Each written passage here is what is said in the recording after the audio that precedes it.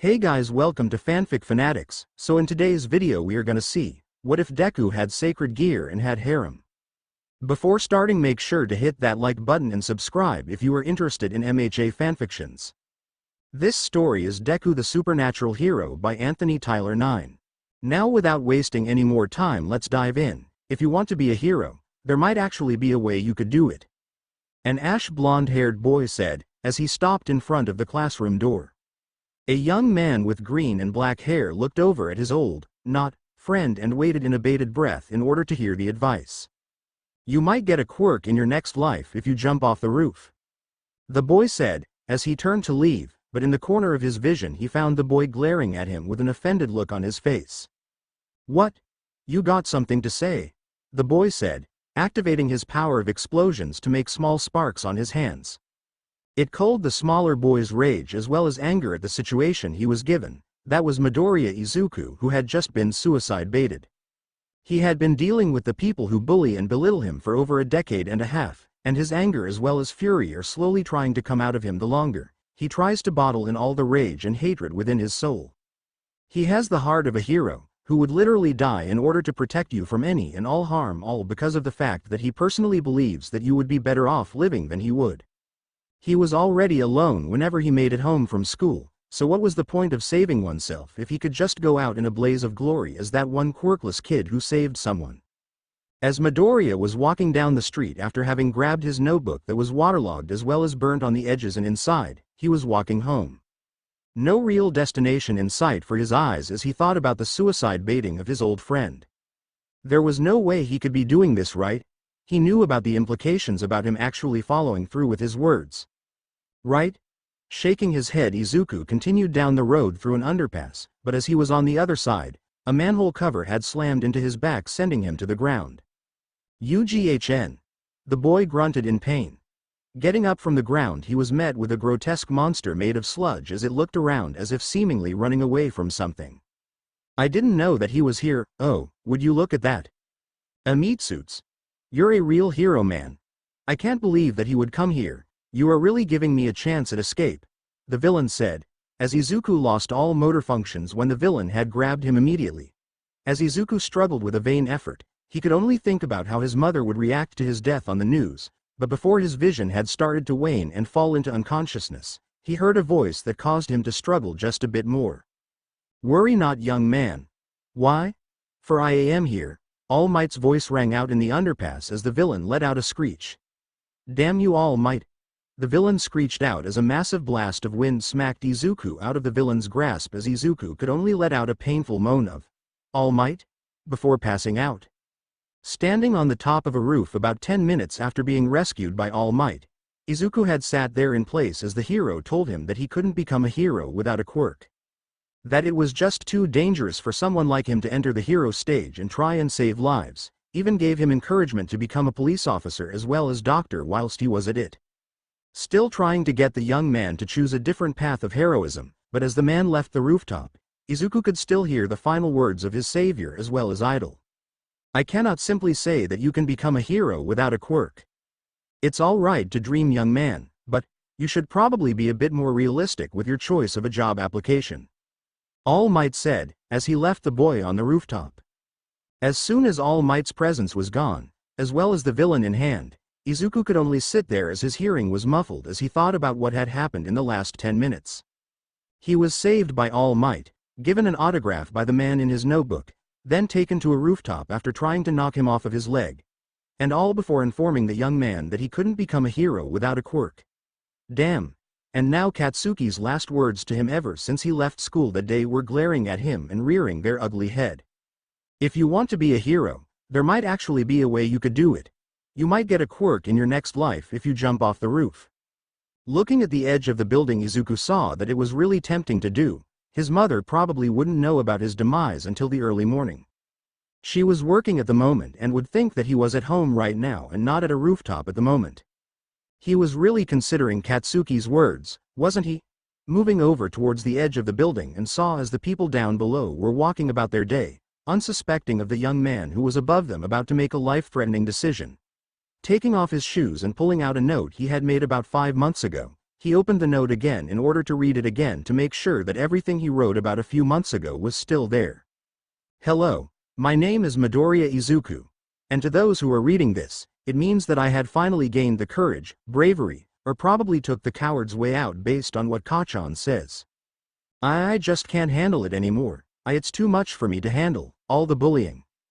The red spider lilies I get on my desk, all the abuse from Kachan and all the other students and teachers. I have 10 long years worth of bullshit that is hidden deep within my soul, and I have been holding it back. To whoever is reading this, please make sure that Bakugo Katsuki faces the consequences of his actions towards me. I beg of you, ever since he had gotten his quirk, he has done nothing but be evil with it towards others. Putting others in their place, as he calls it, when he really is just beating them up because he wants to prove to everyone that he is the better fighter. He has left scars on my body ever since I was 5 years old, and they are the reason why I can't even talk to others normally. He has left mental and physical scars all over me and I can't escape it. I can't even trust anyone because of all the things he had done in the past, and the same is for everyone who had treated me the same way as Bakugo. I apologize that if it is you reading this, Mom, I'm sorry for not being a good enough son. I'm sorry that I couldn't even get you to believe in me. It's my fault after all why you can't make any friends anymore, why you gained weight because of the pain as well as sorrow from my dad leaving us. I am making this end, and I don't want you to blame yourself. It's my choice to do this, not yours. You did everything you could make sure that I was safe, even if it was helicopter parenting. I'm sorry for dying on you like this. I want you to leave Musutafu and find someone who will really love you. After reading the letter, Izuku wiped his eyes clear of tears as he moved over the railing of the building he was left upon. Looking down, he never noticed how a brown-haired boy was currently looking up at the sky thinking about his own issues before taking notice of him. Nor did he notice how there was a door opening behind him from the same brown-haired boy who came up to stop him from doing what he was doing. Hyodo Issei was sent out into Musutafu in order to get a new thought process about what he wanted to do when he got older. His parents were trying really hard to curb his perverted antics, but they were at their minds' limits when it came to him. In a bid to get him out of the house and not watching porn every day, they sent him out to get some groceries in another prefecture of Japan within Musutafu. On the other side of the country, Issei had been having a marvelous day so far. He had seen that there were plenty of good-looking girls that he could try and flirt with, but he shook his head as he grabbed the items from various stores around the place. He was sent out here to get some groceries, not look at what seemed to be a very small person at the top of a building preparing to jump. Wait. Issei thought aloud before looking closely at the rooftop, and lo and behold he saw someone at the top of the roof waiting to jump. Getting into panic mode, he ran into the building scaring some of the people inside from his speed, and climbed up the stairs as fast as he could. As soon as he found his way to the rooftop, he opened the door and saw what appeared to be a first-year high school student by his standards readying himself to jump. The boy had greenish-black hair that was wild in every which way as it stuck out on different angles. The boy had moved closer to the edge before letting go of the railing and falling forwards, and Issei felt his body betray him in terms of sitting there stunned and moved without his brain catching up. Leaning over the edge of the rooftop, he managed to use his much taller frame to grab the boy's leg as it was higher up than his arms and stop his fall prematurely. He was also pretty sure that he needed to work out more since he could barely hold the boy's weight since he was slack in his grip. Using his other hand, he pulled the boy up from the edge and back on the roof once more as he panted in exhaustion as he felt the adrenaline pumping through his body. What do I do? I know that he tried to kill himself, but that isn't the way he should go about this. Who should I call? He left a note, but I'm pretty sure that I don't want to read it. Issei had mumbled softly to himself aloud. He managed to bring the boy over to the spot away from the edge of the building as he laid him against the wall. I should probably explain what I'm doing here with him when he wakes up. I hope I didn't hurt him at all when I grabbed his ankle. Issei muttered to himself, thinking about why the kid would do such a thing. Now that he got a better look at the kid, he was wrong on the age of him. He looked like he was barely getting out of junior high. Not to mention the deceptively baggy clothes hanging on his body as Issei made a quick note of the boy's leaner but scrawny form. He really needs to hit the gym, but I can only hope I can figure out what is wrong with him. Issei said, aloud before sending a text to his mother informing her about the fact he will be late in getting home. He was about to sit down to play a game on his phone when the boy started to stir from his unconscious state. What happened? Did I not do it right? I really am Deku. The boy said, as Issei noticed the lack of self-confidence. He wrote something down on a piece of paper in order to try and get to the bottom of this, as he looked at the boy. Well, that's some really low confidence in yourself. Why did you try and jump? Issei asked, a bit blunter than he should have. The boy became extra guarded as he looked at the much taller Issei. Don't worry, little guy, I'm not here to hurt you, I saved you from your little suicide parade. Issei said, with a chuckle at his own dark joke. I was trying to do that. Why do you care? The boy asked, trying to make himself as small as possible. Well, I just noticed as I was walking at the bottom of the building that you were up here about to do something you might regret. So I came up to make sure that you don't think that way again. Issei said, as he sat down across from the boy to make himself appear as non-threatening as possible. He made another note that the boy was extremely skittish, something else he knew was conditioned into the boy not to mention the stuttering. Sorry for wasting your tea time. I will make sure to go somewhere else next tea time. The boy said, as Issei shook his head. You don't have to take that way out, you know.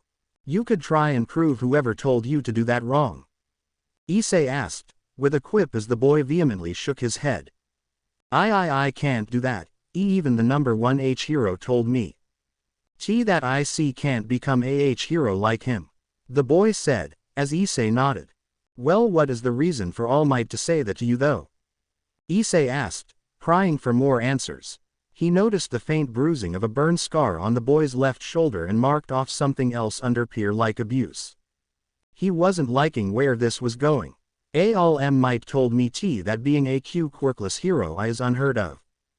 That I would be basically get myself killed. So he tried to make me take a path that doesn't have much problems with me. The boy said, as Issei made to ask another question. What's your name, Squirt? Issei asked, with a small smile. Midoriya Izuku. And I would like it if you left me alone. Izuku said, as the boy got ready to leave. Do you have anywhere to live? Issei asked, as the boy nodded. Well, why don't we get you there and back to your parents? Issei asked, as he helped the boy stand up. Because my mother isn't home right now. My dad is over in America, in order to pay our bills. Izuku said, as he lied about his father. Well shit, when does your mother come home? Issei asked, as Izuku looked at him. She hasn't been home in a week now. Izuku said, as his heart started to clench. Well, you could live with me. Issei asked, as Izuku looked at him in shock. Why would you want me? I'm quirkless. Izuku exclaimed as Issei gained a curious expression on his face. Well, if you're quirkless, what can you do that will be different from heroes? Issei asked, as the boy thought about his answer. Then he pulled out a waterlogged and burnt notebook and showed it to Issei as the boy smiled. Found something he takes pride in. This might be a way for me to get him to trust me. Issei thought as he let out a smile. Well, what is in that notebook? Issei asked, curiosity now shown. It's a notebook I made on heroes and villains. Even some vigilantes as well. It marks down their quirk, their skills, their fighting style, as well as their strengths and weaknesses with their quirk use. As well as other ways for them to use their quirk to become better at what they do. Izuku said, as the boy held the notebook to his chest. Well, from what I can see, you already have what you need to become a good hero. Issei said, standing up and giving Izuku his boots as well as note. Why you didn't read my letter? Izuku asked, as Issei nodded. I didn't, want to intrude onto your life through the letter. And personally, if it has some dirt on some people, you should probably tell someone about what you went through.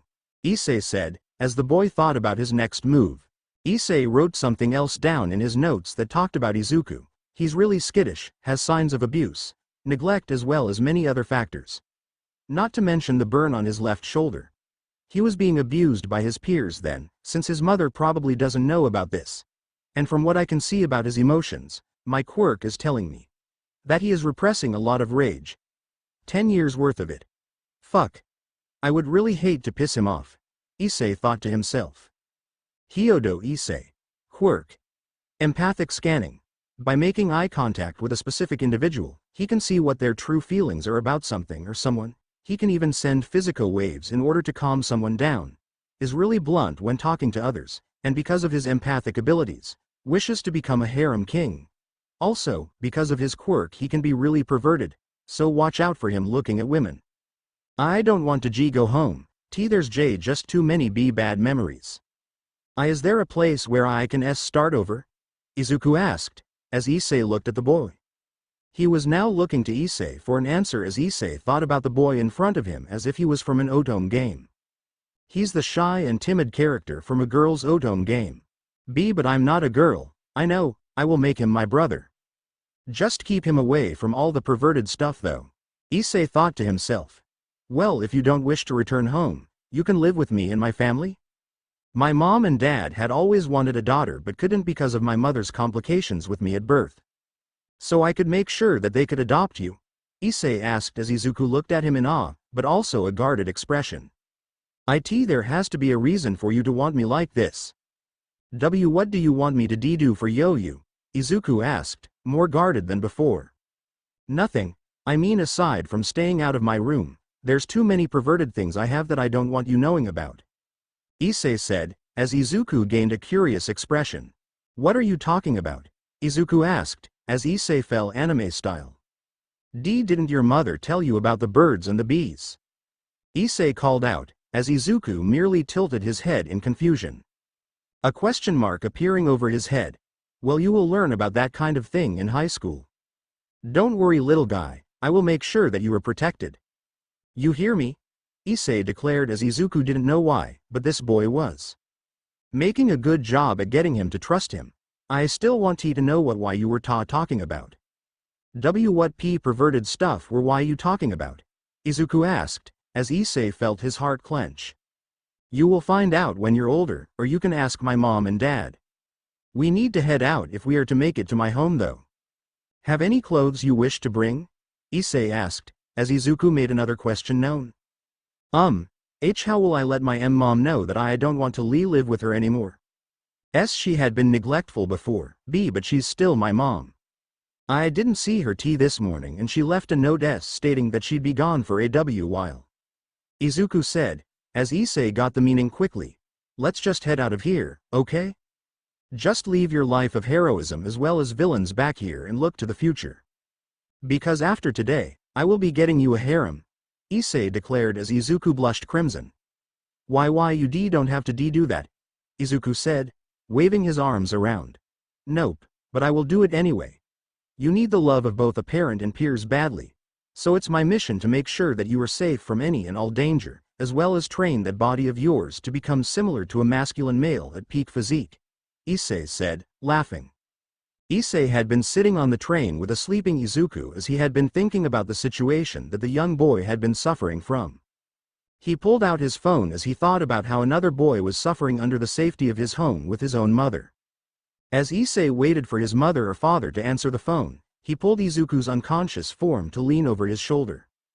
He couldn't think of what to do about the young man, so he decided to make sure that he could be the best older brother he could be. Thinking about it harder, he knew that he would have to cease all cooperations with his perverted friends in order to make sure that Izuku was all right. As soon as the phone was answered, he heard the telltale sign of his mother speaking to him through the phone line. Hey Issei, did you get the groceries that I asked for you? Issei's mother asked, as the boy was quiet for a second. Mom, I think I just adopted a little brother. Issei said, as his mother was quiet for a second. Is he perverted like both you and your father? His mother questioned as Issei looked at the boy. Not from what I think, he is in need of love as well as affection. And you are the only person who I personally think can help him though. Issei said, as he couldn't keep his eyes off the sleeping Izuku. I will get the spare bedroom prepared then. I can only hope that you didn't kidnap him from his original home, sweetie. But can you tell me why you adopted a little brother? Issei's mother asked, in a concerned tone. I just stopped him from jumping a few hours ago. I don't know how to be an older brother, so I am deciding to take a step back from being perverted with my friends in order to give Izuku some attention. From what I could see, He really needs it, Issei said, as he gave the boy a side hug. He didn't feel pride in the fact that Izuku leaned more into the hug. No, he did not. He is a perverted coward, not a prideful bastard. You didn't see anything. About an hour later, Izuku and Issei were seen walking towards the older young man's home within the town of Kuo Town. They soon arrived at a two-story house as Issei started to wipe his feet on the welcome rug in front of the door. Alright Izuku, I need to inform you about how my parents could be a little excessive in terms of showing love. Alright? Issei asked, as Izuku looked at him. It would be better than what mine do. I have one living overseas because of my quirklessness, and a mother who cares 1 minute and doesn't the other. Izuku said, as Issei felt bad for him immediately. Opening the door, Issei had announced his presence as well as announced that they had a new son as well. Entering the room, Issei's mother looked into the hallway overlooking the front door as she saw Issei as well as a small form behind his back. Smiling down at the clearly fearful boy, she crouched down to be at his exact height, which wasn't much. Hello there, my name is Miki Hyodo, this perverted brat's mother. What's your name? Miki Hyodo asked, curiously looking him over. Midoriya Izuku. The young man replied as Miki happily smiled at him. Well, I got some dinner started, you should get washed up. I will tell you both when dinner is prepared, and your room will be in the spare upstairs down the hall next to Issei's. Miki Hyodo said, as she smiled down at Izuku and rubbed his hair. I will show you to the bathroom upstairs, Issei said, as he had Izuku follow him up the stairs. Once arriving at the bathroom, Izuku entered the bathroom with a towel in hand as Issei smiled at him and told the young man to inform him about whether or not he needs help and he will be in to assist the boy. Whilst Izuku was in the shower cleaning himself up, Issei went downstairs in order to talk to his parents about what they should do with Izuku since he technically would be a kidnapper in the eyes of his mother back in Musudafu. I can't believe that he had tried to jump, that kind of boy shouldn't even be thinking about that girl. What did he go through to make him think that ending it would be alright? Quote. Miki Whisper shouted at her husband. I don't know Miki, but we need to get to the bottom of this. No life is worthless, not even one who doesn't have a quirk. Many of scientists are quirkless and they make a difference in our world. Guro said, as Issei entered the kitchen. Where is the young man? Guro asked, looking at Issei's arrival. He's in the shower, but I think I know why he thought ending it would be a better choice than living on. Issei said, as his parents looked at him concerned. What's wrong, Issei? Miki asked, as Issei looked at them filled with worry and concern. I personally think that he's being bullied like I used to. But this time, the bullying for him reached a point that he didn't want to live anymore. We can't let him go back there, not after I found bruises as well as burns all over his torso when I saved him from jumping. Issei said, as Miki and Guro gave a tense nod. Hearing that a child didn't wish to live anymore because of the society that they live in is never a good thing to hear about, much less see on your way doing groceries. We will make sure that he gets the therapy he needs. My paychecks will help me in terms of making sure that he gets the help he needs. It might take a while, but once he is able to smile again happily and for real, is when we will know for sure that he is okay. Guro said, calling up a therapist in order to talk to the young man in the shower. As Guro had left the kitchen suddenly not feeling hungry anymore, he walked outside into the backyard as he talked to a nearby therapist for a session. Izuku chose this time to enter the kitchen as his hair was slightly damp as he looked around the room until he found Issei and his mother talking to one another at the kitchen table. Sitting down next to Issei, the young man had pulled at the food at his seat as he looked up at Miki and Issei. Don't worry, we won't stop you from eating.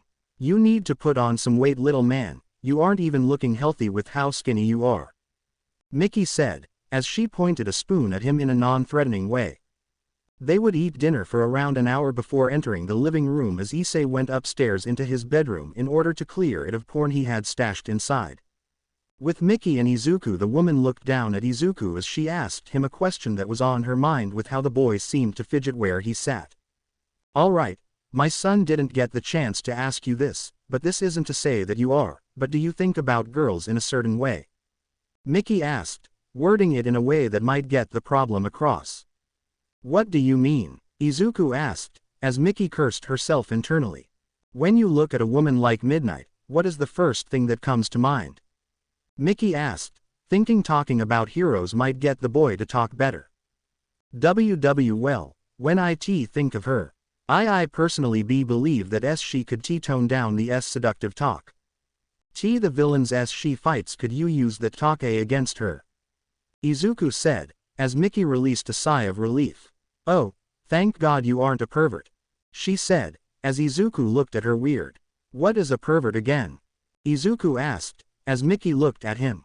A pervert is a man or woman who makes seductive comments towards the opposing sex most of their time around them. Somewhat like Issei is, except that boy takes it to another level by peeping on the girls at his school whilst they are changing. But from what he told me was that he was stopping being a pervert to make sure that you are alright. Mickey said, as Izuku nodded. Does that mean you will tell me where babies come from? Izuku asked, as Mickey looked at him pointedly before blushing slightly. Didn't your teachers tell you that in school? Mickey asked, as Izuku shook his head. My teachers think that I'm too dumb to learn something like that. Izuku mumbled as Mickey pulled the boy into a side hug. Don't worry little guy, they just don't know how smart you can become with the right conditions. I will make sure that the school district within our town will keep you learning better than that old school you went to. Mickey said, as Goro entered the building once more. I got that session prepared for next week. Ah, nice to meet you Midoriya-kun, my name is Goro Hyodo, I am Issei's father. The man said, as he smiled down sadly at Izuku. The boy bowed to the man as he was seated on the couch as he introduced himself to the man as he stuttered out his name. Don't worry young man, I won't hurt you. I will just give a little tough love sometimes, so don't think that I hate you. Having a boy who isn't a bona fide pervert will be nice to have for once. We will see what you can do to our Issei in order to keep him away from the perverted acts soon. Goro said, with a laugh. The next day Izuku woke up in the spare room as he looked around the space as he thought about the previous day's events. He couldn't stop the smile coming to his face as he found a small family that would protect him as well as help him with his issues.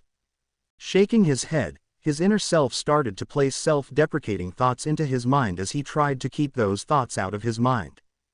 Thinking back to Kachan as well as All Might, Izuku decided that becoming a hero would not be possible anymore since he would not be capable of helping at all. So he decided to make sure that he kept an eye on this family, and if they proved that they didn't love him at all and only placed him in a false sense of security he would leave at a moment's notice. Now presents the issue at hand, which school will he go to since he doesn't want to go back to Aldera Junior High anymore. He left his bedroom as he walked down the stairs only to see Mickey on the phone as well as Issei sitting in his seat eating breakfast. Hey there little buddy, I will be showing you around the town, so you don't get lost. Issei said, as Izuku looked worried. What about your classes? Izuku asked, as the boy thought about it before smirking. Well nobody said anything about me going today, I want to really show that I meant what I said about being your honorary big brother. Especially since I kind of adopted you as my little brother, so that means I need to show you around the place like the big brother should. Issei said, smiling at Izuku. Sitting down at the table, Izuku started to eat breakfast as Mickey finished her conversation on the phone with whoever was on the other line. Well that was Kuo Junior High, they said that they would take Midoriya into their school so long as they knew about what was wrong with his previous school. Not only that but they want to give the boy some tests since the information they got from Aldera Junior High stated that he was a delinquent. But from what I told them the boy isn't even close to being able to hurt a fly from what I have seen. So Issei you will have to postpone the town showing so that I can take Izuku to Kuo Junior High so he can take his tests. Mickey said, as Issei frowned and felt dejected. Izuku patted the boy on the back as he smiled at him for a moment as he spoke. Don't worry. We can go tomorrow? Izuku asked, as he looked over at Mickey as the woman nodded. It wasn't much longer before the mother and adopted son had left the house in order to have him take some tests considering his class scores were below average at best and completely fabricated. Especially since the teachers on the phone with Aldera didn't trust the teachers from Aldera to tell the truth. They didn't look at him with a sneer or pity when they heard his quirkless diagnosis, in fact they were happy to hear it. So as Izuku entered the middle school, he was brought around to a testing room with a teacher sitting in his seat at the front of the room. "Hello Miss Hyodo, I'm sure you know me already," the man asked, as Mickey nodded. "Well young man, my name is Takahashi Tadarogan, and I am the science teacher at this school. I hope to see your mind," the man said, as he gave the boy a pat on the head. Once Izuku was sat in his seat, the teacher told him to take as much time as he wants to make sure that his answers are correct on the tests he will be conducting for him. Once Izuku nodded, the man gave Izuku the first test, which was science, since the man wanted that done first. Once that started, the man set up a timer for the young man as he watched him go from his desk at the front of the classroom. He watched as the gears behind the boy's eyes started to turn, as Izuku had been working hard on each question as he thought really hard on each answer. The test for science was completed within about 15 minutes, and that was with the boy triple checking the test in order to find any mistakes. The other tests came and went, as they were either too easy, or they were too difficult for the boy to handle. Once the science teacher had taken all the tests he received back from Izuku, he told Mickey that he would take the tests into another room to see if they were correct with another teacher and that they could leave, and he would give them a call later on in the day. What they didn't know was that the teacher that was looking at Izuku as he left smiled at the boy as he looked down at the tests in his hand. With Mickey and Izuku gone from the school, the man brought the test scores towards the faculty of Kuo Junior High. "Hey Takahashi, what's wrong?" another teacher asked, as he looked over at the man. "Fakinoda, take a look at these tests, and tell me what you think about the answers," Takahashi said, as he gave the test scores to another teacher. The teacher looked at the answers of the test as his eyes nearly bugged out of his head as he stared at each perfect answer. "These answers are perfect, almost as if he was using a study guide or a teacher's guide." "He didn't have any of these on hand, did he?" the teacher asked, as Takahashi shook his head. "If he didn't cheat, then, oh my god, he was the boy from Aldera. Now this makes even more sense. They lowered his grades because of the fact that their top student was getting beaten out in grades," the teacher said, as he started to show the test scores to the other teachers in the faculty room. It got to the point that the principal of the school, Miss Citri, had entered the room and looked at the test scores herself. "Who is the child who took this test? These answers are way too perfect to be a human," the woman said, as the rest of the faculty looked at her. "You mean?" One of the teachers looked at the principal in shock. "Yes, these answers are that of the long-lost clan to the devil faction," the Citri woman said, as one of the teachers looked at the woman. "Which clan was it?" Takahashi asked, concerned. "It was the Halfus clan, only they could ace a test like this within 15 minutes for each one," Citri said, as everyone looked to one another. With Izuku leaving the school with Mickey Hyodo, the two had returned to the woman's car as they prepared to leave the school. With Izuku not feeling like he passed the test, they went back to the Hyodo family home so that they could make sure that everything with him was alright for his first meeting with his therapist. Time would pass as Izuku entered the main building where the therapist would be located, as Mickey and Goro would tell Izuku to inform the therapist about his reasons for being found on that building Issei found him on. Izuku was highly against this for a while before he was convinced to do so, as they told him that if the boy was really a friend, they wouldn't tell him to go and commit suicide. With this information, Izuku followed Mickey into the therapist's office in order to start his therapy session with the woman. He was unaware that this woman could sense him from outside the room, and as soon as he entered the room, he went over to the couch as he sat down. He was incredibly skittish towards new faces, and very guarded. Those were the first things the woman made a note of. As Mickey then left the boy in the room to talk, the woman spoke up. "Hello there. My name is Graphia Lucifuge. How can I help you today?" the woman asked, as she smiled at the boy. My name is Midoriya Izuku. I came here for AATH therapy session," Izuku said, as the woman smiled at him.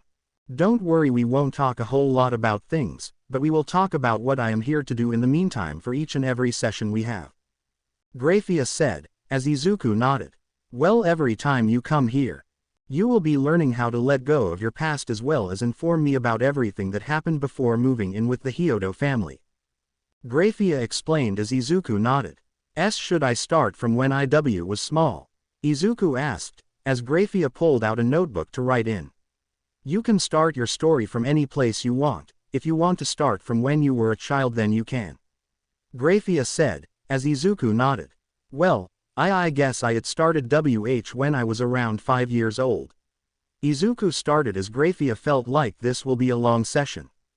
Izuku started to talk about his past as well as what happened when he was revealed to be quirkless to those around him, and what they did to him after finding out. Izuku primarily talked about one singular boy who was at the forefront of the attacks on the boy's psyche as well as physical body. As time passed on from the very young age from 5 years of age, all the way up to around 10, Graphia started to notice something horrifying. This young man had been bullied as well as abused both mentally and physically for the betterment of 10 whole years. Sighing in sadness, Graphia continued to listen to the boy speak, and she was surprised that the moment he was given a chance to talk he was not stopping. He continued to talk. And talk. Graphia was getting more alarmed the more the boy talked about his problems as well as how this one boy was the cause of it all. His social anxiety as well as fear of explosions had been beaten into his body as every time there was an explosion in the distance his body had flinched harshly. As Izuku continued to talk about his middle school years, Graphia was slowly becoming more and more angered by what happened to him. Humans were supposed to take care of one another based on what she knew about them, especially since they had superpowers now. They made laws that stated that they were supposed to prioritize those who were being abused and look for the signs. Graphia here and now knew that this boy was utterly failed by hero society, and it wouldn't be long before the kid went out to seek retribution for his bullying as well as abuse. But for some reason the boy hadn't even tried to seek it out, all because he was raised to be as nice as possible as well as care more for others than himself. By the time their session was over, Izuku had felt better about everything he talked about, and as soon as Graphia told him that he could leave and come back anytime he wants, the boy smiled at her. It was a pure smile filled with innocence as she couldn't help but smile back at him and pat his head as the boy leaned a little into the touch. Once the boy had left the room, Graphia had sat in her chair before taking notice of the boy's familiar energy that he had showcased in the room. His aura was more on the line of the Halfus clan before they were utterly destroyed in the civil war with the old Satan clan. Pulling a magic circle to the ear, she called her husband as he answered immediately, and she heard his telltale sound of him answering. Graphia, what is wrong? You don't normally call me like this. Graphia's husband said, as Graphia spoke. I think I found a child from the Halfus clan, remember their boy who was kidnapped from a very young age? Graphia asked, as her husband gave a hum of sound. I remember that day. The woman in charge was someone who knew about the supernatural, and she was very clearly looking at the boy with malice. The man said, as Graphia nodded on her end. I know that the boy I was talking to was that very same boy who was taken from his family inside the underworld. But the woman he came in with was very clearly not Inko Midoriya, she was Miki Hyodo, and from what I know Citri found out about his magical power from his one appearance as well as perfect scores on his middle school tests. Graphia said, as the man made a sound of agreement. Well, we should allow Rias to inform him about his magical prowess as well as feel him out for a devil-like presence. Graphia said, as her husband gave a hum of acknowledgement. I will inform my little sister about the potential allies she could gain from the Hyodo family. I hope that she learns how to talk to others without having to arrive as soon as they are dying. The man said, as Graphia nodded herself. Well, let Rias know by the end of the week. Make sure that Rias doesn't try and bring Izuku into her peerage. He in terms of magical power is as strong as a high-class devil in terms of magic prowess. Graphia said, as her husband gave a sound of agreement. Once the look of the boy was memorized within the magic circle that Graphia sent to her husband, she earned the sound of recognition from him. That is definitely the long-lost descendant of the Halfus clan. I can only hope that he isn't found by the old Satan clan. They would use his childhood as a way to manipulate him to their side. He cannot be given to them. He would cause the destruction of the human world itself. The man said, as Graphia nodded on her end. See you when I get home, Sirzex-sama. Graphia said, as the man hung up. With Izuku and Miki they were entering the car after his first day at the therapist, and he couldn't say that it wasn't bad. He managed to get out everything that he thought about from when he was 4 years old up until now, and he smiled out the window as Miki drove back to her home. Walking through the front door of the home, Issei ran up to his mother and Izuku as he asked them about their day. "Hey, how was the visit to the therapist?" he asked, as Izuku looked up at him. It felt good to get everything out. I noticed her have a scary aura whenever I said something that was very traumatic for me. Izuku said, as Mickey nodded. She is the best person who I found who cared about those who were quirkless individuals. She makes sure that the people she gives advice to are completely safe as well as protected in her room. I've even seen some sigils in her therapy room to make them feel even safer within the room itself. Mickey said, as Izuku looked at her confused. Why you had to get therapy? Izuku asked, concerned. Yes, I got therapy because of the previous times I was pregnant and couldn't bear a child. It broke me inside that I couldn't have a child, but that all changed when I had Issei, and he will literally be the last child I can conceive through biological means. Mickey said, as Izuku nodded and gave her a hug. I'm sorry that why you couldn't get that child you've always wanted. Other than Issei-san. Izuku said, as Issei smiled at the boy. Don't worry about hurting my feelings, it happens with parents anyway. Issei said, laughing a bit as Mickey looked at her son. Hey, don't think that we mean to hurt your feelings on purpose, we are just playing the tough love on you. Especially considering your perverted nature you gained from that old man in the park. Mickey said, as Issei chuckled and looked away. Whilst the mother and biological son conversed in the kitchen, Izuku walked to his bedroom as he pulled out a paper as he started to write the sigil that he had found in the room when he was on his way out. As soon as he finished the sigil, he noticed how it looked. Inhuman in nature, and as he nicked his finger to see what it would do, he watched as the sigil had started to glow an ominous emerald, green hue. As the light increased in his room, he covered his eyes as he tried to figure out what was happening. As soon as the light subdued itself, he turned his head back towards the weird circle and he found his therapist. What was she doing here? Graphia-san. What are you doing here? Izuku asked, as the woman took in her surroundings before noticing Izuku standing before her. Izuku-kun, how did you summon me? She asked, as she looked at how bland the room was for him. I just made the sigil I found in your room at the therapist's office and placed a small bit of blood in it. Then you appeared, Izuku said, looking away as if he did something wrong. Don't worry, young man, what you just did was initiate some magic into the room to summon me. Not sure how you managed to summon someone as powerful as me, but I can find that out later. Graphia said, as she stepped out of the circle and sat on the boy's bed. Come here, little one. We need to talk about your heritage. Graphia said, as Izuku sat next to her on the bed. As they sat there for a while, no one said a thing before Izuku looked up at her as she gathered her thoughts in order to tell him.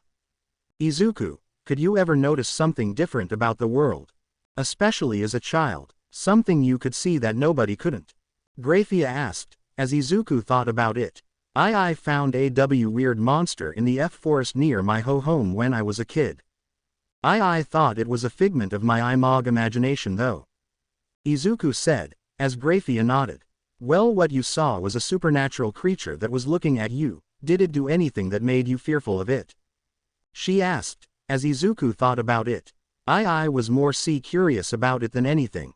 I moved closer to it and reached out to it, but Keikachan had scared it off but couldn't see it. Izuku said, as Graphia nodded.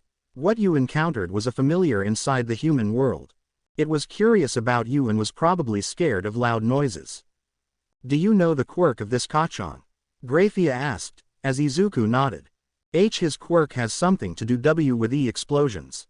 He secretes nitroglycerin-like substances for sweat, and he can ignite them in his hands, making the explosions, Izuku said, as he looked terrified after making a note about them. He walked over to his remade hero notebooks as he gave the newest one he had made that day to Graphia so she could see how he did his notes.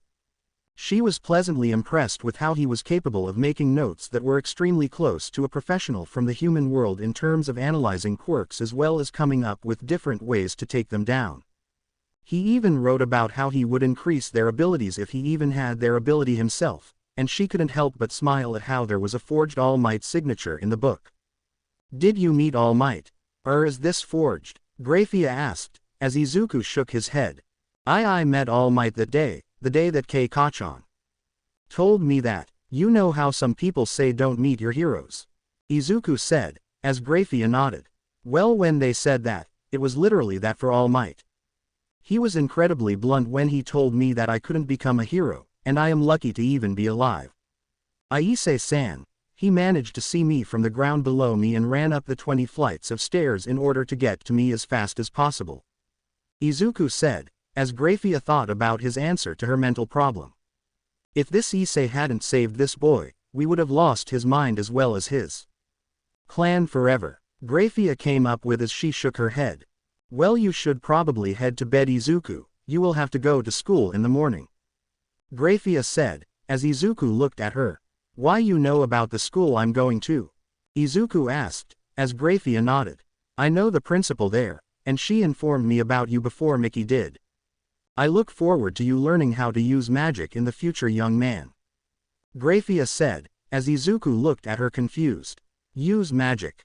What's that? Is it a quirk? Izuku asked, as Graphia shook her head.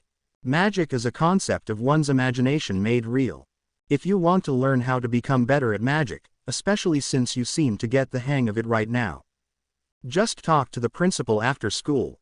She will teach you how to use magic after school hours in order to catch you up with those of your peers who know about magic. Graphia said, as Izuku looked even more confused. If I know magic, does that mean you know it too?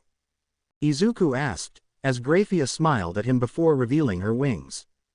Izuku stared at the 5 pairs of devilish wings that came from the woman's back as he looked at them in awe, before he felt something in his own back that were begging to be freed.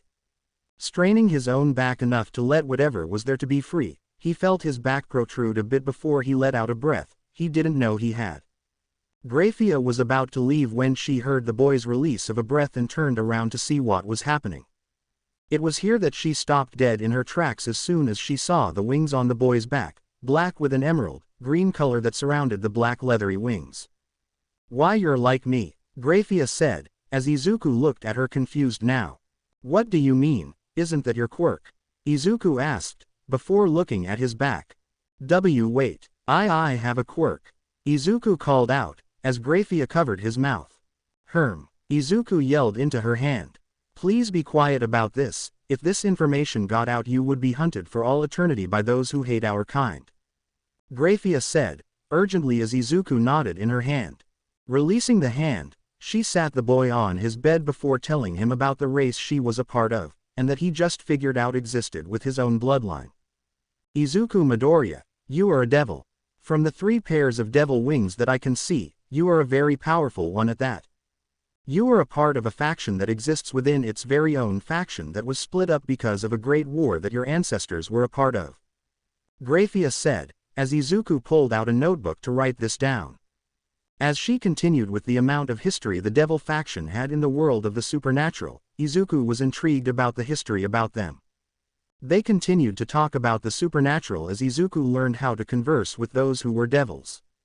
Izuku then made a note about the woman's aura being covering her body with a light blue hue covering her body, as the woman smiled. He could already sense other devils in the world, and that ability is very rare between devils, and she couldn't wait until he got many times stronger. That is all the time I can give to you, Izuku. Make sure to train your magical power before entering high school, all right? I will be having someone keep an eye on you during school. Graphia said, as Izuku nodded. As soon as the woman left the room as well as the human world, Izuku smiled to himself as he thought about everything that happened in his life leading up to this point. It all could have been avoided from the beginning if he was still with the devils, and he couldn't help but feel bad about never knowing who his original parents were considering they were killed in the Devil's Civil War. Shaking his head to get some sleep, he knew that he would need to increase his magical power as well as physical strength. He needed to be strong enough to handle himself. And if what Graphia had told him was correct, he would need to be strong enough to have a peerage as soon as he reaches his 2nd year of high school. He would fall asleep a few minutes later after having those thoughts with a smile on his face. He wouldn't be plagued by nightmares that night. Izuku woke up the next morning feeling more refreshed than he had in the last few years of his life until this point. Smiling to himself, although it felt a little strained to his own mind, he walked downstairs into the kitchen and found Mickey cooking some breakfast. "Morning, Izuku. How did you sleep last night, as terrible as the last few?" Mickey asked, concerned for the boy as she cooked. "I actually got more than enough sleep last night. I'm ready for my D-Day actually," Izuku said, as he stuttered out his answer. "Well, that's good, it means that you are fitting right into our family. I can only hope that with your presence here that Eyes can stop his perverted streak for just a bit longer. It's been so nice to see my son here hanging out with his brother as well as parents more often instead with those bad influences," Mickey said, as Izuku chuckled softly. The two would spend the better part of the early morning making breakfast for the other two in the home as Izuku prepared himself to get to the middle school he was transferred to. Issei had come by to say hello to Izuku in that time as the boy was slightly happier for that good morning he received from the perverted boy. Izuku knew that the boy was holding himself back because of him and he wanted to get the young man a gift that would satisfy him. He was walking to school completely unaware of the fact that a small girl with white hair was watching him from afar as Izuku was walking to school. As he was entering through the front gates of the place, he made himself as small as possible from those around him who looked at him with confusion as well as gossiped about him. Once he arrived at the main office of the building, Izuku waited in the waiting area as he looked at the surroundings of the school. It was much more massive than his previous one, and no one was using their quirks on the premises. It calmed him slightly. It wasn't long before the principal of the school revealed themselves with a small smile on her face as she walked over to Izuku. "Good morning, Izuku. Would you like me to continue calling you that?" Citri asked, as Izuku looked at the woman. Sure thing. I don't mind," Izuku stuttered out as the woman smiled. "Don't worry, I won't call you that derogatory nickname that your previous teachers called you," Citri said, as Izuku looked at her worriedly. "I can read your mind, child, it's my quirk," the woman said, as Izuku immediately changed personalities on the spot and demanded answers to his ungodly number of questions. The principal had walked him down the hall as he wrote down each and every answer she gave him as the woman smiled at his curiosity. Once the two had arrived at the classroom that the boy was going to reside within for the remainder of the year until he enters high school, Citri looked at him. "All right, Izuku, every day after school meet me in my office as I show you certain texts to help you with your lessons," the principal said, as Izuku nodded along. "Well, with that, this is your classroom. Make sure that you introduce yourself to the teacher as well as the students inside, and after that you can make your way through the year," Citri said, as Izuku happily nodded his head. This was his new start, one where he wouldn't have to worry about Bakugo or anyone else who hated those who were quirkless. He could do this. "Can you please get your feet off that desk?" Quote. A feminine voice called out from inside. Opening the door slightly, and nervously, Izuku looked on at what could only be pure chaos inside the room as all the students inside were completely made up of women. Blinking twice over, he looked at his schedule and realized that something was wrong. He was in an all-girls school. Looking at the teacher who looked exasperatedly at the student who wasn't listening to the class president, he announced his presence at the door when it was opened all the way. As that was made, everyone looked over at him as they all got defensive of themselves before he raised his arms in the air as if making himself seem non-threatening. "Who are you and why are you here?" the teacher asked, moving towards him. I think there might have been a mistake with placing me here. But my schedule said that I was supposed to be here," Izuku said, as the teacher grabbed his schedule from his outstretched hand. "Oh, so you are the new student I was told I was receiving for a replacement. You better treat my girls with respect as well as kindness, young man," the teacher scolded as Izuku looked at the ground, nodding. "All right, students, get back to your seats and sit properly. We have a new student here today, and as we can see it seems like Mrs. Citri is doing an experiment on our own school. This is our first male student within our halls. Introduce yourself, young man," the teacher said, sitting back down in her seat. Izuku walked up to the chalkboard as he looked at the teacher before she nodded to him as he wrote his name down on the chalkboard. Hello, my name is Midoriya Izuku. Nice to meet you all. I hope you aren't offended by things I might accidentally ask," Izuku said, as the girls in the room stared at him with scrutiny. Once Izuku was fully introduced to the class, he was given his seat ironically in the middle of all the girls, as it was the only remaining seat that wasn't filled out. Once Izuku sat in his seat, he looked about the room as he took in every single girl in the room, as they looked as threatening as possible towards him, as Izuku felt himself shrink in on himself. Once the class started in full, the teacher went over the lesson as Izuku had wrote his notes in succession as he finished the lesson for the day off with his hero notes that he usually took on his own. An hour would soon pass as the class would end, giving the students a 15-minute reprieve from class so they could speak and converse with one another. Izuku, though, had kept to himself as he focused on the things he noticed about his new classmates, mannerisms as well as actions. He started to make notes on their quirks as well from what he could learn from their speaking when they introduced themselves to him. For the first time in the last 10 years, Izuku felt himself slowly lower the guarded front he held at all times, although he certainly regrets lowering it for the millisecond that he did as one girl walked over to meet him. "Hey, you're the new kid around here, right?" the surprisingly nice girl asked. Izuku looked at her features and found that she had dog ears on top of her head as well as sharp canine teeth in her mouth as she looked at him like a puppy would their owner. "Why yeah, what's wrong? Did I do something bad already? I'm sorry if I did," Izuku said, as he stuttered out an apology.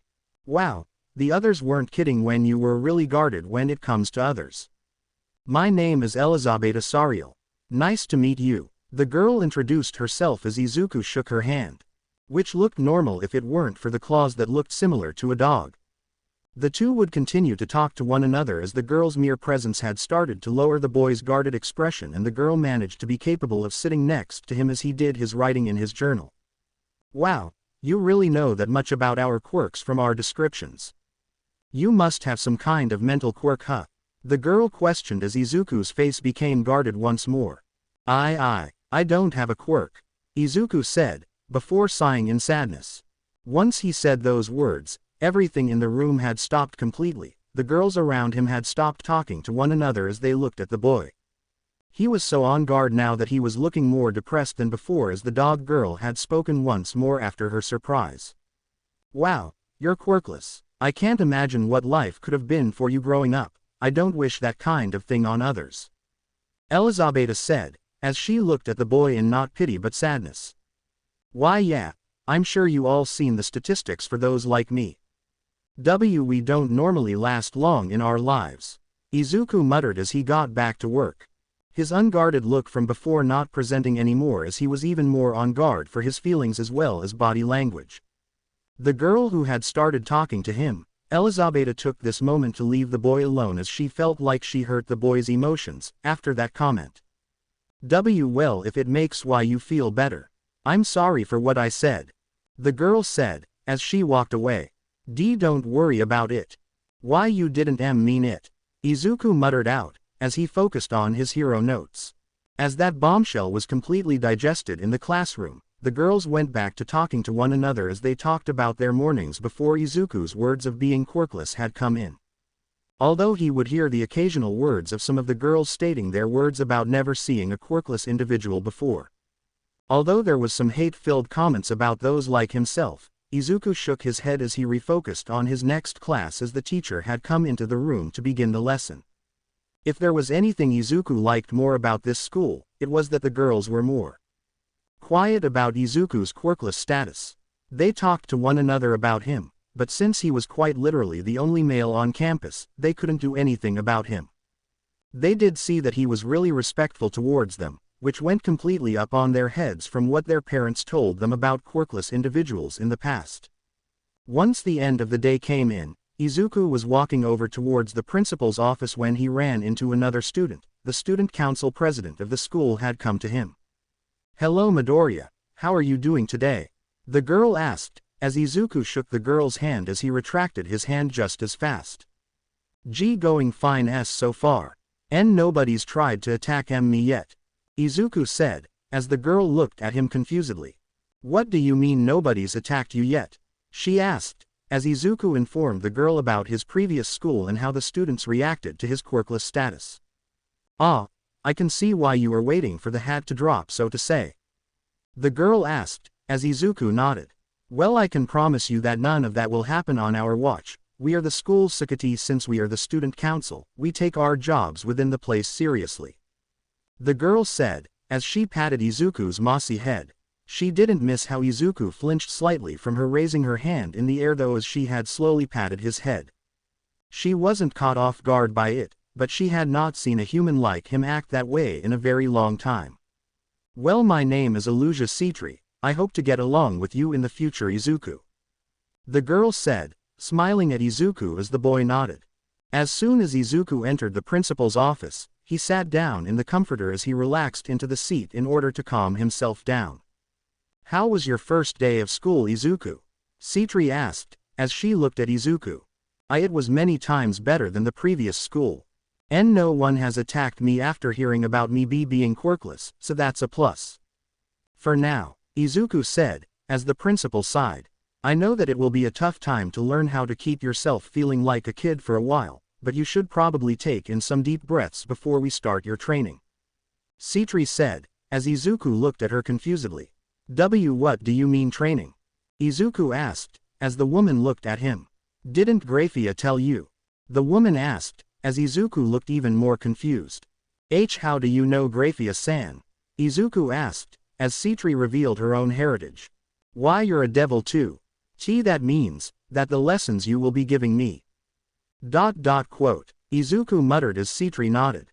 "I will be your teacher in learning the arts of magic of your own family." "Your true family," Citri said, as Izuku looked downright completely lost. What do you mean my true family?" Izuku questioned as Citri looked at him. "I can sense the magic of those around me, and I can pinpoint whose family they belong to. Your magic power resembles that of the lost clan of the Halfus clan within the underworld. Your parents were killed in the Devil's Civil War back a few decades ago. Because of your babysitter, your bloodline had survived until now, but I apologize for how your life had been until now." Wait, my last name isn't Midoriya?" Izuku asked, as Citri smiled. "Nope, you are Izuku Halfus, but if you wish you can keep the Midoriya as a middle name," Citri asked, as Izuku shook his head.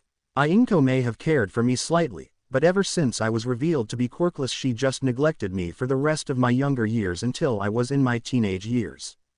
I cooked for myself during that time," Izuku said, as Citri nodded as they went outside into the back of the building. There Izuku found himself learning how to use offensive spells as well as his clan's ability to control nature as well as the earth with their own magic. For the next few hours the two would spend their time in the back of the school grounds learning how to get Izuku's magic to show itself. But without any good luck they had to have Izuku leave without learning anything else should he decide to stay the night at the school. Once in the safety of his bedroom, and with the knowledge that his family were really the Halfus clan, Izuku made it his mission to make sure that he becomes the perfect heir to his clan. He doesn't wish to cause Citri-san or Graphia-san any burden because he can't use his own magic to keep himself safe. So as he was sleeping in his room, he tried to keep his body awake as he tried to use his clan's magic like Citri instructed him to do. As he thought about controlling the earth to do whatever he wanted it to do for him, he finally managed to get a flower in the pot next to him to bloom and show a beautiful cherry blossom tree that he bought on the internet. It was small at the moment, but he would need to place it outside to grow it in the backyard if he wanted it to happen. Izuku would fall asleep completely exhausted since he hadn't ever activated his magical circuits that he should have had activated at a very young age. He smiled in his sleep though as he felt his magic coming back to him through the earth as it smiled back at him, preparing him for the next day of school both mentally as well as physically. The next morning Izuku was seen planting his cherry blossom tree in the backyard as he looked at the small tree growing from the pot as he dug a small hole. As soon as the small hole was made for the tree, he placed the pot next to the hole as he dug out the roots to the tree as he planted it in the backyard in order to watch it grow over the next few days. As soon as that was done, he went back inside the house as he took a shower to take care of the dirt and grime on his body from digging in the backyard. Once said shower was complete, he re-entered the kitchen as he started to make breakfast for those in the house. The breakfast was something Inko Midoriya would make for him on a daily basis as it was his favorite food that the human world made for him. Smiling down at the food he was making, It was actually the only fond memory of the woman he ever had before the quirkless diagnosis, before finding out that he wasn't even human in the first place. The food item he was making was katsudon. It was a really heavenly food item that humans could make from pork rice as well as eggs. He finished making the rice as well as the pork as he prepared the eggs when he heard Issei coming down the stairs and into the kitchen with Miki Hyodo and Goro Hyodo. "Morning bro, how are you doing today?" Issei asked, as he sat down at the table. "I'm fine, just planted a tree in the backyard. It will spend the next few days growing back there since it got too big for my bedroom. I hope that it grows big enough to be a calming spot for me," Izuku said, as he finished the eggs and placing it in each bowl of katsudon that was made. As the small family ate the food Izuku made, they had actually had to do a spit take as they stopped eating to look at Izuku, who had been sitting at the table eating his own bowl of katsudon. The young boy was actually looking like a baby having the first meal of his life as his eyes sparkled as he ate the food. "Izuku, since when could you cook this good?" Miki asked, as Izuku thought about it. "Well, before I moved in with you all, the only thing I learned how to do was cook with Midoriya Inko. That was certainly the only thing she taught me how to do, since she said that the best way to get a woman to like me was to get through to her stomach," Izuku said, as Issei smiled. "Well, that is half right, the same as with us guys. The best way to make us happier as well as fall in love with a woman or man faster is through our stomachs," Goro said, as he happily ate the food. It would be a while before the rest of the family would finish the food Izuku made when the young man placed all the bowls and leftovers either in the sink or the fridge for a later meal. Izuku took some leftovers and placed it inside his lunch box so that he could have it for a meal later. Saying goodbye to the Hyodos, Izuku left them in order to go to school early so that he could have some milk to drink before classes. The day of school was amazing for Izuku. The students hadn't talked to him about his quirkless status, and apparently the school thought about all the rude comments about him were punishable. So he had heard about all the students who bad-mouthed him in the school either being kicked out of the school or being placed in detention for the remainder of the day. And school was coming to a close in terms of classes since Izuku was nearing the last week of school at Kuo Junior High. So as he was leaving his last class of the day, he walked over to the principal's office as he entered the room to find Mrs. Citri looking at him with a smile. "I'm pretty sure I told you to use your magic only when in here or outside in the backyard," the woman said, as she smirked at him with an evil smile. I thought that I could let my magic work on a plant near my bed," Izuku mumbled as the woman sighed and patted his head. "I could feel the magic you were displaying from all the way here, and my daughter had noticed the magic not belonging to any of the living clans of the devils. She thought you were a rogue devil in need of killing. I had to tell her about your presence in Kuo so that she wouldn't get defensive," Citri said, as Izuku nodded. Time passed as Izuku was now outside with Citri as they trained him in his magical energy that was quickly growing in time. It seemed the more he used his magic the more he could store up inside of himself without having to need to use it completely. So what he did the previous night granted him the magical power to grow slowly overnight and grow even more in the sunlight. They trained until it was reaching dark as Izuku gathered his things as Citri smiled at him as he walked out of the school in order to walk home. "Hey Izuku," Citri called out, as Izuku turned over to see her. "Make sure that you are known within the underworld by the time you are a part of Kuo Academy. They will be glad to bring you into the underworld's knowledge of magic as well as bring your family heritage lands back into your possession," Citri said, as Izuku nodded. When Izuku left the area, Graphia had arrived in the spot where he used to be as she turned around to look at Lady Citri. "Mrs. Citri," Graphia acknowledged, as the woman nodded back. "Graphia, it's been a while, about a week since our last meeting," Citri asked, as Graphia nodded. "I got some news about Izuku Halfus as well as the territory he technically owned in the underworld when he was still registered as a young devil," Graphia said, as she showed Citri the lands. It seems like he has some land under his name. I'm sure he won't want anything too big for himself, he seems like a minimalist at heart. He would probably get more land for others because of the large heart he bears," Citri said, as Graphia nodded. "We are preparing the land for when he enters the underworld by the end of the school year for humans. There is a slight problem though," Graphia said, grimacing. What is wrong? Citri asked, as Graphia gave the woman the details. Izuku was entering the home of the Hyodo family as he saw Miki doing some more dishes from that morning as he said his hello to the woman. As he placed his school bag on the ground near the front door, Izuku grabbed his homework as he began to complete it as fast as possible so he could start on dinner with Miki. But whilst he was doing homework, Issei had decided that now was the perfect time to show himself at home as he sported some bad bruises. Izuku, being the small naive boy that he was, as well as completely innocent, especially for a young devil, ran over to try and help him out.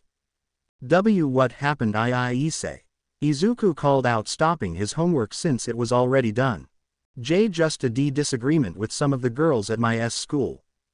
Issei said, as Izuku sat the boy down on the couch. As Izuku ran up the stairs into the bathroom to get some medical supplies, Miki walked into the living room to look at her son. I thought that you were done with peeping on the girls, Issei. She asked, calmly. I didn't peep on them if that was what you were thinking about. I was trying to stop Matsuda and Motohama from peeping on them. But I caused a ruckus that made the girls think that I was peeping on them. All I wanted was to have a normal day, and this is what happens. Issei said, as Izuku finally returned. Well, make sure that they know what was happening next time without getting yourself involved behind the wall. Miki said, as Izuku worried about the boy. Here are some cotton swabs as well as some alcohol. It will make the pain be numbed. Izuku said, as he started to apply the bandages as well as alcohol to the affected areas. How are you, ouch, so good at bandaging me? Issei asked, as Izuku looked like he was working on a patient that lost a finger. When you live up with a living human that has the power that a grenade holds, you learn to hide your injuries from those around you. Especially the ins and outs of medical equipment as well as learning how to bandage yourself properly. Izuku said, as Issei looked at him concerned. Don't worry, I don't get that same treatment at Kuo Junior High. It was something that I learned from the age of 4 until a few weeks before I met you. Izuku said, as Issei nodded his head accepting the answer. Soon after the medicine was given to Issei, Izuku gave the boy some aspirin in order to get the boy's growing headache to leave him alone. There, you should be fine for doing whatever you do in your room. But please make sure that you do your homework for once. Izuku asked, as Issei looked at him with a dreadful look. Do you think you could help me with some of it? I know that you are in a lower grade than me, but I could use some help understanding the lessons that I have. Issei asked, as Izuku nodded. Following the young man to where Izuku's homework was placed, Issei noticed that Izuku's maths were at a much higher level than his was at Kuo Academy. How are you in a higher level of maths than I am? Issei asked, as Izuku looked at his math homework. Well, as a quirkless individual, you always have time to study further than those around you since they hate your guts. So I spend my time learning more about quirks as well as doing better in my classes, even though the teachers lowered my grades. Trust me, I've cross-graded my work many times using what the teacher's guide gives me for how to get them done, and my answers are the same, just done a different way. Izuku said, as Issei nodded. And for the remaining time they had together before dinner was completed, Izuku helped Issei with his homework as well as helping him understand lessons that were about a week in advance so he would be capable of passing the classes that he would be in. Thanks, Izuku, it's been a while since I had managed to get a higher grade than Matsuda in a while. Issei said, as Izuku thought about the boy in question. Who is Matsuda anyway? Izuku asked, as Issei gained a guarded look. Matsuda Motoyama, he is my best friend since we were kids. But he is a pervert like me, and he prefers the butts of girls compared to me who prefers the girls' breasts. But other than that, I have another friend who is named Motohama Tatsuya. He is a jock kind of guy who used to be good at track and field, but because of me and Matsuda becoming friends with him we managed to bring his inner pervert out, apparently though he liked lolies. Issei said, chuckling at the thought.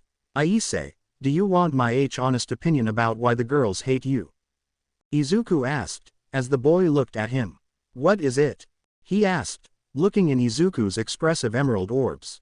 The girls probably don't like your guts because you and your friends are perverted, and tell everyone about your preferences. Izuku said, as Issei thought about it and the boy was right. But how else am I going to have everyone know about my preferences in women, isn't it something you need to do to let a woman know you're interested in them? Issei asked, as Izuku shook his head. I may not have found a girl attractive in my eyes yet. But if what I was taught by Midoriya Inko. You are respect women, and not peep on them. Why you need to stop peeping on the girls. And maybe, they might just look at you normally. Izuku said, as Issei thought about this. What about Matsuda and Motohama? They're my friends. Issei asked, as Izuku looked him in the jade eyes of the young man.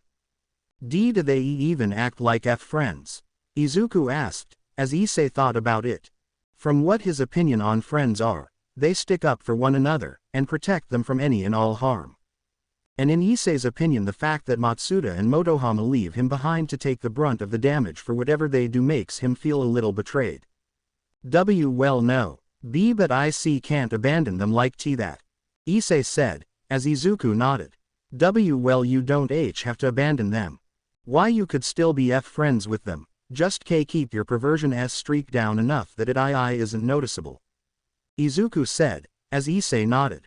Once dinner was finished the family had eaten their dinner as Izuku thought about how to make sure that Issei can leave his friends from childhood without hurting their feelings. As he was thinking about this, the house phone got a call from someone as Izuku got up to answer it, and once he picked up the phone, he talked on it away from the small family giving them some privacy. Hello? Izuku asked, as Citri's voice came in.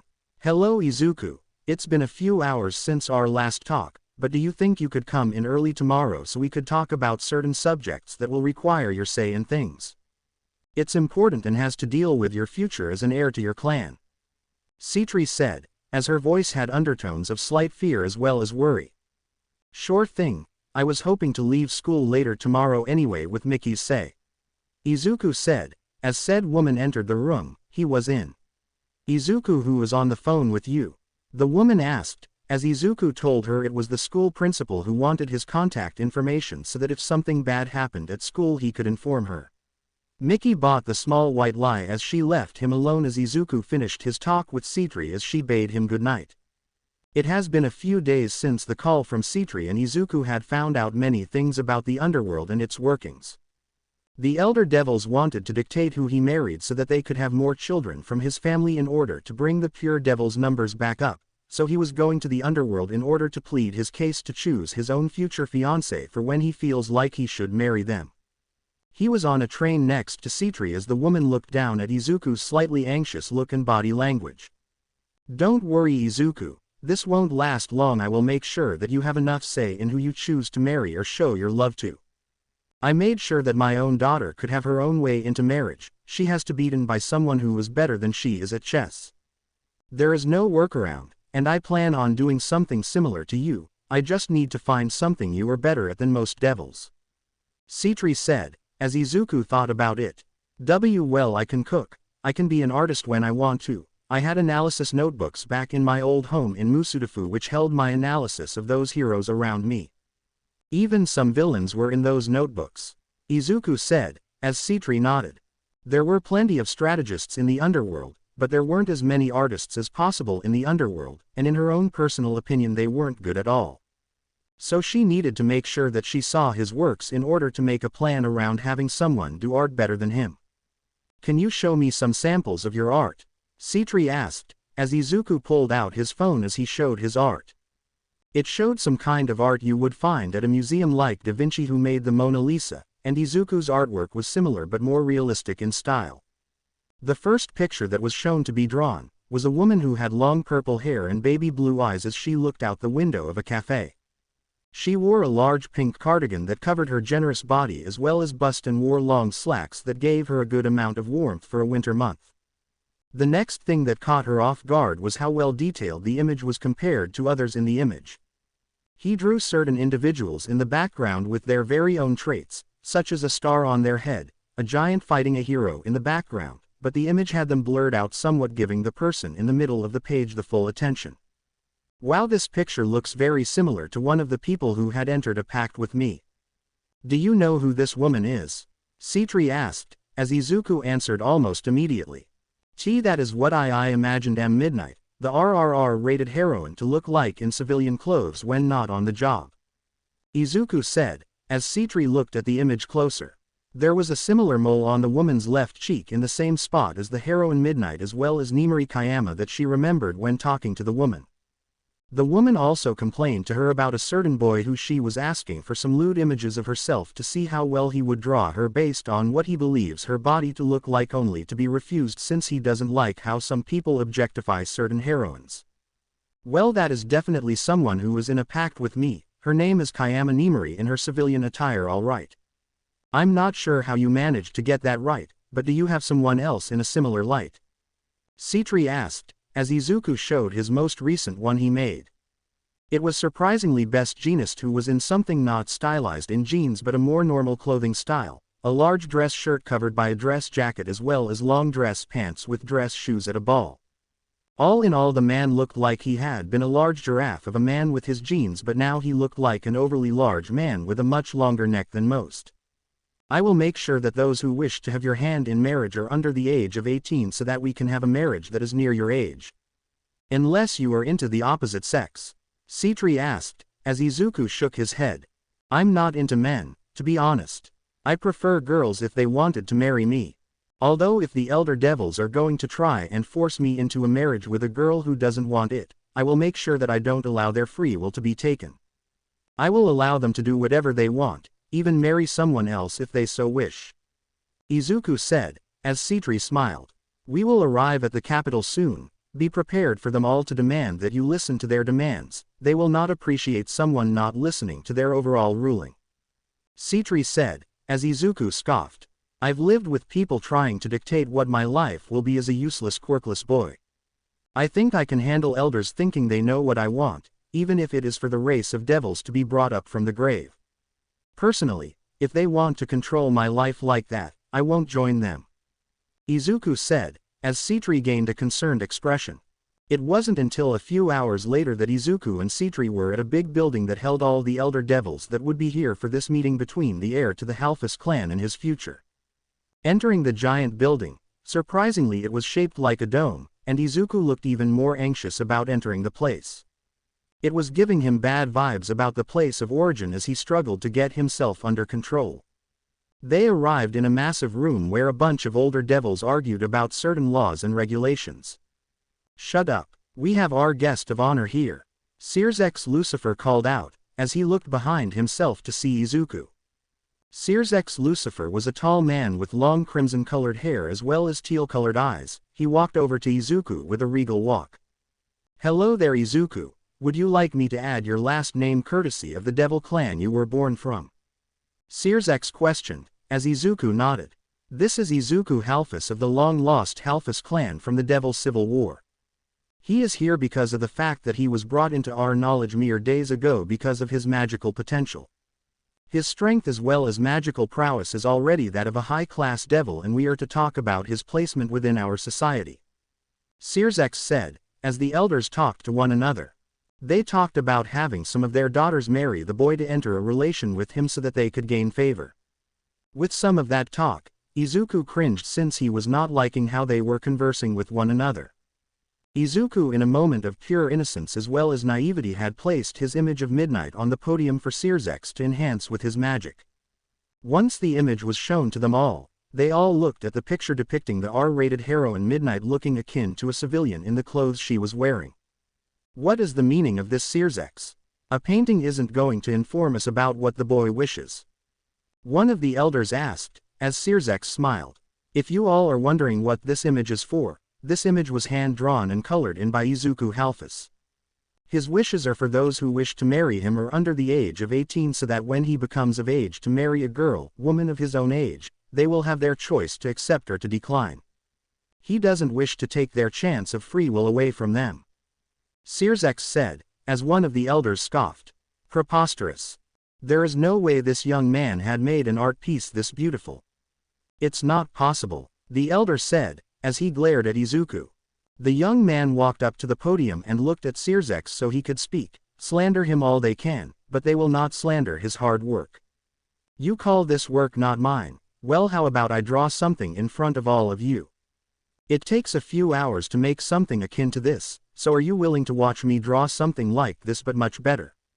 Izuku challenged as the elders around the room gave him the chance to do so. As the elders had watched as Izuku drew a very muscular man who had a heroic suit to match his muscular frame, they all noticed how the boy was drawing him to a T. From how many muscles the hero had, to the sunken-in eyes, to the dimples on his face as well as the seeming intimidating presence the man held, even in picture he was intimidating. After a few hours of drawing something akin to a master artist like Da Vinci, the elders had to know now how the boy could draw something this good just from mental imagery. How did you know what the man looked like in a civilian form? One of the elders asked, as if they already knew. Before I moved to Kuo Town, I had the pleasure of meeting All Might myself. And I will never forget what he looked like outside of his hero form. I sincerely hope that you all don't talk to anyone else in the human world about All Might's true form. Because if it got out that he had gotten weaker since a battle he had about 6 years ago with a villain who was capable of nearly killing him, chaos will be shown across all of Japan. And villains much more dangerous than the ones we see on a daily basis will get more courage in order to come out believing that they could take down All Might themselves. Izuku warned as the elders nodded to themselves. We will grant your wishes of your marriage proposals. But you must at least meet our choices for you before declining your marriage contract. The elders said, as Izuku nodded. If they wish to pursue me even after knowing about me and not because they wish to have more children that are of pure blood devil heritage, then I will accept this. I don't care about how many pure-blooded devils remain in the underworld. All I care about is how I can change what my dreams are on the surface world and become a better person than before. Izuku said, as Searsex called an end to the meeting. When leaving the building, Izuku started to breathe heavily as well as hyperventilate since he was talking back to the elders to their faces and lived to tell the tale. Izuku, it's not that bad, in fact you showed them how strong you were. You didn't even need my presence to tell them that. Citri said, smiling at Izuku. I know, it's just nerve-wracking. I hope I didn't cause any kind of unrest in there, or insult any of them. Izuku said, as Searsex as well as Citri smiled down at him. Don't worry, you will be fine, now get back to the human world. It should be around lunchtime now in the human world whilst it's still early here. Searsex said, dropping them off at the underworld train. The duo would return to the human world a few minutes later as they continued on their happy day, unaware of the fact that a certain Phoenix familiar was watching him as they left. Izuku re-entered the school as Citri had returned back to the office where she would keep an eye on her subordinates who worked within the school. The young man had been completely taken aback when he had heard that he would have to choose someone to marry in the future. He had no idea of when that would be, but he would need to get a peerage in order to show the amount of power he would be capable of wielding in the future. But at the moment he was more focused on his own growth as a young devil since his magical presence was minuscule at best since his power was not achieved as a child. So as he ate his food on his own, he looked about the place as he found that some students talked about him as well as his quirklessness which got him to shrink in on himself. He wasn't a fan of this place now, especially since the students had found a way to avoid being in trouble by stating that they were nowhere near the boy when they made their statements. He focused on bringing his natural power from the earth as well as bring himself into a state of calmness before he pulled out some papers in order to draw. It was a small hobby he gained when he wrote about heroes as well as villains' quirks in order to have a small chance at becoming someone worthy of being a hero. But alas, it just was for naught as the boy was even told by his idol that it was impossible to become a hero without a quirk or superpower.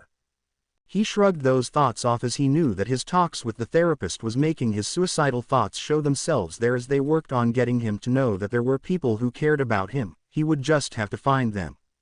Now though, he was dealing with the crippling loneliness that he was suffering from as he sat alone at his lunch table. Still unaware of the fact that he was being watched by a familiar Phoenix outside the window from behind, not having the ability to sense something like that yet at his age.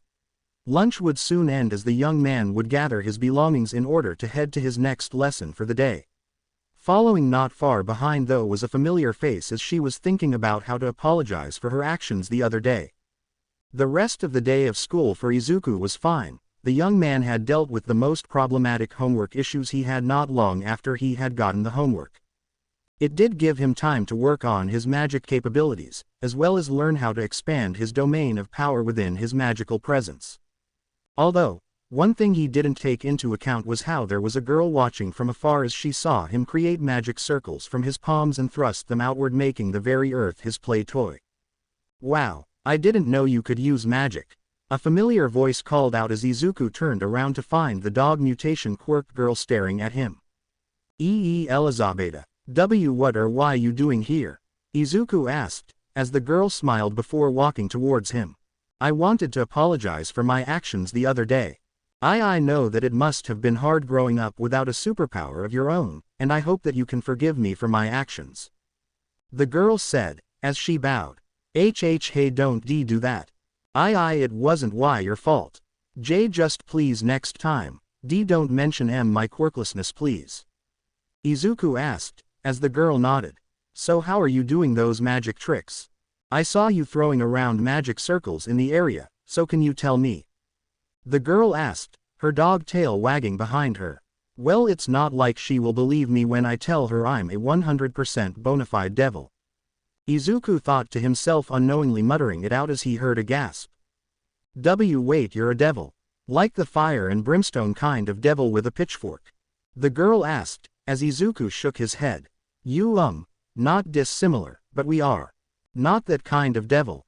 I'm sure that there are some devils out there who are extremely similar to that, but that isn't me," Izuku said, as the girl let out a breath. "Well, at least you would be a bad liar when it comes to that. You are really easy to read." "So how does one become a devil?" Elizabeth asked, as she sat next to the boy who was sitting on a bench. "I don't know. From what I do know is that Beelzebub-sama will be giving me evil pieces. Though I have no idea as to how I will be capable of using them," Izuku muttered to himself. Elizabeth watched on as Izuku would spiral out of control on a muttering spree as he continuously muttered about the pros and cons of an evil piece as he spoke about. She continued to watch him as she smiled at how passionate he became when introducing her to the world of the supernatural. It was here that Izuku felt something within the girl herself as he noticed a small presence within the girl, and looking at her eyes carefully he noticed something she didn't. "I don't know whether or not to alarm you, Elizabeth-san, but I think you have something of a power outside of your quirk," Izuku said, as the girl looked at him confusedly. "What are you talking about?" the girl asked, completely confused now. "I don't know what I am sensing from you specifically, but from what I can tell, you have a presence within the supernatural. I need to talk to Principal Citri about this," the boy said, before standing up and walking away. Elizabeth didn't know whether to be pissed at how he essentially blew her off, or just follow him to see what he was talking about, so she just opted to follow him to see what he was talking about. Within the next few minutes, the two found themselves in front of the principal's office as Izuku knocked on the door.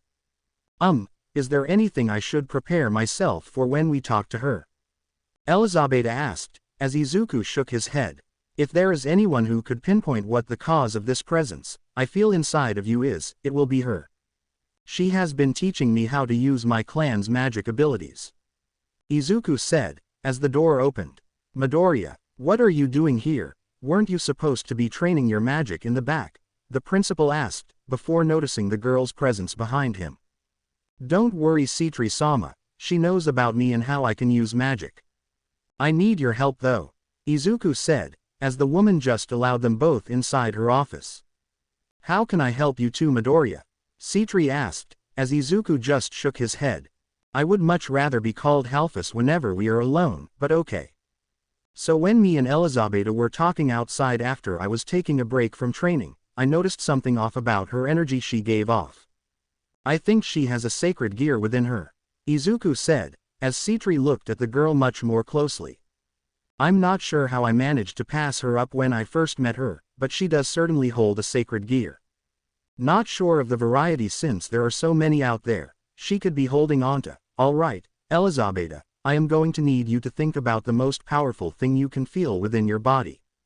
Once you find it, try and softly pull it out into existence," Citri asked, as Elizabeth looked at the principal awkwardly.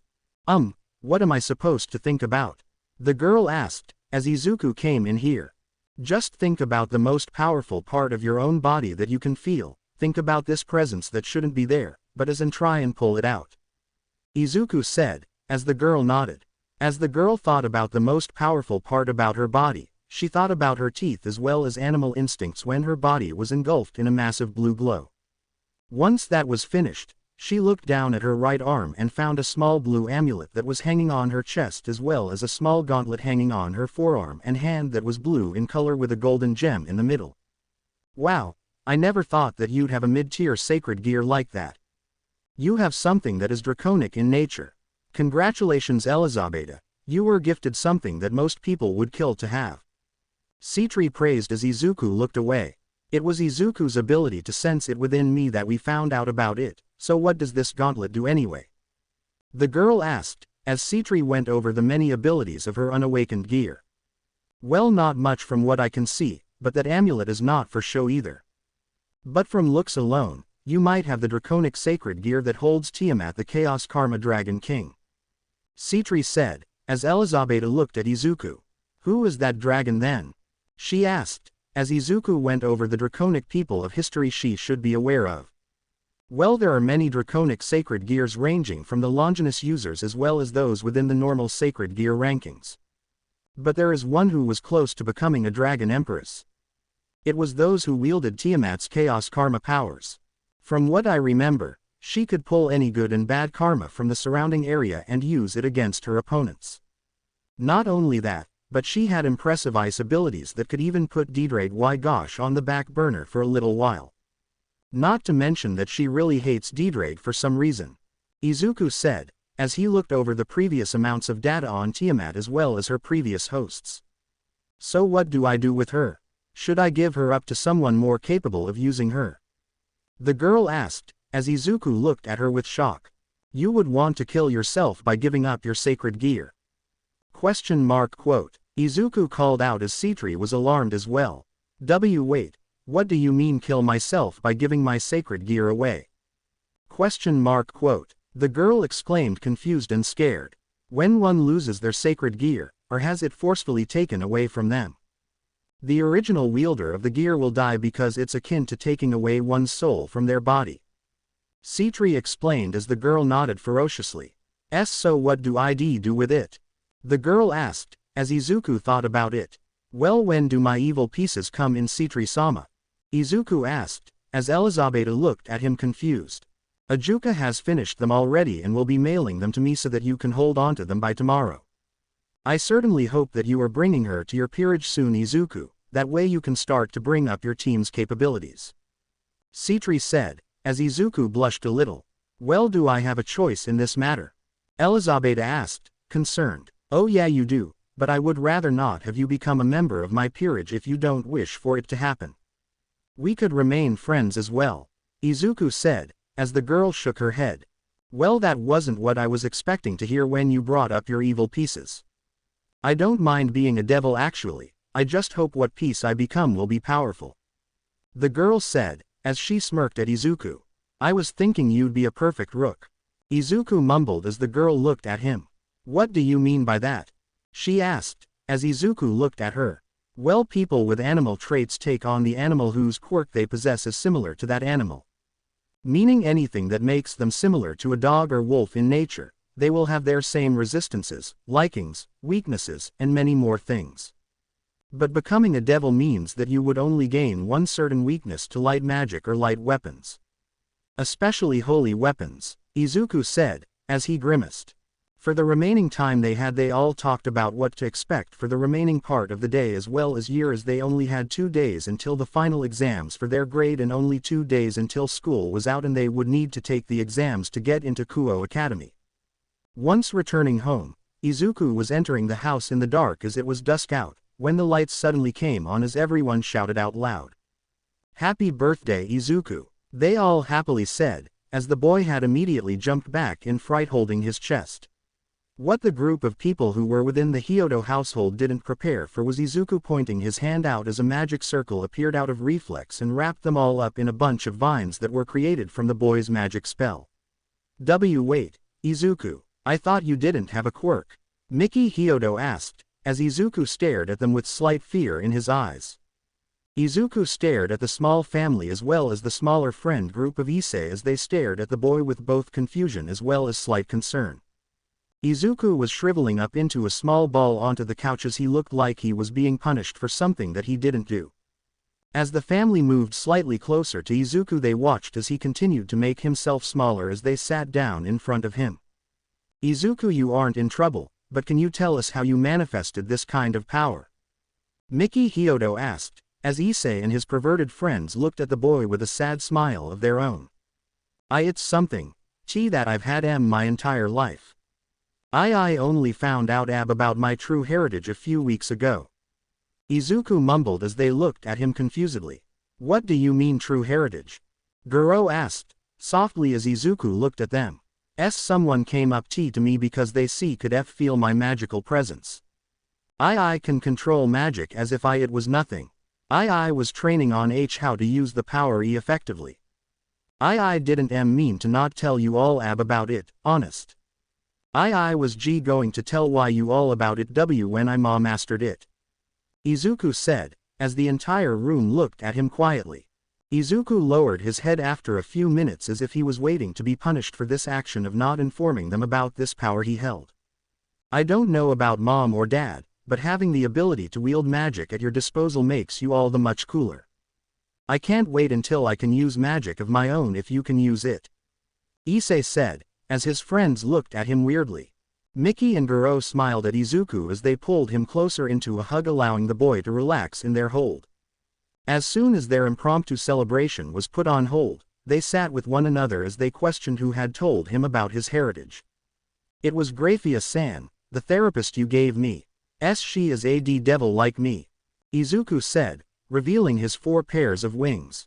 The family looked at it as Issei made sure to look at his 4 pairs closely. So is the amount of power you can wield congruent with the number of wings you have?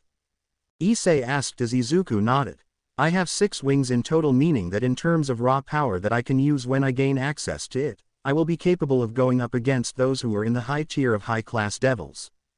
The higher number of wings I have, the more power I hold within my body that just needs to be brought out. Izuku said, as he also informed them about the evil pieces he would be receiving from Ajuka Beelzebub.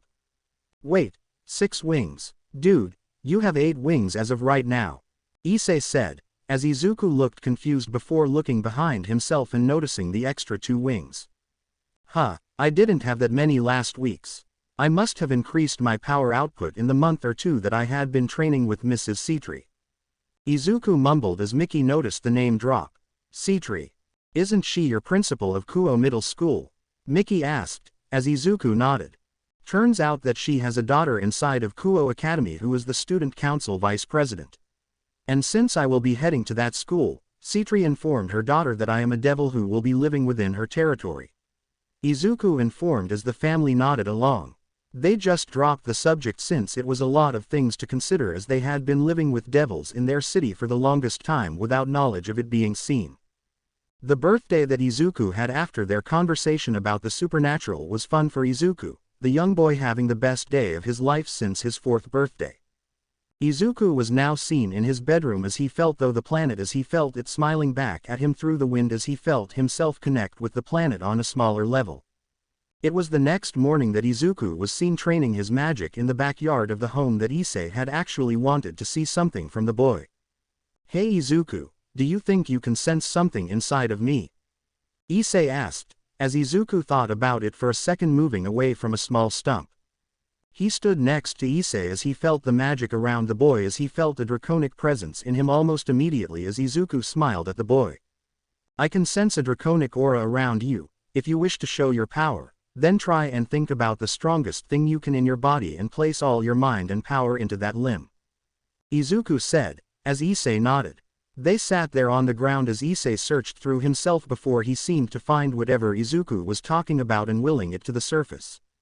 As soon as that happened, Izuku watched as a small red gauntlet appeared on Issei's hand, as it was small with a red form and a large green gem hanging on the back of Issei's palm.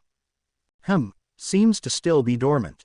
We will need to make sure that you train yourself until you can transform it into what you wish for it to become. I don't know much about sacred gears, but you will become one of the strongest beings in existence if you continue to train yourself. Izuku said, as Issei became happier. So I need to train my body and mind in order to get stronger. Just in order to get a new portion of my original power, huh? Well, let's do this, Issei called out as he looked at Izuku as they started to train both their bodies and minds. Watching the boys training in the backyard, Goro decided to get them some training weights so that they could increase their gains faster. Izuku made sure to take Issei on runs together so that they could get stronger together, that way one doesn't get left behind. Over the next few months of training with the duo, they had gotten a few times stronger, and Izuku had gotten his evil pieces from Ajuka, who had sent them to Sitri in Kuo Middle School. He had gotten them as he was leaving the school after his finals were completed, as he got a head pat for his troubles. He had even become very close friends with Elizabeth, as the dog girl had happily stayed near him since he gave her his first evil piece to become one of his first members of his peerage. His perfect rook. With that all settled, Izuku and Elizabeth had walked over to her house so that they could train together, just so that they could make sure that she was caught up to speed on how to be a young devil. And with Izuku still training himself on how to be a devil, they didn't really do anything that was of the devil standards. Just hanging out with random kids as well as adults who just wanted to spend time with children to remember the good times when they had their own. But as of right now, Izuku was sent over to Musudafu in order to get some supplies that Miki Hyodo needed at the moment for a big dinner. His entrance exams for Kuo Academy were coming up, and she wanted him to have a lunch for when he went there in the next few weeks. And stocking up on enough food to make him a good lunch for him on that day would be perfect. He was walking through the city as he noticed that there was a fight happening nearby, and walking over to the person who was in the middle of the fight, he soon found out who it was. Mirko, the current number 4 heroine, was fighting an extremely strong villain that Izuku immediately knew to be a devil. A stray devil, in fact, as he ran into the fray in order to keep the heroine safe from any and all harm of the stray. It was moving faster than the heroine could predict, as she was having an issue in keeping it still. By the time he had used his earth magic in order to hold the creature still, it gave Mirko enough time to slam her boot into the beast's head and caused it to splatter on the ground before it started to disintegrate from existence. You know, kid, I could have handled that situation by myself, I didn't need your help. The heroine said, as Izuku eeped as he was found out immediately. As soon as the woman was upon him, she noticed that his devil wings were out as she took notice of his features. So you're a young devil, huh? What are you even doing here in Musudafu anyway? She asked, as Izuku informed her of what his stepmother wanted him to do. Nodding along with what he stated, she noticed him pulling out a notebook that had seemingly seen better days as he flipped it over to her page. C Company, could you sign this please? Izuku asked, looking her in the eye. Mirko looked into his eyes as he was only showing pure honesty as well as not being malicious in any kind of way.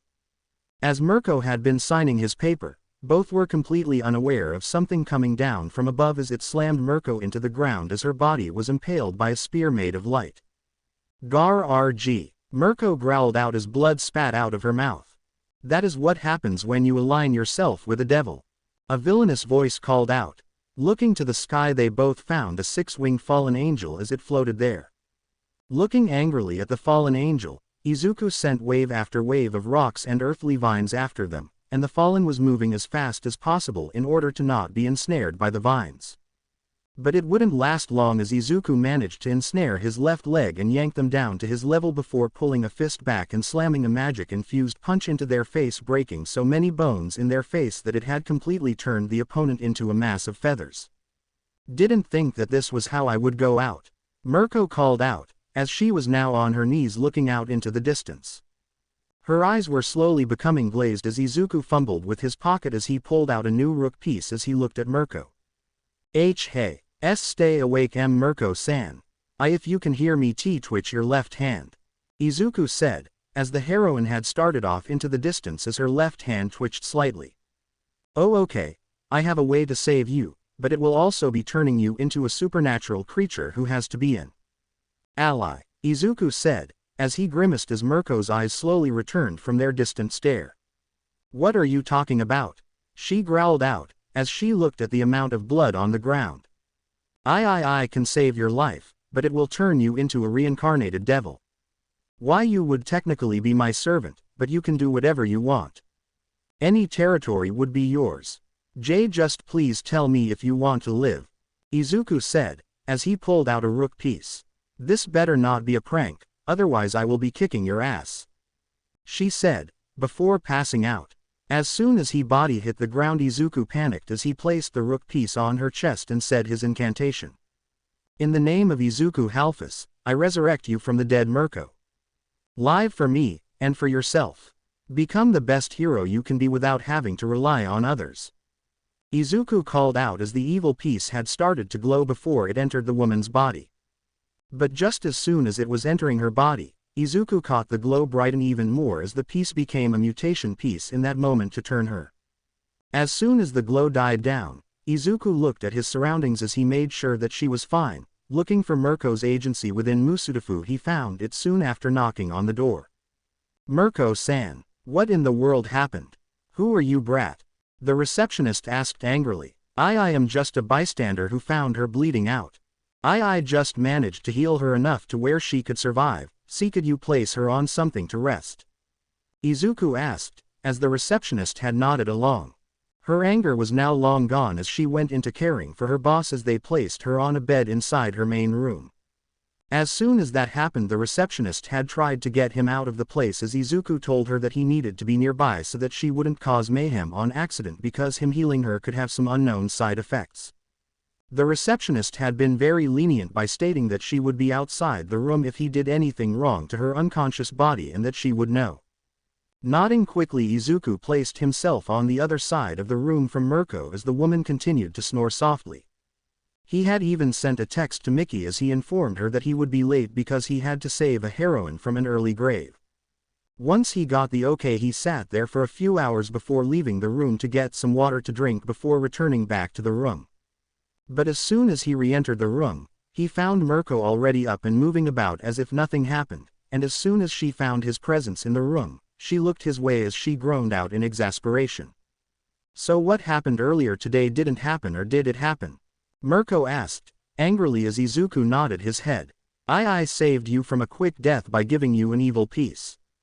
It allows me to revive those who are on the brink of death, or fully healthy. I would have asked you first, but the situation was dire since you were near death. Izuku said, as Mirko nodded. Thank you, Squirt, for saving me, although what piece did you give me? I don't remember which piece I got from you, Mirko said, scratching her head in confusion. I gave you a rook piece. You are my second rook. Actually, you are a mutated rook piece, as you were simply powerful enough with your will to make it mutate in your resurrection. Izuku said, as Mirko nodded. So is there anything else I should know? Mirko asked, as Izuku thought about it. Well, you will have to come to this address in order to talk about devil activities during the evenings. That way you know what to expect when I'm in school. Izuku said, as Mirko nodded along. So what kind of powers does the rook give me, especially a mutated rook? So you know how you are already super strong? Izuku asked, as Mirko nodded. Why, you get more strength, as well as D defense. In fact your strength probably either doubled or tripled because of the mutated rook you have in your body. So you might want to train yourself so that you don't accidentally kill a normal criminal with one of your kicks. Izuku said, as Mirko looked at him before nodding. Alright, not that I can't trust you, you don't seem the type to lie to someone about these things. Am I allowed to inform people about what I am? She asked, eating a carrot cake. Yeah, I don't mind. Just make sure that they don't tell anyone else. Izuku said, as Mirko nodded. Yeah, the supernatural world becoming a part of the daily would be kind of chaotic since we don't have anything that would stop magic from being used. Anyway, get out of here, Squirt, I got some training to do so I can find a good spot where I can use my strength. Mirko said, as Izuku scurried away. Watching him run down the street, Mirko smiled as she went to train her new body so she could start beating the crap out of villains some more. Later that night, Izuku found himself staring into the eyes of Mirko in his dreams as he thought about how he first met her. He was completely taken aback when the woman started to do things to him in this dream that he had never heard of before. But that is a story for another time. Izuku had arrived at the convenience store and grabbed all the supplies he needed in order to get dinner done with Miki Hyodo. The woman was more akin to a mother since the death of his original one apparently, and Inko Midoriya had essentially sealed his power away, making his life something that would forever haunt him. He had not hated the woman since she taught him to be kind to others, but he still couldn't forgive her for hiding his true power as well as nature. Shaking his head, he walked through the town in order to arrive at the train station to head back to Kuo when he ran into a familiar face. "What the hell are you doing here, Deku? I thought I told you to jump off a roof." A blonde-haired boy with ruby-red eyes glared at Izuku from afar.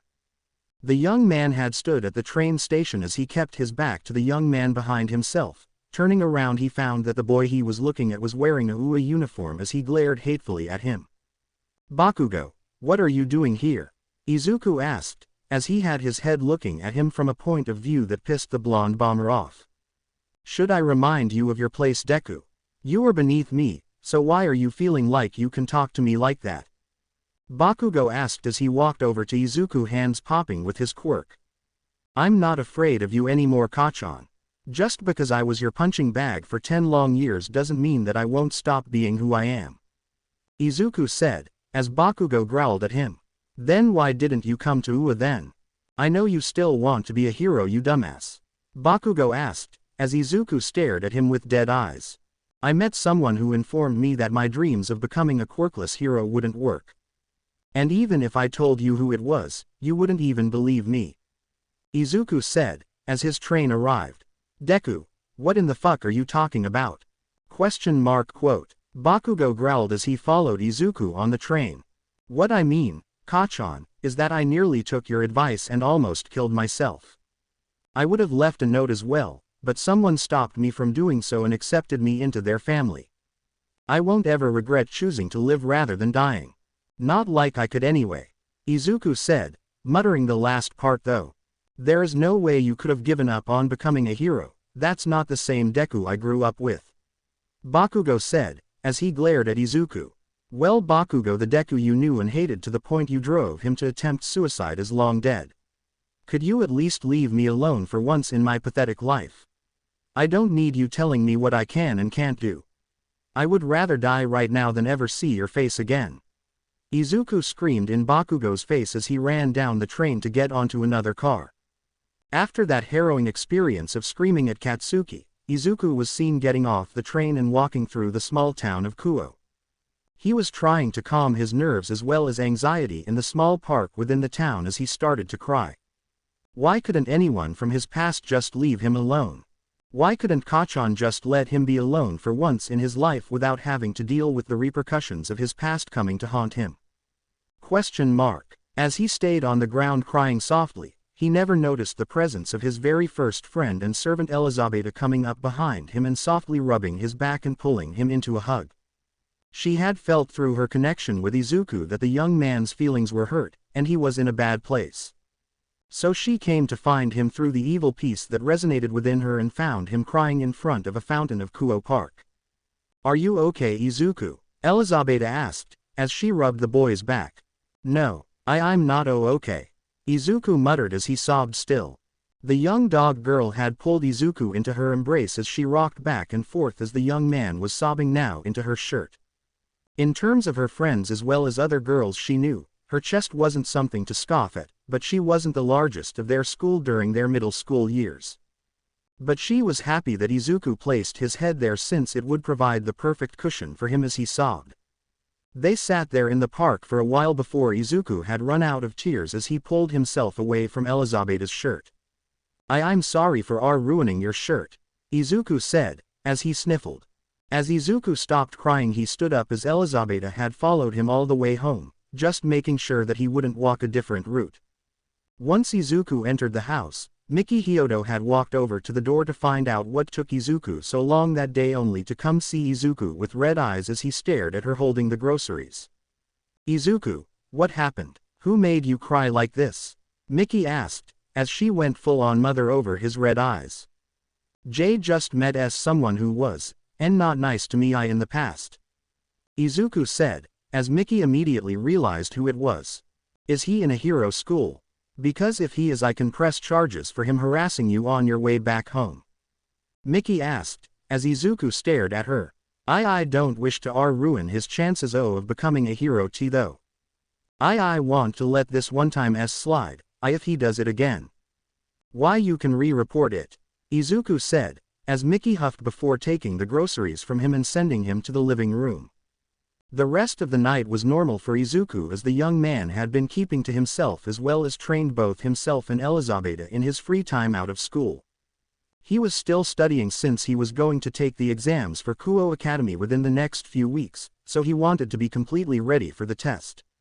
For the rest of the week, Izuku and Elizabeth had stayed near one another in case another Bakugo situation happened again, and they were right that it was about to happen again since the young man had seemingly come over to Kuo in search of him. He was searching each and every alleyway and back street for him, as he and Elizabeth had moved about the crowds of Kuo town fast enough that the blonde bomber couldn't find them. Once the young man had lost his chance to find Izuku, he left the area as he made himself seem scarce.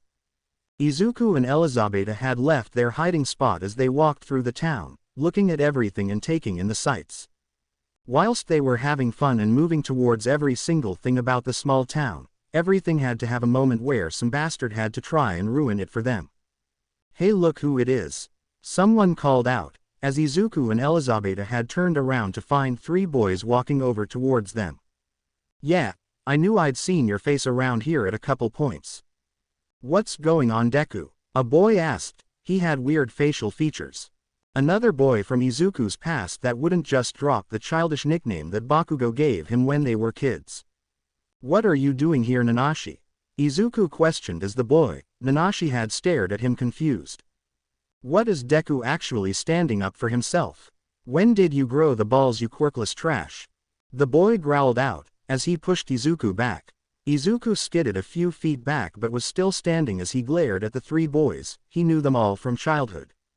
The boy with black hair and angular features was Nanashi. His quirk allowed him to extend his fingers to which they could have pointed ends. The boy with brown hair had the ability to turn his body into a rock-like structure, and the last one was a new one from when he was in his last year of Aldera. He had a small frame, but that was to deceive you. Underneath that small frame was a boy who had seen better days. He would still have bruises from fights with high schoolers. His name was Takahashi Komuro, and his quirk allowed him to mind control anyone who looked into his eyes. Surprisingly, Izuku was the only one who could ever look him in the eyes, and nothing ever happened, probably his devil heritage protecting him from something like that. As the trio looked over at Elizabeth, they sneered at her before a perverted look came over them as they walked to her, and Izuku blocked her from them. Hey, what are you doing, Deku? You brought us this bitch for us to fuck. Is this Valentine's Day? One of the bullies called out, as Izuku literally growled at them. If you want to beat me up, I am okay with that, but you are not touching her. Izuku growled, as he subtly used his magic to create some vines around his bullies. Well, let's make sure that you are beaten before we take the bitch and have some fun, Nanashi said, drooling somewhat. When he said that, Elizabeth had covered her chest as she moved backwards, growling at them like a dog would. And what happened took place so fast that the bullies didn't know what had happened. Izuku rushed them and punched the boy who could transform into a rock-like structure and seemingly knocked him out with the singular punch. Then he switched over to the next one, Nanashi, and kicked him in the groin before using his magic to strip him of his clothes, leaving him nude on the street. And as soon as he got to the last one, he had managed to use his magic to erase his memories of this event before grabbing Elizabeth and running. Needless to say, Elizabeth was blushing up a storm when Izuku had grabbed her hand and pulled her away from that situation with the most heroic face she could see. It was a few minutes later that the duo had found themselves in the park where Izuku had cried the other day, and Izuku took in the smells as well as air. Both students were out of breath from running so much, but it was worth it in order to escape before the police arrived on the scene. Izuku was about to have both himself and Elizabeth sit down on the park bench when he heard a familiar popping as well as smelt the familiar smell of burnt sugar. Pushing the girl out of the way, he took the brunt of the explosion as he turned around to find Bakugo glaring at him with all the anger he could muster up. I had been looking all over for you, Deku, and I find you out on a date with this dog bitch. Question mark. What are you, a furry now, Deku? Bakugo growled out. Izuku did take notice that the young man was not alone this time. He had a boy who was wearing a UA uniform who had red hair that was spiked up, and another boy with blonde hair with a black lightning bolt in it. They were looking at one another as well as Izuku with confused faces. Seems like they didn't know what was going on. Bakugo, I thought I asked you to leave me alone. All I want is to live my life in peace, and I can't do that with you harassing me. What do you want from me? Izuku yelled at Bakugo as the boy glared at Izuku. I'm bringing you back to your real home. Back in Musudafu, where you and Auntie can be a family again. Bakugo growled as he tried to grab Izuku. I am not going back there. Living in the same home as the woman who kidnapped me as a baby. I am not living in a house that is harbored by a neglectful woman. Izuku yelled as he actually got so angry at Bakugo that he punched the boy in the face so hard that the young man spat out a tooth and landed on the ground near the other two boys. The other two looked at Izuku and Bakugo and could see the clearly bad blood between the two as they grabbed Bakugo and kept him back from Izuku. Elizabeth had turned back to look at Izuku to see that his upper chest was revealed now since his shirt was exploded away from his body. And she froze upon what she saw on his upper torso. Scars had been seen all over his upper chest in the forms of burn marks. Especially one in the shape of a hand. Bakugo had gotten up from where he was sitting on the ground looking at his tooth on the ground, and as he looked over at Izuku he glared hard at him before taking notice of something on the boy's missing shirt. Where the fuck did you get those scars? Bakugo asked, confused. They're all from you, Bakugo. 10 long years of bullying, all because I'm quirkless. 10 long years. 10 years of torment, of pain, of mental anguish. All because you couldn't stand me not having a quirk and seemingly treating you as if you were beneath me, all because I had wanted to help you out of a goddamn creek. Izuku yelled as when he said God's name in vain, he gained a small headache. Bakugo and the other two boys were staring at Izuku in shock, but Bakugo gained an angered expression as he growled at him. So what are you going to tell the police about what I did? It's in the past. Bakugo growled as Izuku stepped away from him. If you do not leave me alone, I will not hesitate to get a restraining order on you, Bakugo. I don't want to do it because of Auntie Mitsuki, but out of anyone who really knew me, she was the only one who was really kind to me. Izuku said, as he turned around and helped up Elizabeth, who was staring at Izuku's chest in both a blush as well as concern. Well, at least I didn't give up on a dream that we both made as children. Bakugo yelled back at Izuku, who stopped where he was and glared at the boy. Of course, I would give up on that dream. The number one hero told me himself that I was useless to the world as a quirkless hero. Not to mention you telling me every single day that I was completely useless. Don't try and get me to become a hero when you already won. Just leave me the fuck alone. Izuku screamed at the boy before pulling Elizabeth away from the area. As he left, he never seen the look of despair on Bakugo's face as the boy who he had bullied was going to stop becoming the very thing he wished with him for 10 long years. It had been a week since Izuku had met Katsuki again for the hopefully last time for the rest of his life. The young man had been incredibly rude as well as more of a bully than usual, and now that the young man wanted him to become a hero all because of a promise they had made when they were younger, Izuku didn't wish to become a hero like that boy. If Ua allowed a bully like him into the school, then he will not become a hero the legit way and just try and become a hero for the devils. That way he wouldn't have to worry about Katsuki anymore, but there was something else that was on his mind. Elizabeth had been staying near him ever since he had broken down in front of Katsuki. She had been much closer to him in the previous few days since he had revealed the fact that the young man had wanted him dead, as well as the number one hero's words to him on the very same day Katsuki said those hurtful words to him. He was grateful about the amount of attention the girl had been giving him because of everything that had been happening, but he would rather just keep himself away from people of his past from now on. As of right now, both he and Elizabeth had been walking to Kuo Academy in order to place their registration forms in for their high school they wanted to go to. Izuku had heard from Issei that the young man was going there himself since it was allowing those who were both male and female to enter. Izuku had made sure that he got everything on his papers right before he left the house as he met up with Elizabeth. The girl had taken up some sword fighting in order to be a better servant for him, They had even both started to get contracts set up by C3 so that they could increase their base powers over time. They soon arrived at the school when Izuku noticed a massive presence in terms of magical presence behind him as he walked through the front gates. Looking behind himself, he soon found himself staring at what could be argued to be the most beautiful woman he had ever seen before in his life. Aside from Elizabeth, she had long flowing crimson-colored hair, as well as a curvaceous body that most women could kill for. He blushed crimson himself before running off with Elizabeth towards the registration office, completely unaware that the young woman herself was smiling at his disappearing form. So that is Izuku Halfus, huh? I wonder how adorable he might become as a Kahai, the woman asked, as she smiled at Izuku's disappearing form. As soon as Izuku and Elizabeth had arrived in the registration office, they had been met with Sona Citri as the young woman had introduced herself to the two. She had also informed them that the exams for the new year will be taken within the next month on a Tuesday and that they could come in on any day of that month so long as it was a Tuesday. So as they were exploring the place, Izuku soon found Issei walking around the place with a happy smile on his face as he ran up to the young man. "Issei-san," Izuku called out, getting the attention of most of the girls and boys around the area. Oh Izuku, it's been about a few hours since we last met. How are you doing? Is Katsuki still chasing after you?" Issei asked, as he looked down to Izuku's height. Issei was only around 2 inches higher than Izuku in terms of height as he patted Izuku's head of hair. It ultimately caused a ruckus as everyone thought that the interaction between boys was incredibly adorable.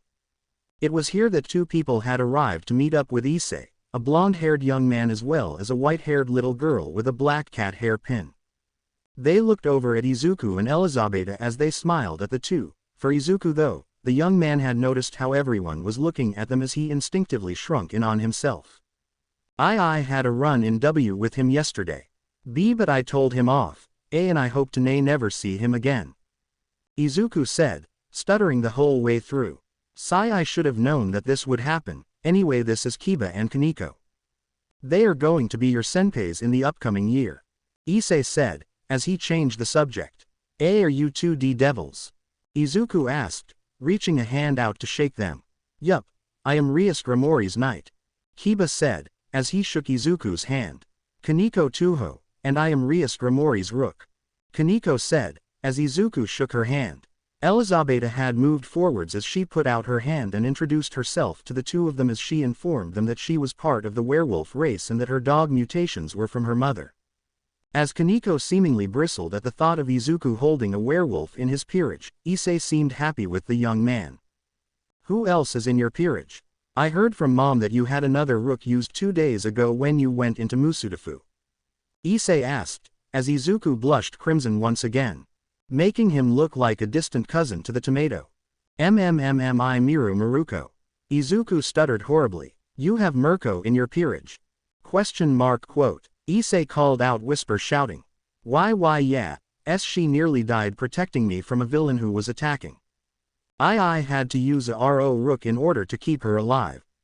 Izuku said, as Issei ruffled his hair again. You just don't disappoint. Well, no matter, I hope you certainly increase your ability to get more peerage mates.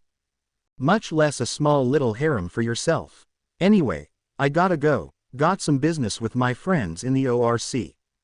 See you after school, Issei called out, as Izuku and Elizabeth walked amongst the crowd exploring the school. As it turned out, most everyone was kind to him after learning that he was completely quirkless and were asking if he needed help here and there, which definitely made him blush more than a few times.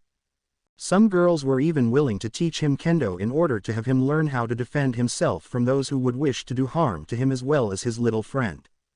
But as the day was nearing its end, Izuku and Elizabeth had started to make their way over to the Orc in order to introduce themselves as devils to the entire peerage of Ryusuke. They were accosted by Sona as the young woman smiled at the two.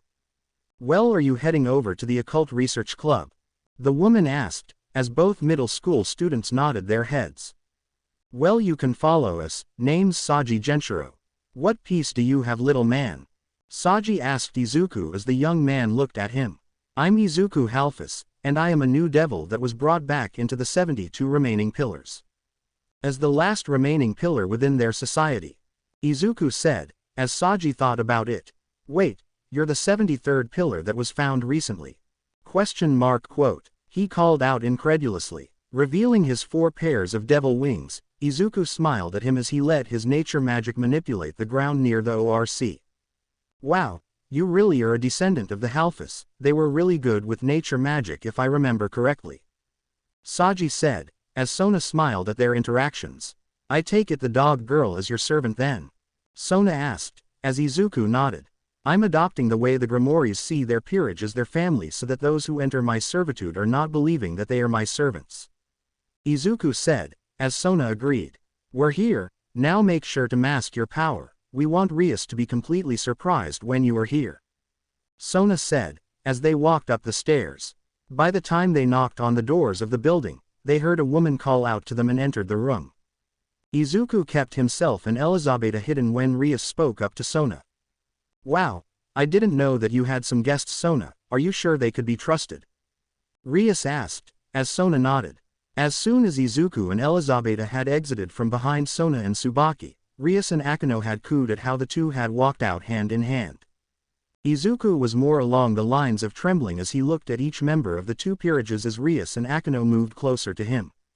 His hair looks really soft, I bet it feels as if they're marshmallows. Akino gushed as she started to pet his hair. After the next few minutes of Rias and Akino playing with the boy's hair and unintentionally giving the boy a view of their massive jugs, they moved back and explained that they were going to be giving Issei and Asia their familiars from the familiar forest. Although that had just devolved to Rias and Sona getting into an argument about who would be going to the familiar forest to get familiars for their newest members of their peerages. Does this happen often? Izuku questioned the girl next to him, which just so happened to be Akino. Don't worry Izu-kun, this happens all the time whenever they disagree on something. But I think we could bring up a challenge though, Akino said, as Rias and Sona looked over at her. The young woman explained that if either side won, they would allow Izuku to join them with his own peerage member so that they could get their respective familiars. Both sides agreed to that kind of thing as they started out with tennis, and Izuku had to admit that whilst both sides were very good at the sport, he could really do without the pairs of girls' skirts coming up to reveal their underwear. Izuku had turned himself around in order to prevent himself from looking further as Elizabeth had rubbed his back after realizing that he wouldn't be able to hold his devil features back if he continued to watch. In the end it turned out that neither side had won, and they ended up breaking their rackets with their magic and ended up settling the whole thing on a dodgeball match. So as they were waiting until nightfall the next night, Izuku was thinking about what he could do in order to provide a familiar to his own servant. Not to mention his own familiar as well. The last time he went he couldn't find one that suited him, so he was hoping that this time he could find one that could suit both himself and Elizabeth. He didn't bring Mirko with him since the woman had her job as a hero to do, and he couldn't help but feel like he was missing something about the woman. Meanwhile inside Tokyo, Mirko was taking down a stray devil on her own and was about to put it down for good when she got a small chill down her spine. That brat better not be tattling about me, she said, squashing the stray devil's head between her thighs. The dodgeball match was beginning and Izuku was already hiding behind his friend as the balls that flew about the place nearly took his head off multiple times. The young man was fearing for his life as he watched as Rias' team and Sona's team were taking one another out over time. And now it was in the final stretches of the match. Sona only had herself and her queen, whilst Rias had herself, her queen and Issei still in the match. Sona had prepared to throw the ball over in Issei's direction, and as she manipulated her magic in order to aim it properly at him, she threw it at him. Preparing to catch the ball, he managed to grab near it before it changed course, and slamming right into his groin. Fiddlesticks. Issei squeaked as he fell to the ground holding his groin. As everyone watched as Asia ran over to heal his wounded groin, Izuku couldn't help but chuckle at how hilarious it was. Elizabeth had been full belly laughing as she watched the event herself, and now it was Rias and Akino versus Sona and Tsubaki. Since Rias had the ball this time, she used her magic as she threw it as hard as she could towards Sona and Tsubaki. The ball had managed to smack right through Tsubaki's defenses and knock her out of the game. Now all that was left was Sona with Rias and Akino as her enemies. She threw the ball one more time with her magic, managing to get Rias' queen out of the game, before Rias caught the ball and threw it back at Sona, getting her out of the game and catching the young woman off guard. With Rias securing the victory, everyone prepared to head out to the familiar forest as Izuku and Elizabeth had moved with them inside their magic circle. They all soon appeared in the middle of a black-treed forest, everyone looking around in awe as Izuku smiled at the place. He had been here once before with Citri-sama, and he had remembered how calming the place was.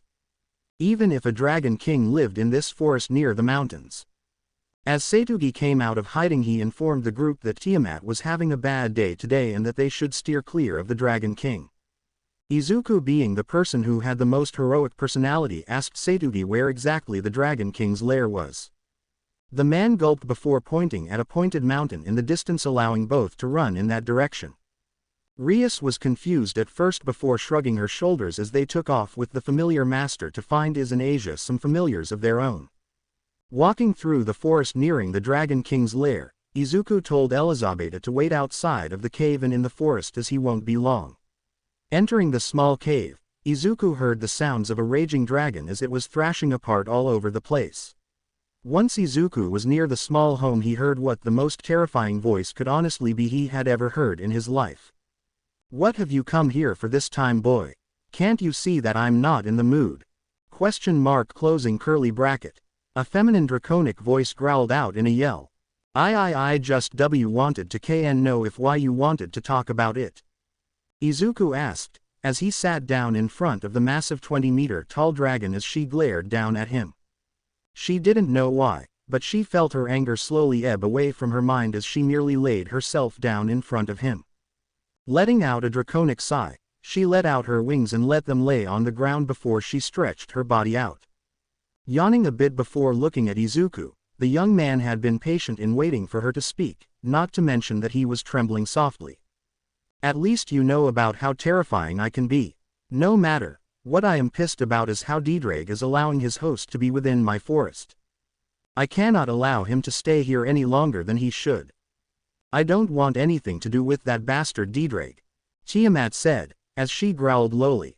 Reaching his hand out, Izuku had left it in the air in front of Tiamat's snout as the dragon looked at it, sniffed before placing her snout on the boy's palm. It was something the two had done the last time he was here when he was searching for either a new peerage mate or a familiar of his own. "It's all right, Issei won't be here long. He's just going to see if he can find himself a familiar. He will be gone soon. You're safe. Didrag isn't here anymore," Izuku said, surprisingly calming the 10 times larger animal. As soon as Tiamat had calmed down enough, she stared at the young boy as she smiled as she transformed into her hybrid form. She was a very curvaceous woman wearing a long blue dress made of her own scales, her blue eyes looking as electric as All Might's, but wielding much more power than the man himself. "You seem to be down in your own spirits, can you inform me of what happened?" Tiamat asked, as she stared at Izuku.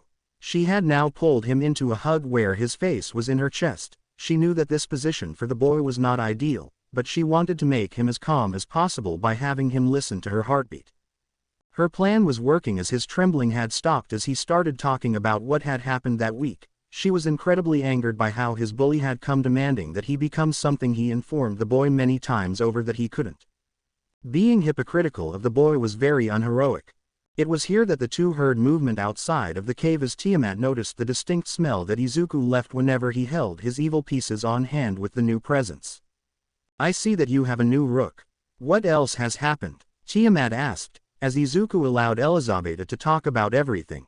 It wouldn't be until later on in the evening that Tiamat would allow the two to go, but Tiamat had looked at Izuku much closer than usual this time.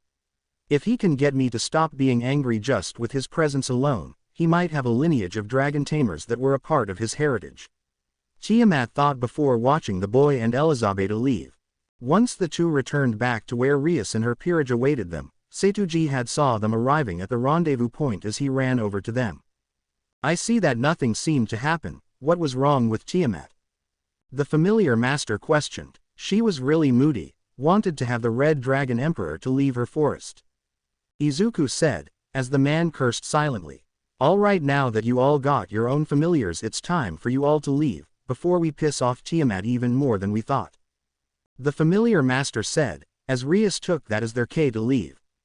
Creating the magic circle to teleport away from the familiar forest, they reappeared in the orc as they all sighed in relief.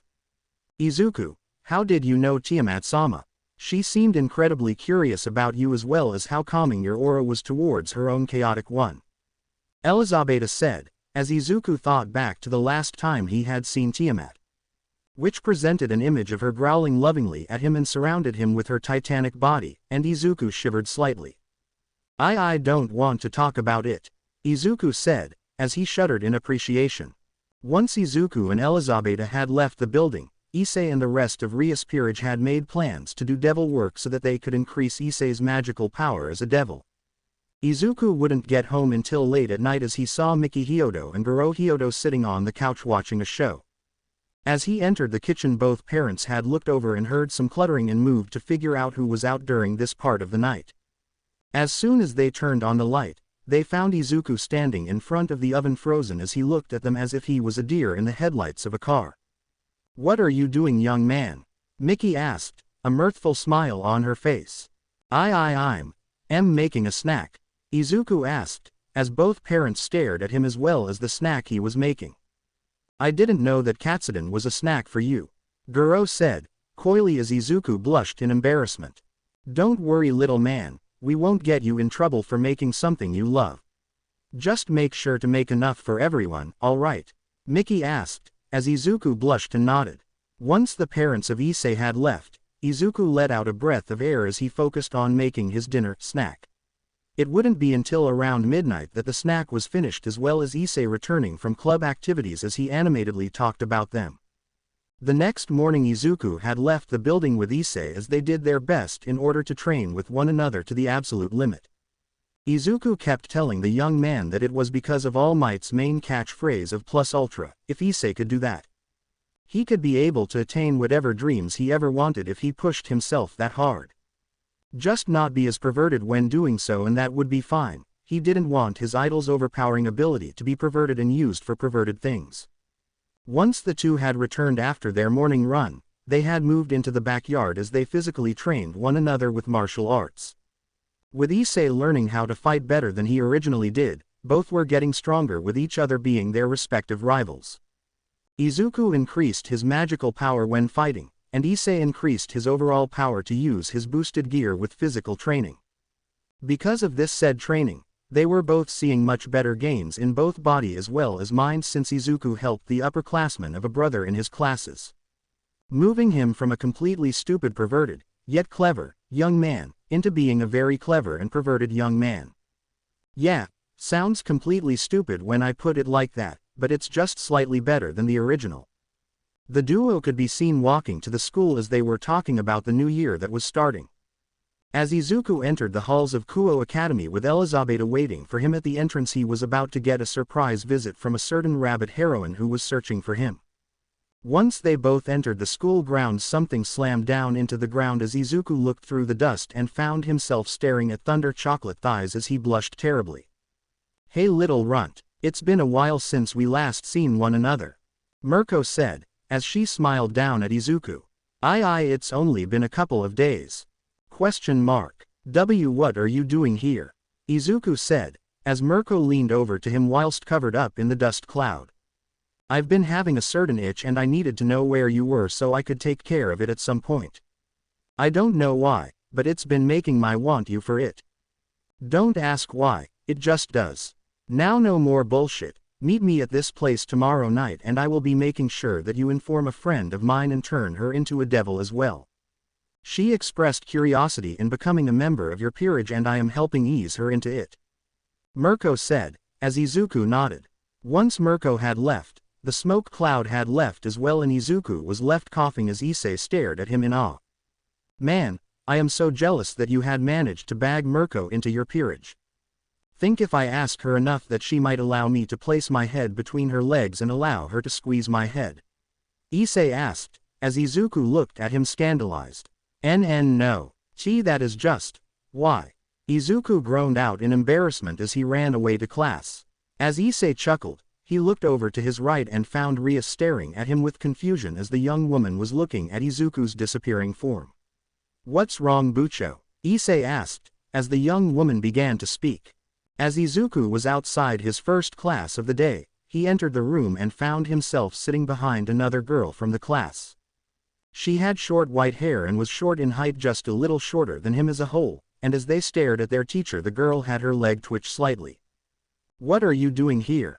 the girl asked, as Izuku noticed that leg twitch. "I don't know who you are. I think you have me mixed up with someone else," Izuku muttered softly as he paid attention to his teacher. The girl in front of him had slowly been revealed to be a young girl from his middle school who he had been essentially talked about behind his back about his quirklessness. The rest of the day was kind of normal for Izuku, as the young man had kept to himself for the entire day, really showing that not everyone from Hyodo's family is perverted. Izuku had no idea what the girls were talking about when they asked him if he really liked women like Issei had and would express that aloud. What happened was Izuku, being the most cinnamon roll little guy ever, and stated that he was indeed attracted to women but preferred to keep that information to himself. It wasn't much longer before lunch was started, as Izuku sat outside underneath a cherry blossom tree as he ate his lunch.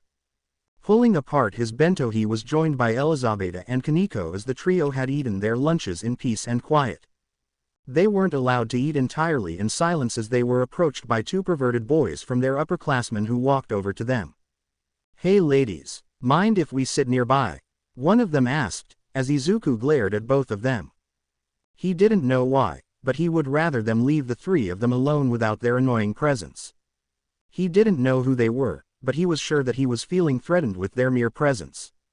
Their stature wasn't all that threatening, but it was the auras they were showing from their presence. It was the same presence that Issei showed whenever he talked about breasts. Not that Izuku ever listened to those tirades. Okay, maybe he listened to the young man as he spouted his belief about breasts being godly sometimes, but that was all he listened to. Although it was making him kind of wondering if he would ever find love at some point in the future, but that was a thought for another day, as the two were still making advances on Kaneko and Elizabeth, and Izuku let out an audible growl. The growl had caught the two boys from their upper year off guard, as they had never noticed his presence until now. Both girls had looked at Izuku, who was showing his demonic look at the two boys. Wasn't long before the two left them with fear in their eyes as well as stains in their pants from the display of power that Izuku released. Elizabeth had shaken Izuku out of his reverie as he looked at the two of them, as Kaneko was looking at him with a slight smile on her face. "Thank you for protecting us, Izuku, but we could handle ourselves," Elizabeth said, as Izuku blushed in embarrassment. Sorry, I know you both can handle yourselves, it's just... I did it without thinking," Izuku mumbled whilst taking a bite of his katsudon. The two girls just rolled their eyes at his heroic tendencies as they all finished their lunch before heading back to class. The rest of the day was kind of normal, as Izuku and Elizabeth had walked into the orc as they talked about their first days within the school. But there was something wrong with the leader of the club, Rias. She was seemingly out of character, as she was seemingly quiet all of a sudden. At least compared to how the young woman is around Issei in the past. She was very outgoing and very vocal about things. But as they were all about to ask her what was wrong, a magic circle appeared next to the young woman as a silver-haired woman had appeared, and Izuku recognized the woman. "Lady Graphia, what are you doing here?" Izuku asked, as Graphia looked at him in surprise. "I thought you were still in middle school," Graphia muttered before smiling at him. "It's been a small while, Halfa-sama. How has searching for peerage mates been since we last met?" Graphia asked, as Izuku happily told her about the potential new peerage mate he would be getting the next day. Once Izuku was finished with catching Graphia up on everything that happened with his peerage-to-be, the woman had cleared her throat as she was about to mention about her reason for being there. But as she was about to speak, a new magic circle appeared in the middle of the room as a tall man in a burgundy-red suit that didn't have a tie and with a white unbuttoned shirt looked around. He had blonde hair and had an air of smugness about him that caused Izuku to sniff the air for some reason. But before the man could speak, Izuku looked at Graphia with complete confusion as he asked what would be the single most hilarious question that the group had ever heard from him. "Why is there a yakitori human in the human plane?"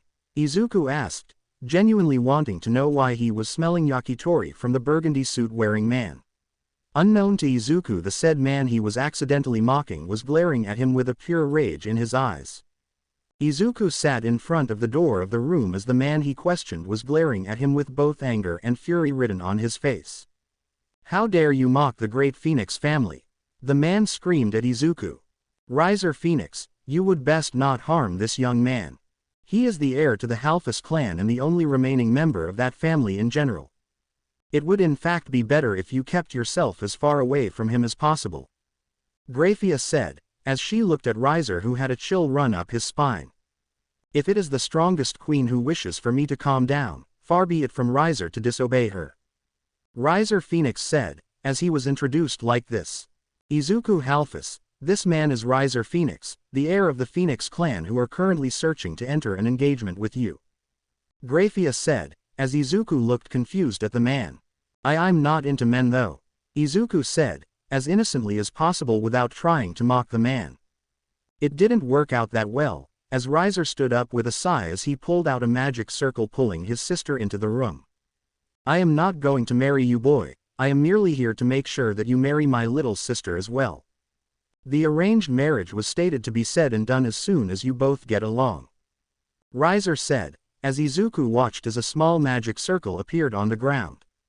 A girl had appeared from the magic circle who bore a resemblance to Riser himself in terms of yellow hair that was in drill ponytails, as well as dark blue eyes that were a little expressive. Izuku blushed at seeing the pink frilly dress she was wearing, mainly because the only girl he spoke to mainly was Elizabeth.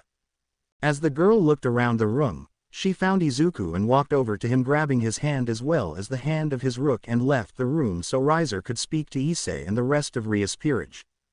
The trio would be seen in a separate room of the Orc building as they were eating cake and drinking tea. Izuku was actually enjoying his time with the girl, even though the time was spent in silence as the girl released a sigh. "I'm sorry that my brother was very blunt with you when it came to your arranged marriage that was to come about after this meeting," the girl said, as Izuku nodded. "To be honest, I already knew that the elders would try and place me into an arranged marriage with another girl in order to bring my family's clan back from the grave. And all I asked was for the people who were to enter the arranged marriage with me was to either beat me in analysis as well as artwork or just talk it out," Izuku said, as Elizabeth nodded having long known that devils could have multiple partners and get away with it better than the human world would. "Well, thank you for at least allowing me to talk with you, Halphus-san. My name is Revel Phoenix of the esteemed Phoenix family. I hope that you don't accept me for my body or anything. My brother is already a perverted old man, and I would rather not be placed in a marriage that is with a perverted lustful beast," Revel said, introducing herself. Izuku blushed at her blunt wording of her brother's perversion as Izuku scratched the back of his head. I wouldn't say that I'm perverted at all. Not everyone is perfect in terms of what they like. Issei is my stepbrother as of this moment, and he isn't perverted when he is around me, so even if I was a little perverted from his stuff inside his bedroom that I've surely seen over the last year since living in Kuo, I've kept that stuff to myself," Izuku said, as Revel nodded. "Who amongst your peerage are women?" Revel asked, as Izuku scratched the back of his head. I only have 2 women at the moment who are a part of my peerage. I haven't found any more people to become my servants yet, but I might be getting a pro-heroine with Mirko as a servant," Izuku said, as Elizabeth pinched Izuku's arm. "Sorry, I meant part of my family of devils," Izuku said, as Elizabeth had smiled. "At least you are still adjusting to devil society. I know that calling members of your peerage members of your family as servants, but please do know that it's just a slip of the tongue sometimes. My brother sees his own peerage as his servants for his lustful mind. I don't like it. He sees me as the little sister type for his little harem," Revel said, as Izuku patted her head in response. "Don't worry, I don't collect women in order to display them as objects of lust. I sense something powerful in each of them, whilst the 2 that I don't sense any kind of sacred gear from is Mirko and at the moment Yukio," Izuku said, causing Revel to spit out her tea. "What do you mean that Mirko and Yukio are a part of your peerage?" Quote, she called out, holding the boy's shirt. I saved Mirko from certain death from a versus villain that caught her off guard. She stated that her friend wanted to join my peerage because she didn't wish to be left out of this," Izuku said, as Revel regained her regal look before sighing. "Okay, At least that they are just pro-heroines. Are you sure that you aren't amassing a harem at this point in time? Ravel asked, as Izuku thought about it. Even I'm not sure, but it wouldn't be nice to receive love from good-looking girls. I hadn't had any love from my own stepmother Inko Midoriya for years since I was diagnosed quirkless. Since I am a devil, I don't have a quirk in human terms. Izuku said, as Ravel nodded. The day continued on as Izuku and Ravel entered the room as Riser was about to leave, and the brother to Ravel had called his sister to return back to the underworld. Graphia had looked over at Izuku and saw a small smile on his face as she walked over to him to see if there was anything wrong. I take it your meeting with Ravel didn't go according to plan? Graphia asked, as Izuku shook his head. It went fine, we just spent the whole time with Elizabeth just talking about heroes. Izuku said, as he pulled out a new artwork he was making. It was of Ravel as the girl was drinking her tea quite regally. It even caught all of her body proportions as well as her expressions whilst drinking her tea.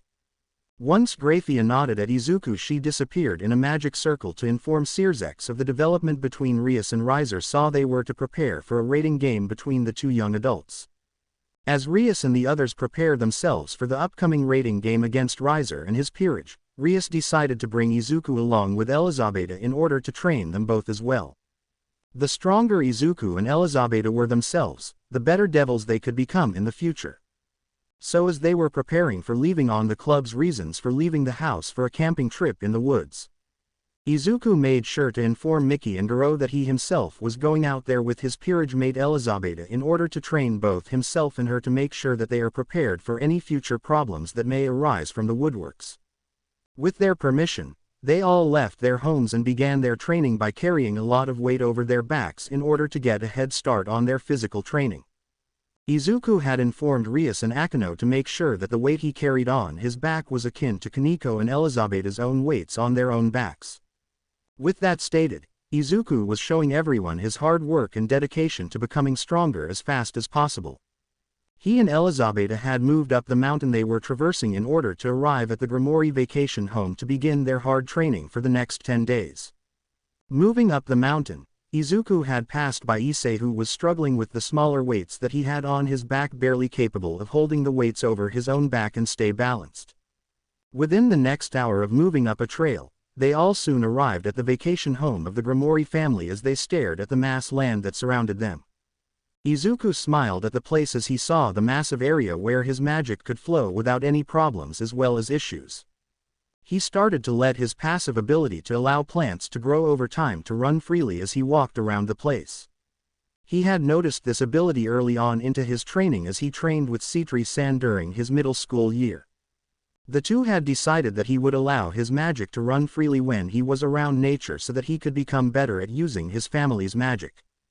As the rest of Rias and her peerage had arrived at the top of the mountain, they all watched as Izuku visibly relaxed his muscles in his body as they soon noticed the grass growing slowly. Wow, I never thought that the Halfus clan could have a great control over their earthly magic to this extent. Is this a passive ability of your clan? Rias asked, as Izuku looked at her. Yeah, it allows me to grow the land nearby my location to be used to my fit. I don't really like how fast it grows, but I would prefer to have something at my disposal in order to defend myself rather than nothing. Izuku said, as he stared at the growing trees in the area.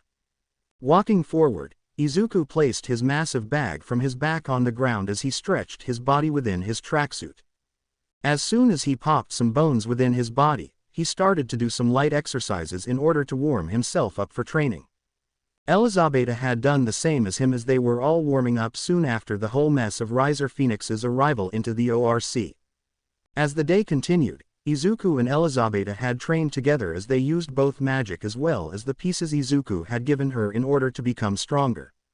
Izuku helped Elizabeth learn how to wield her powerful sacred gear that held Tiamat, the Chaos Karma Dragon, within. The girl could now use magical powers that were similar to the Chaos Karma Dragon's ice breath and ice magic. She even managed to learn how to use her karma powers and change the course of her battles with Izuku. She had even noticed how the boy was becoming more and more proficient with his fighting style as he mainly favored his physical abilities more than his own magic. The two clashed a few times in the empty field they were training within as they punched each other's hands as well as countered the other's blows. Some of the peerage of Rias were watching the two go at it, as Rias noticed something that was going on between the two's blows. "I think Elizabeta is holding back her true strength at the moment," Rias surmised as Akeno nodded her head. "What are you talking about? Isn't the king susceptible to being hurt too badly if Elizabeta went full power?" Issei questioned as Kaneko spoke up. "A rook can gather strength similar to her master in battle, but at the same time, they could become as strong as a queen or king piece in chess. The king may be in charge of his rook, but a rook can easily place a king in check in a raiding game if played right," Kaneko explained as Issei nodded his head. "Izuku is being handled a lot easier because he is still new to learning how to fight. He may have been bullied relentlessly in the past for his quirklessness, but he never really fought back, right?" Akeno asked Issei as the young man thought about his interactions with Izuku about his bullying. "From what I heard from him specifically, he would rather not get in trouble with the teachers from his old school than he already was for just existing. I'm surprised that he doesn't want to get revenge against his old school for how they treated him with the students. I'm just glad that I am not facing the amount of anger and sadness that are hidden within his mind and body," Issei said, as Akeno looked at him. "What anger does he have deep within the recesses of his mind?" Rias asked before Akeno could question. "His bullying went as far as suicide baiting. Even I would want revenge against those who were rude as well as more akin to bullies towards me if I got enough power and strength in order to get said revenge. But Izuku doesn't wish to cause anyone any kind of harm, unless they are true villains," Issei said, as he watched as Izuku continued to counter each blow that Elizabeta had thrown. "So he is a true hero through and through. Just like him to want to become a hero to others, has his dream of becoming a hero changed at all?" Akeno asked, as Issei thought about it. "He doesn't wish to become a hero for humanity anymore. Not after how they treated him when he was younger up until now. He would rather become a hero for the supernatural world," Issei said, as he continued to watch as Izuku went from being able to counter Elizabeta's attacks to being countered. The fight didn't last much longer as Izuku was then punched in the gut, causing him to skid back before holding his stomach in more pain than before.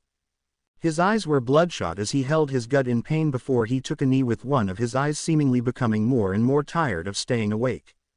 Elizabeta was much more refreshed in this fight as she smiled at Izuku as the young man completely collapsed to the ground. Running over to him to stop him from hitting the ground too hard, she caught him as she heard the light snores coming from him as the others came over to them. "That was a good training spar. How much strength were you using against him?" Rias asked, as Elizabeta had looked concerned.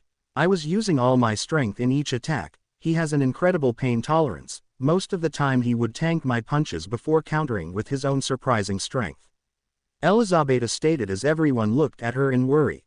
It has been a few days since Izuku's pain tolerance had come to light to Rias and the others. They wanted to know everything that happened to him and asked Issei, but he was tight-lipped about it. He wouldn't say anything about Izuku's past unless the young devil wanted to talk about it to them of his own volition. Rias had tried to trick Issei into telling her what happened by telling him that Izuku gave her permission early on, but Issei wasn't falling for it. So Issei informed Rias that after their fight with Riser, he would ask Izuku if it was alright to inform her and the rest of her peerage about it. It was only after that was stated that Rias and the others within his peerage had stopped questioning Issei about his past and continued to train as if nothing happened. And over time, the training had come and passed for each day for Izuku and Elizabeta, who were becoming stronger with the training Akeno and Rias gave the two. Although Izuku didn't fail to notice the seemingly worried glances he would get whenever they would look in his direction.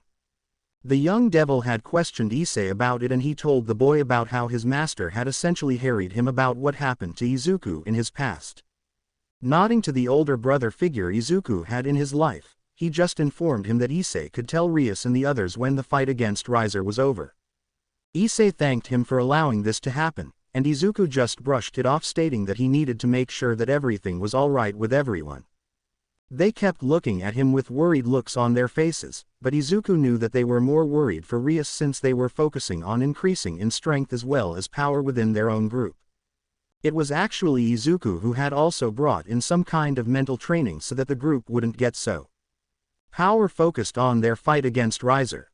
The young boy had also taken it upon himself to rewatch every single rating game that Riser had been in previously before Rias' rating game.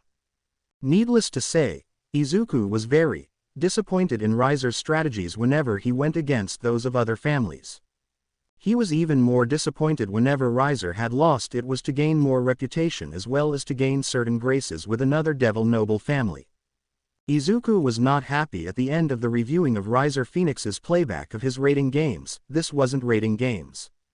This was him half-assing everything up until he became a much stronger individual. He relied on overwhelming his opponents who had quality over quantity. Granted, a few of his pieces were very strong, but those were very few and far between, that being a rook as strong as his queen physically in terms of physical prowess, but that was only in terms of physical power. The rest of his peerage were pitifully weak in terms of strength and power, so Izuku had devised a plan for Rias' peerage to follow. And if they lose, it was Rias' fault for not following the plan he set up for her. On the last day of training, Izuku and Elizabeth had continued their physical training so that they could become stronger together. Issei and the others took the last day of training as a rest day so that they could be fully prepared for the battle the next night. It was during this day that Mirko had arrived at the vacation home in order to train both Izuku and Elizabeth in their strength as well as how to control it against others. The simple fact that Mirko had to knock out Issei early on into his training was hilarious since the young man said a perverted comment to the rabbit heroine. Izuku didn't know what it was, but he knew it was funny since Mirko had slapped the boy with multiple mental exercises to increase the boy's wittiness. And soon enough the time had come for Rias and her peerage to come up against Riser Phoenix's peerage and show their strength through their quality of power as well as their jack-of-all-trades setup. Izuku had given Rias the plan she needed to follow to the T in order to get the win in her section, and it had Issei teaming up with ironically Asia in staying near Rias. Akeno would follow Kaneko and Kiba over to the gym so that they could take out whichever devils were placed there by Riser. After whoever defeats the devils inside, they all leave and return back to base, and they shouldn't stop because that could mean life or death in a real situation. Once that part of the plan could be completed, Akeno would destroy the gym taking whoever was inside at the time. Kiba would move towards the forest nearby the Occult Research Club building and take whoever was nearby from Riser's peerage. Most definitely a bishop as well as 3 more pawns. And finally, that would force Riser to send out the rest of his forces over to keep Rias busy from his arrival to her base. But that is where things will go in his direction from there, since Akeno would be taken out early on if Kiba and Kaneko are slower to escape the gym. But if everything goes the way the plan was laid out, Akeno would be capable of defeating Riser's queen before leaving to rejuvenate her power by Rias and Asia. If the queen of Riser follows suit, Rias and Issei could come out and defeat her, quickly preventing her presence from becoming even worse.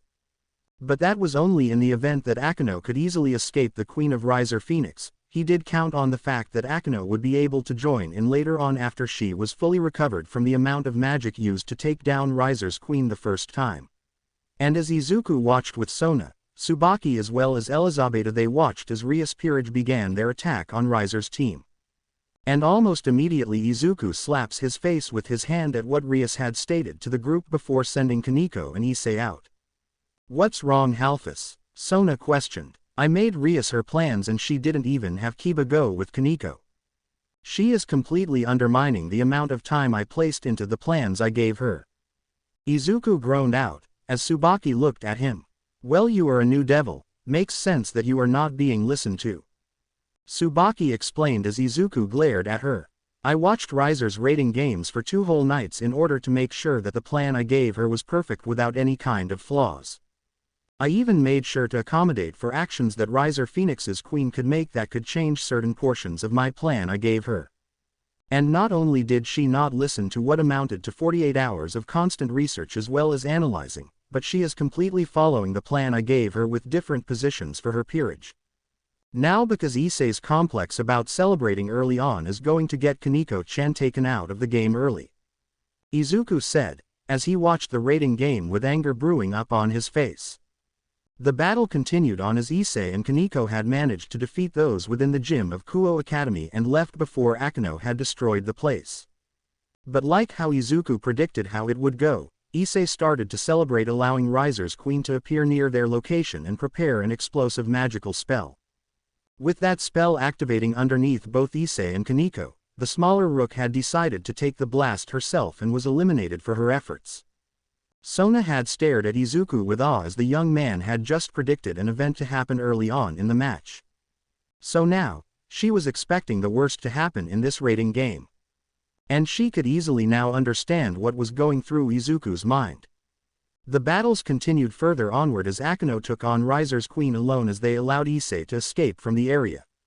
But before Issei left, he told Akeno to make sure that once she defeats Yubeluna that she needs to return to Ria's side in order to recover from any magic exhaustion he will feel. With Akeno nodding to the boy and raising into the sky with her respective opponent, explosions as well as lightning spurred on in the sky as Issei ran to meet up with Kiba. It wasn't much longer before Issei and Kiba were outside the main school building when they were noticed by a group of Riser's peerage. One bishop, a rook, 2 knights as well as 2 pawns were standing in the clearing calling out to Kiba as well as Issei.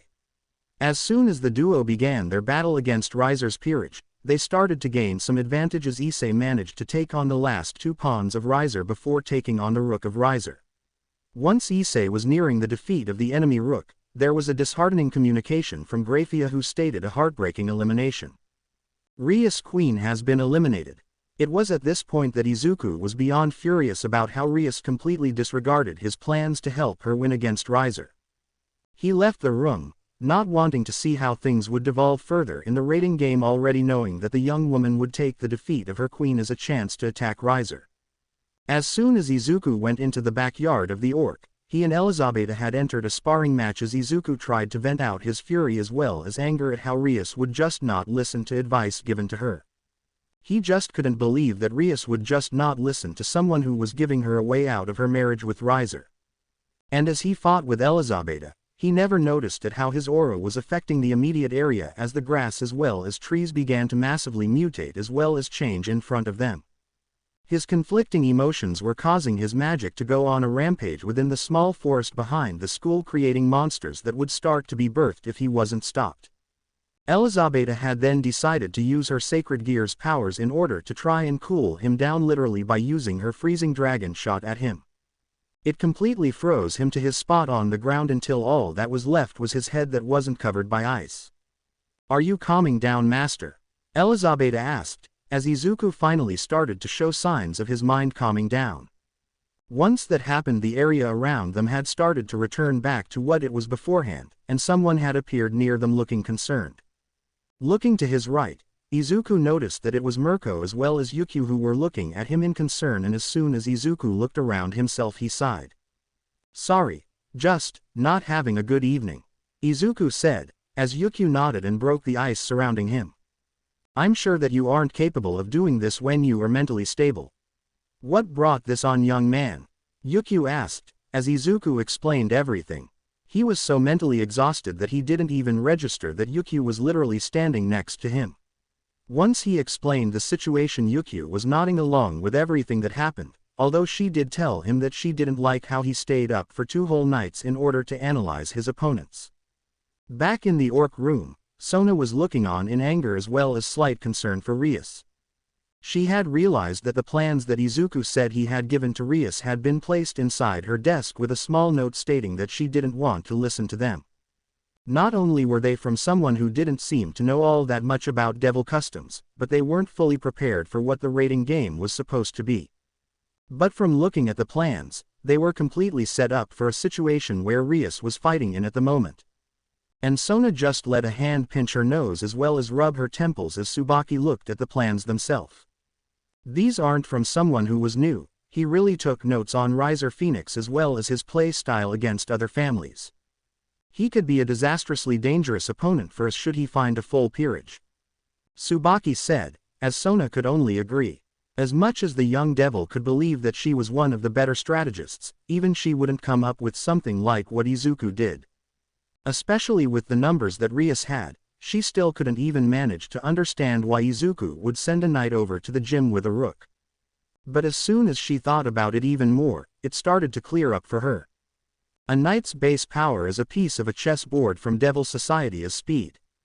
He could have carried Kaneko to get away from the gym as well as move on to the next location without being caught up too. Not to mention that the plan stated that Kiba would be eventually taken out early on in the final battle against Riser based on the strategies Izuku gave. So the fact that the remaining members of Rias Peerage were obviously Rias herself, Akeno, and Issei that remained once the battle was over was logical from a standpoint. But that remained with one problem. How would they get over Riser's regeneration? As stated in the notes, it seemed like Riser's regenerative powers wouldn't last too much longer with sustained damage. Rereading the notes again, she noticed how Izuku completely broke down Riser's regenerative phoenix powers within his family.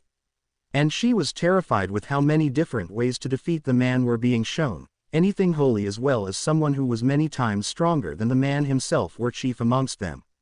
She also noticed that there was a small note about the Phoenix family.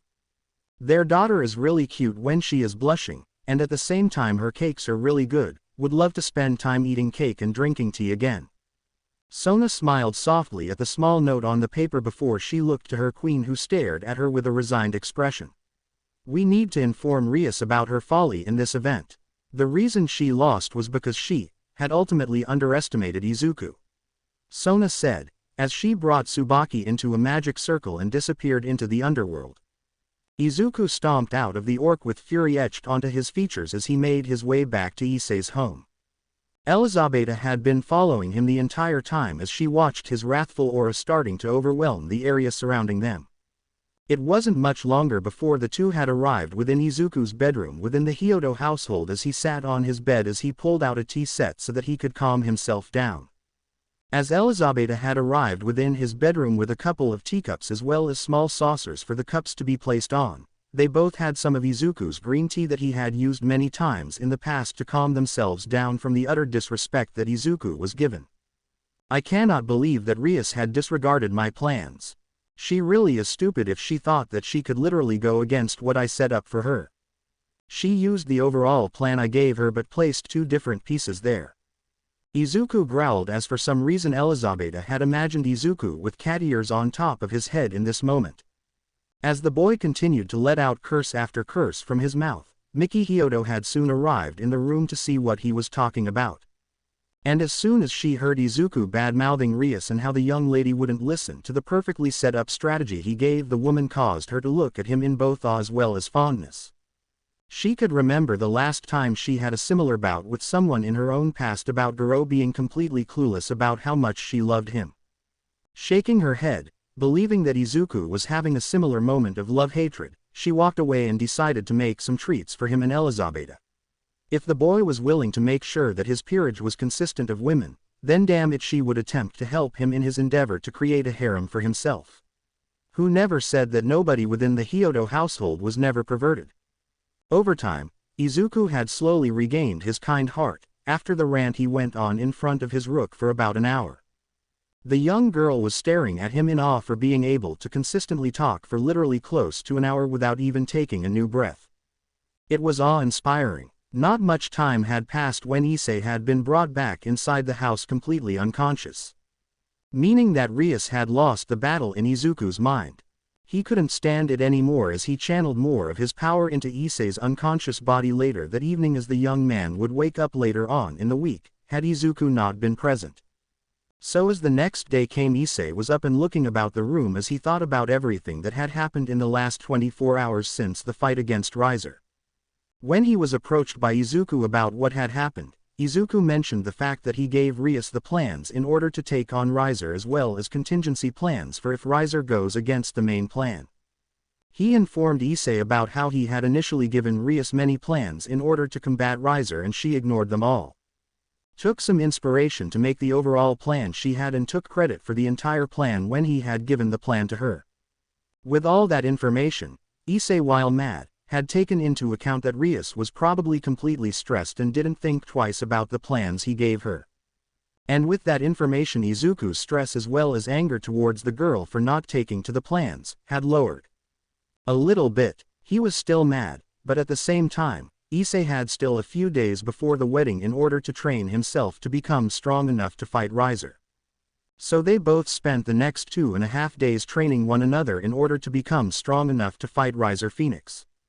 Izuku's power at this point in time was already within range of Riser Phoenix's own high-class devil magical prowess, but Izuku wasn't as experienced in using his own power. So he would rely on his physical strength in order to defeat Riser, which was on par with Issei since the two trained together. With Izuku focusing on physical prowess more than magical prowess, it was a wonder how he was so strong without magic being the one thing powering him up. So when a woman had entered Issei's room with the two boys planning on how to just straight up destroy the party, the woman smiled at them. Sears X Lucifer has formally given you both the invitation to come to the engagement party of Rias Grimori and Riser Phoenix.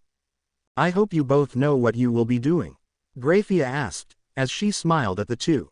I know what I'm doing. I'm helping Rias escape from something she doesn't want.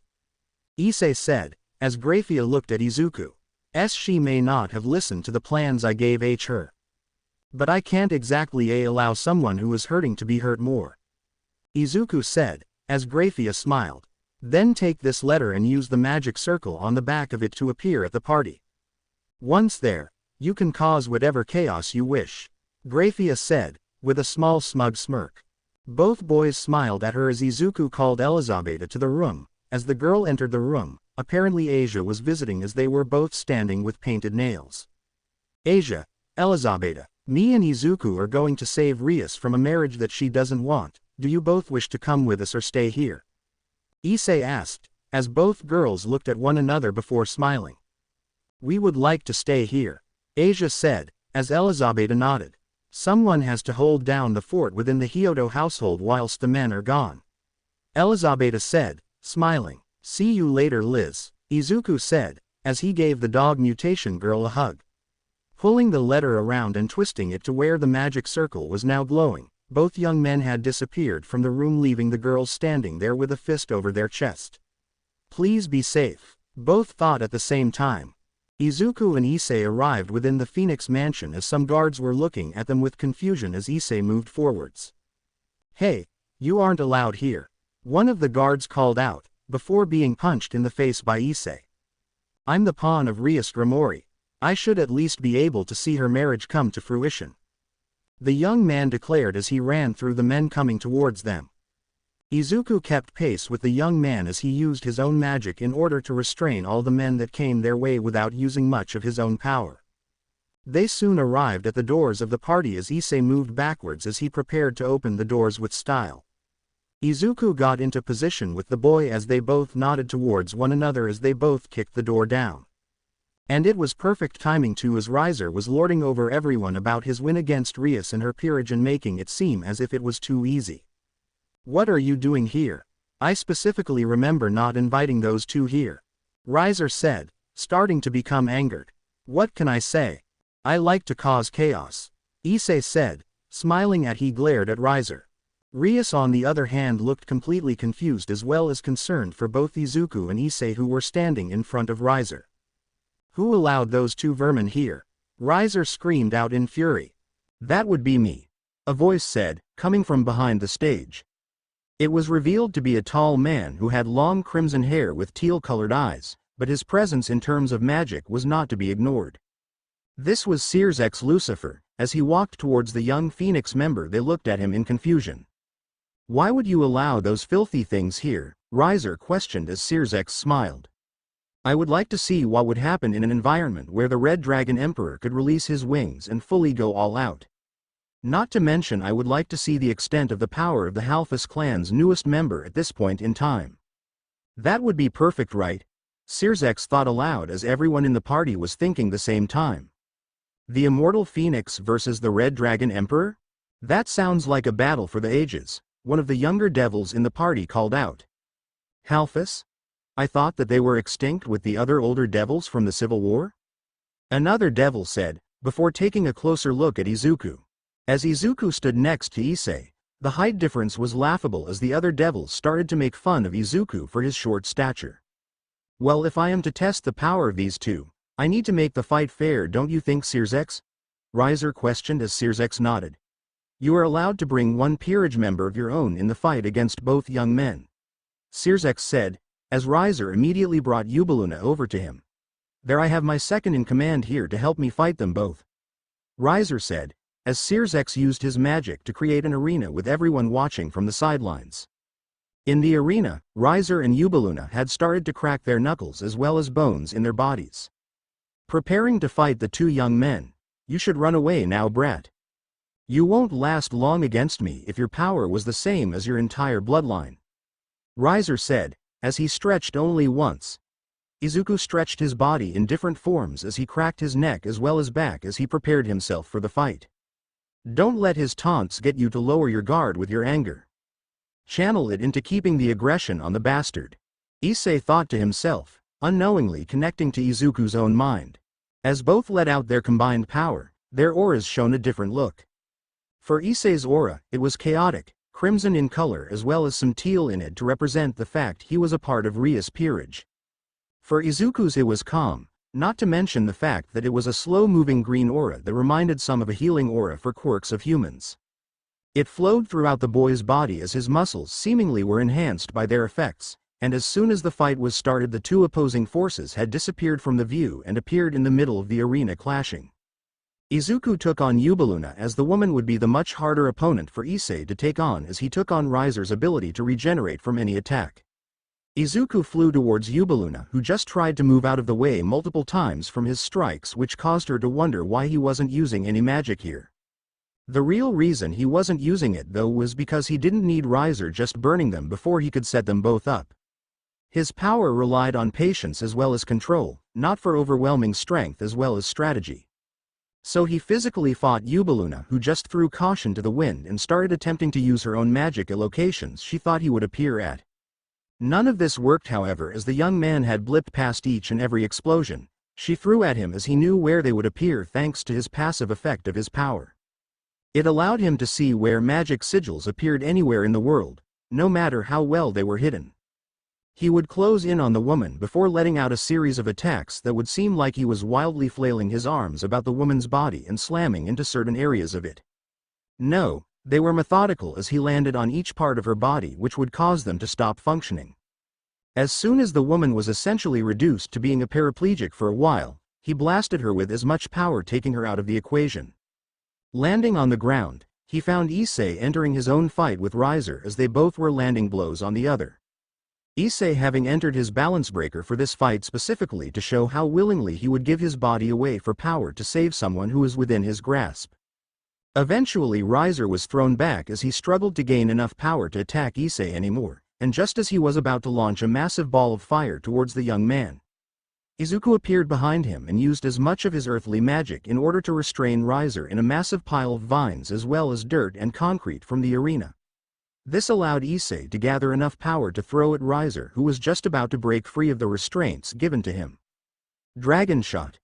As soon as the massive blast of crimson energy was flying towards Riser, the man was just about to jump out of the way of the blast when someone placed him in a stranglehold from behind. Izuku was there holding them both in the air as the massive beam of draconic energy was moving towards them. If I cannot have my friends with me in Kuo, then I would rather die than be without the ones I call my closest friends. Izuku called out, in his anger and determination as his entire body glowed. As soon as Issei's dragon shot had hit the glowing mass of Izuku and Riser, a massive explosion had appeared from the two's location blocking everyone's view of the results of the attack. As soon as the dust and debris was clearing up, only one figure remained within the dust of the attack that had landed. But as soon as the dust and debris cleared up completely, they all were surprised with who was left standing in the arena with Issei. Searsex was staring at the glowing beacon of energy flowing around where Izuku was last seen. The young man had willingly blown himself up in order to assist Issei.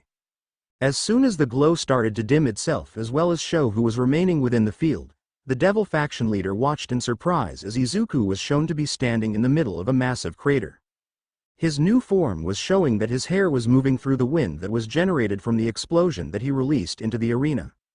His hair was now white in color, probably due to all the stress building up to this point. His irises were still emerald green but had a slight slit to their nature as well as the fact that he gained a new pair of wings. Devil-like in nature, they added 2 new wings to his maximum amount of 6 and the young man was floating in front of Riser who was heavily damaged from the explosion of power. So this is Izuku's true form when he uses his full power. I can't wait to see how much stronger he can get. Searsex mutters as Graphia stared in awe. Rias on the other hand was watching in complete confusion as well as worry. Izuku had just literally blown himself up in order to land a hit on Riser without the risk of the man regenerating. But now that he was in what her brother commented as his true form, she was wondering if this more aggressive form was going to be as aggressive as it looked in nature. Down in the arena, Izuku stared at Riser as the man was watching the young man in awe. How do you know how to activate a devil's true form? That should be impossible unless you are a descendant of a true pure-blooded devil. Riser called out, a fearful undertone to his voice. I don't know how I activated this, but if it will make sure that I can help save Rias from her marriage to you with Issei, then I won't be holding back, Izuku said, as he glared at Riser Issei standing next to him. The two launched at the man as he immediately pulled out two massive balls of phoenix fire in order to blast the two away. And as he launched the two balls of power at the two, Izuku pulled up a vine-like armor around both himself and Issei as the armor took the brunt of the damage. Izuku flew through the ball of power and landed a powerful right hook onto Riser's face, sending him rag-dolling across the stage with Issei appearing behind the man, sending him to the sky. Izuku pointed his left hand towards the rising Riser Phoenix as he created what would be his largest magic circle yet in order to take down Riser. Issei had thought of the same idea as he was charging a powerful dragon shot, as well as Riser created two very extremely large balls of phoenix fire in order to take them both down. I will not stand for this. I will not be humiliated by a low-class wretch. Riser screamed out, as he combined the powerful balls of phoenix fire into a massive ball altogether that he charged fully. Izuku appeared next to Issei as he increased the size of the magic circle as they charged their strongest attacks towards the phoenix descendant. Issei together now, Izuku called out, as a beam of energy was forming in Izuku's magic circle. Right? Issei smiled back as they took aim at Riser. They both then reached the apex of their powers as Riser launched his phoenix beam of energy-filled fire at them. Take this and die. Phoenix's destruction. Riser screamed out as Izuku and Issei yelled out their own attack names. Dragon Shot, Earthly Protection, Emerald's Blaster. As soon as the Dragon Shot and Emerald's Blaster combined into one beam of energy, it clashed with the Phoenix's destruction. As a massive gust of wind clashed around the area within the arena, everyone watching from the sidelines were in awe of how much power the trio of devils and devil servant had combined. Both beams of energy struggled for supremacy as both sides fought to beat out the other. Issei was in his balance breaker form as he tried his best in order to keep up with Izuku. But soon after the boy had launched his most powerful dragon shot towards Riser, Issei felt all his power leave as he was forced to take a knee. Reset. Izuku was now all on his own in pushing back a beam of phoenix fire as Issei's dragon shot was absorbed into the beams of power struggling against one another. I will not be defeated by a new coming devil. Say goodbye to the Halfus clan, Izuku Halfus. Riser screamed out, clearly having gone mad.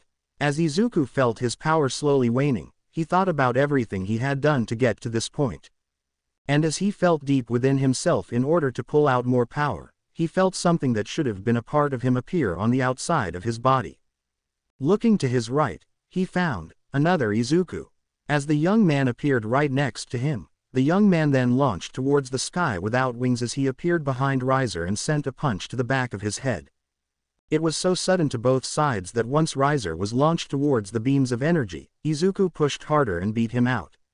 The beam slammed right into Riser's chest as it pierced through his body and blasted out into the distance, crushing his heart on the inside of his body and exploding in the distance, and a couple of words came to Izuku's mind in that moment. Should I say Giga Drill Break? Izuku thought as Riser's beaten and bloody form fell to the ground, creating a crashing sound. As soon as the battle was shown to be over, everyone around the arena had closed down the arena mirage as everyone landed in front of Izuku and Issei. The two young men looking around at the others who were moving towards them, and Rias had moved over to Issei in order to give the young man a hug. Izuku stood off to the side before letting down his true form as he walked over to Elizabeth, who was smiling at him after having arrived with Asia in order to watch the fight. Izuku gave the girl a hug as she hugged him back with a small smirk on her face as she whispered in his ear. You think Issei will finally have his treat when he gets home with Rias? Elizabeth asked, as Izuku blushed crimson. If he does, I would like for him to keep it quiet. We already have enough noise within the house with me and him there with Asia. I would rather stay in my own bedroom and not hear anything," Izuku said, blushing but walking away with Elizabeth. As the two were about to leave the underworld, Searsex walked over to the two as he smiled at them both. "Thank you for your assistance in freeing my baby sister from this marriage. I couldn't do anything to stop it myself since I don't control what the elder devils say or do," Searsex said, as Izuku looked at him. "Next time Rias is in this situation, please tell her to listen to any plan I make for her. Because if she doesn't, I won't be as willing to help her if she loses again," Izuku said, as Searsex nods. "I will make sure to have her keep that in mind for if this happens again for her, although that will be a long time in the future when that happens," Searsex said, as Izuku and Elizabeth disappeared in a magic circle. As soon as the two were gone, Rias and Issei rode a griffin off into the distance towards the human world as they shared a kiss with one another. Appearing in the human world inside his bedroom, Izuku stared at Elizabeth as he thought about what he should do now that Rias has been rescued.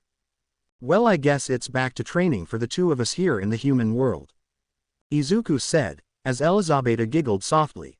As Izuku was about to let the girl head home within her own magic circle, he felt movement from his left, and as he looked at the girl, he found her shuffling side to side before standing slightly taller and kissing his cheek. "You're a really nice person, at least after you get past all those barriers you have surrounding your mind. I'm thankful that I managed to get to know you, Izuku," she said, before disappearing in a magic circle, leaving the young man to stand there in shock. She used my first name. Does that mean she likes me?" Izuku thought before shaking his head. Heading to bed late that night, he never thought to listen down the hall as he never heard the sounds of cheering coming from Miki and Garo's bedroom about how Izuku was given a kiss. Izuku woke up the next morning as he prepared to head to school once again, as he needed to cover some assignments that he hadn't been capable of getting complete. He was walking down the road later on the same morning as he was looking over some assignments in his hand that he spent the morning trying to complete. He didn't get in front of the gate before something had given a hug on his lower legs from behind, causing him to turn around. Looking down at his left leg, he found a small girl with white hair as well as a small horn sticking up from her left side of her forehead. "Hey, are you okay?" Izuku asked, as the young girl looked both ways before looking at him with fear. Please don't let him find me," she said, as Izuku picked the girl up and placed her in his backpack. Once she was all settled inside his backpack, Izuku had continued down the road towards the gates of his school as he heard sounds of footsteps coming up behind himself. And as soon as he turned around, he saw a man wearing a bird beak mask over his lower face as he was searching for the area before looking at him. "Have you seen a little girl running around here?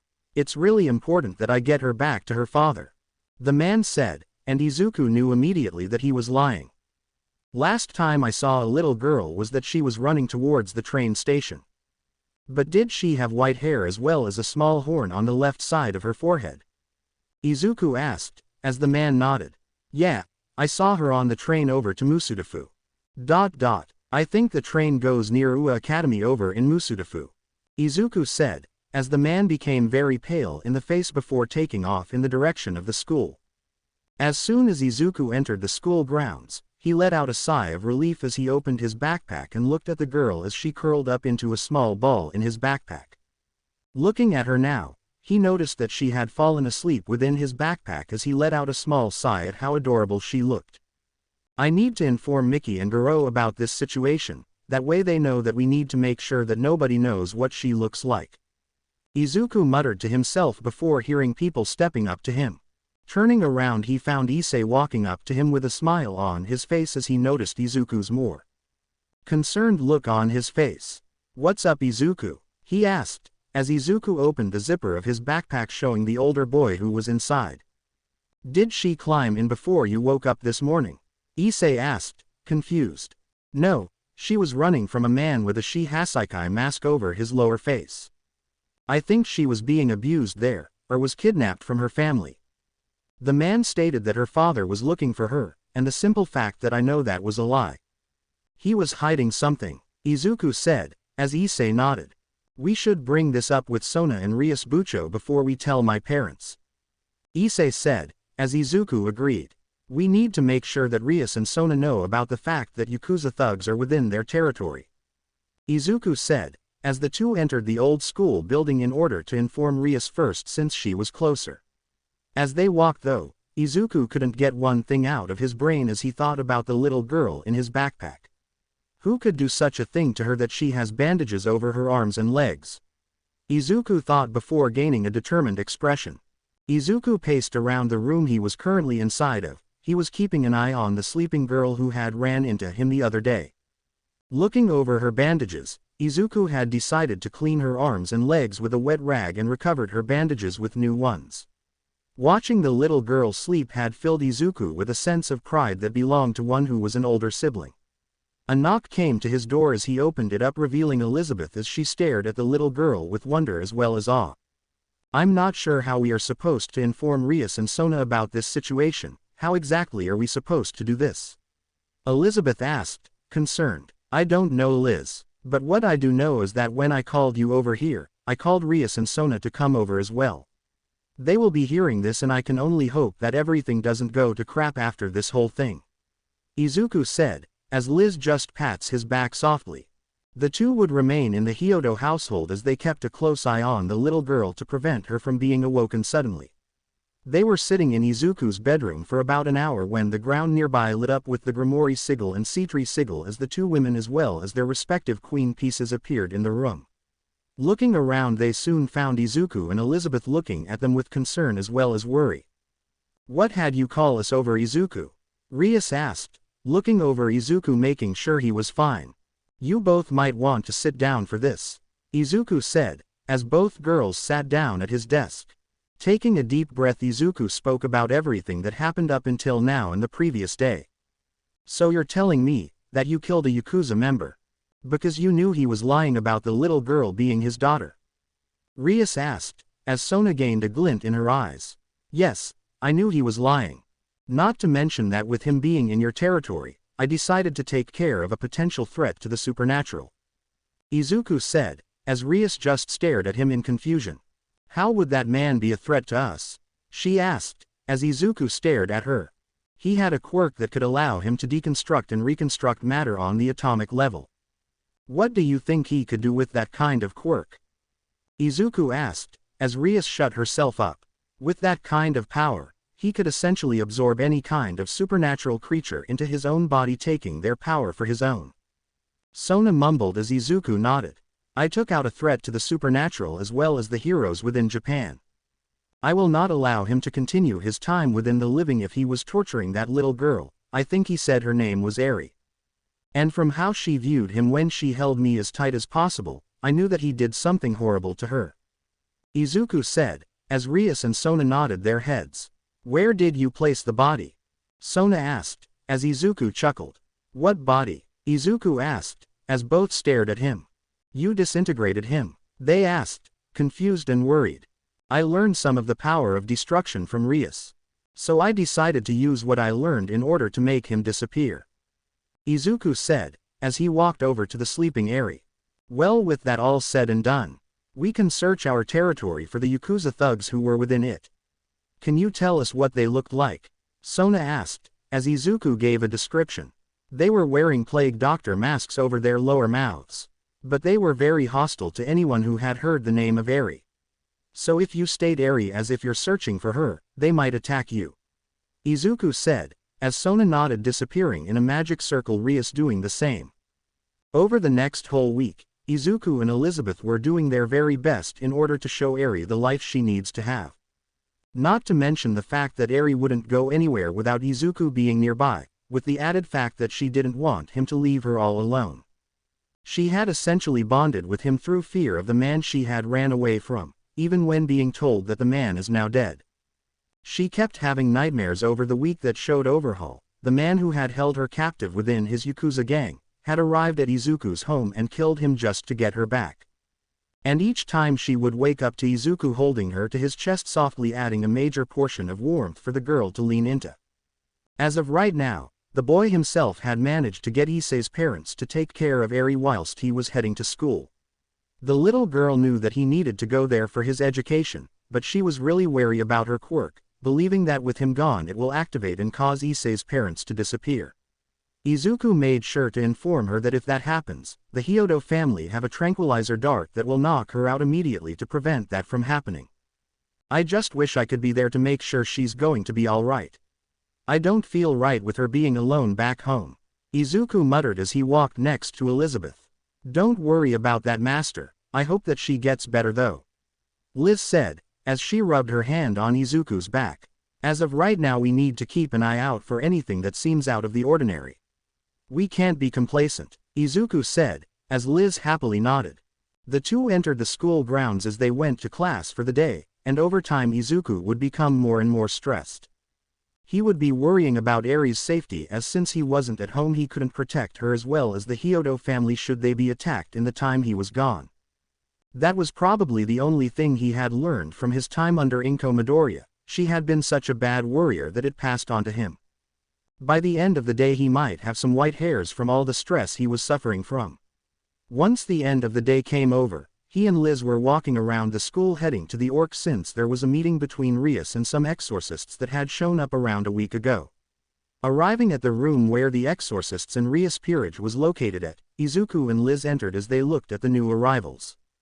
Who is this? I thought that your entire peerage was here, Grimori, the blue-haired woman asked, as Izuku looked at Rias. Sorry, but that is the last known member of the Halfus clan. He was living here for a small while and we welcomed him with open arms to our territory. If you have a problem, don't take it out on him. He is still learning how to be a high-class devil, Rias said, as the woman nodded. So we aren't here to talk about Halfus, we're here to talk about something that happened at the church that had appeared in your territory, princess, the blue-haired woman said, as she glared at Rias. I'm sorry, but what is going on here? Izuku asked, as the blue-haired girl stared at him. A fallen angel had broken into the church and stole the fragments of Excalibur, except those that were wielded by current exorcists such as I and Irina here, the blue-haired girl said, as Izuku nodded before feeling a disturbing aura coming from Kiba. The young man was openly glaring at the blue-haired woman as he was inaudibly growling at the weapons that were on the two women's back. Izuku took a closer look at each weapon on the blue-haired girl's back as well as the tan-haired girl's back who he believes is named Irina. Feeling them out gave him the perfect idea as to what weapons those were. They were holy weapons, capable of killing a devil with a mere scratch, and he was in the same room as exorcists who were very trigger-happy with starting a fight. Shaking his head, he moved over near Rias as he sat on her desk to her left, not in her way to look at the exorcists, but enough that she could see and talk to them without him being a nuisance. So what are these terms for you all being in my territory unannounced? Rias questioned as she glared at the two. Well, the terms are your peerages stay out of the way of us as we conduct our investigation into searching for the Excalibur pieces.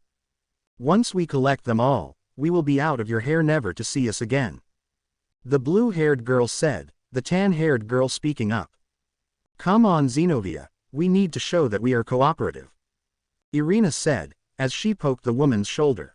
We are here on business, not a pleasure cruise, Zenobia said, as she smacked Irina's head softly.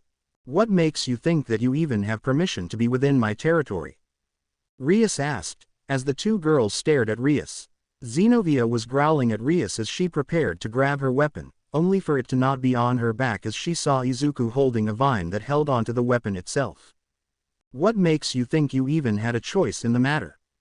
Lord Michael gave us express permission himself to enter here and search for the pieces of Excalibur, Zenobia said, as Rias looked at her. Well, you needed to inform me about this, not enter my territory and just state that you have jurisdiction over it. My older brother would not be happy with this kind of development, and you do not want to anger him, Rias said, as Issei and Izuku watched with bated breath. You know, reaching for your weapon that isn't there is not a good look at the church, Izuku said, catching the attention of everyone. They all saw he was holding the weapon of Excalibur in his vines as they wrapped around the weapon itself. Zenobia and Irina stared in shock as to how Izuku took one of their weapons without being notified of its disappearance. Standing up from the desk, Izuku returned the blade unaware that he was holding it in his hand, something that shouldn't be happening. Placing the weapon in the woman's hand, he moved towards the door of the room as everyone stared at him in shock. If you both wanted to remain in this territory, you might want to be more accommodating for those who are allowing you entry. For all you know, everyone here could try and kill you for your harsh words. Izuku said, as both girls bristled at his words. I agree with my master, he is the one who was holding your weapon after all. You wouldn't wish to anger him, he has a certain way with it that will make you wish for death even if you weren't being looked at. Liz said, following after Izuku. With the two gone, they never seen the looks of awe as well as shock from each member of Rias' peerage as well as the two exorcists as they watched the two leave the building and head home. Izuku was seen walking back home after the whole meeting with the exorcists within the ORC. He had been deeply angered by how dismissive they'd been of Rias as well as not acknowledging how Rias was in charge of the territory with Sona. Not only that, but to openly threat her with death whilst holding a weapon that could activate another war between the three factions. It was really worrying for Izuku since if Rias was killed by the blue-haired exorcist, Zenobia, if he remembered her name correctly, would essentially be kicked out of the church for killing the little sister of the underworld's leader. The simple fact that the woman had implied that she could kill Rias and wouldn't get in trouble in the slightest, concerned Izuku. So as he walked through the door of the house, he called home for the last few years. He sighed and placed his coat on the hanger near the door. Moving through the house, he found Eri sitting on the couch of the Hyodo household as she watched a small cartoon about a coyote chasing a road runner whose form was similar to an ostrich. Hey Eri-chan, how are you doing? Izuku asked, as the girl looked at him. I was watching the weird wolf man chase the weird bird man, she said, as Izuku rubbed the girl's head. Don't worry, he won't ever be capable of catching him.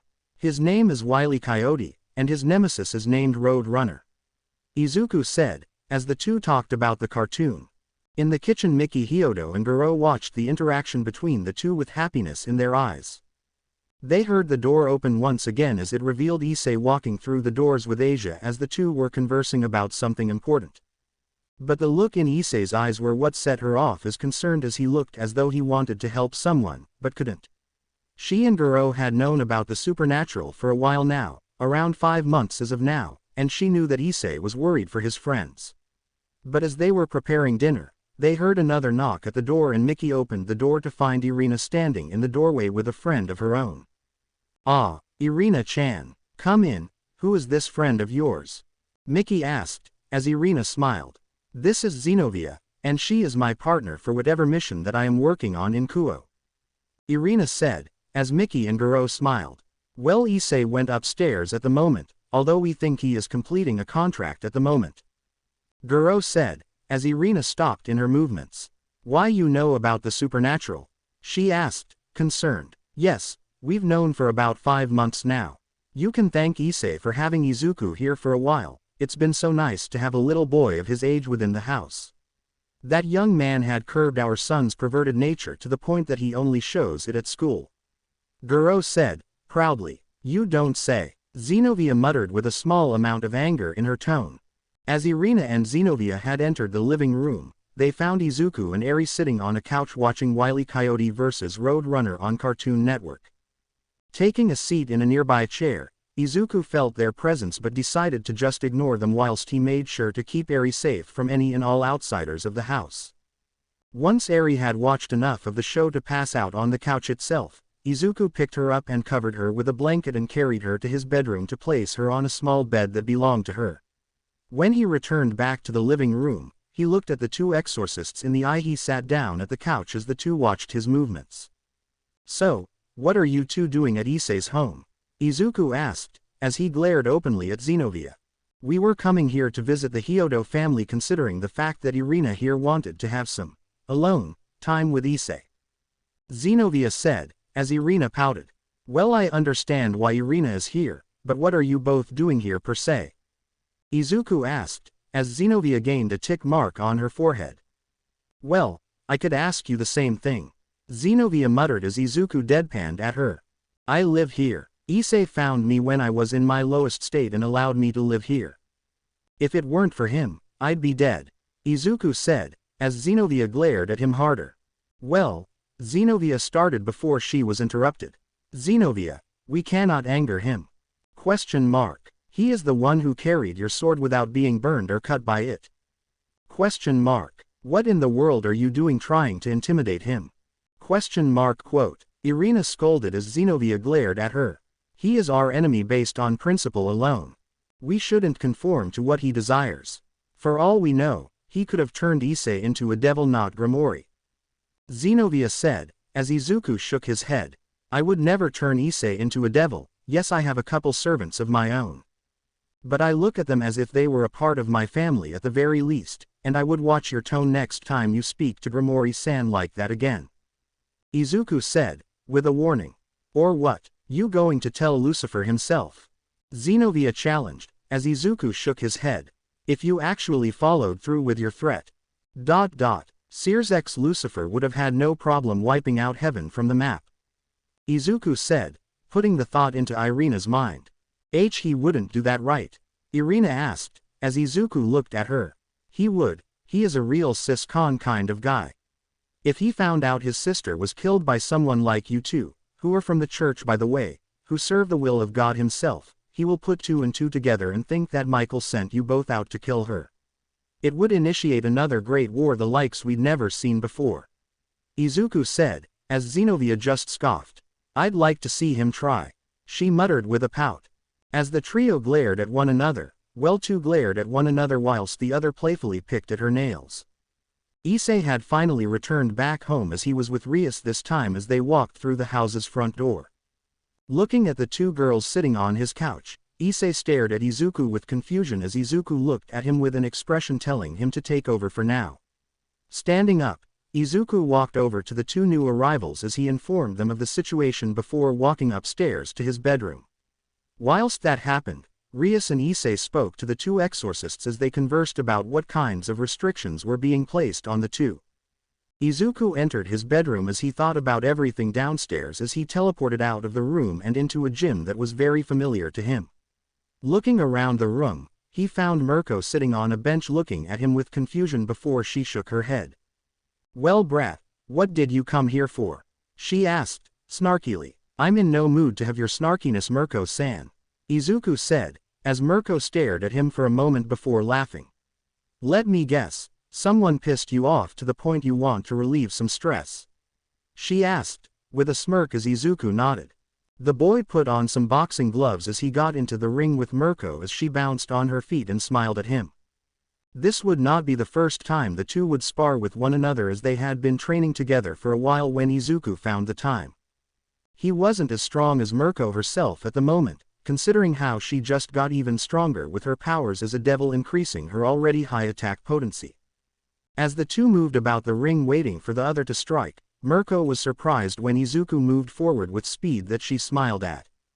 Izuku went for a right jab that was feinted to become a sweep of the legs as Mirko had jumped over and countered with an upside-down jab of her left arm.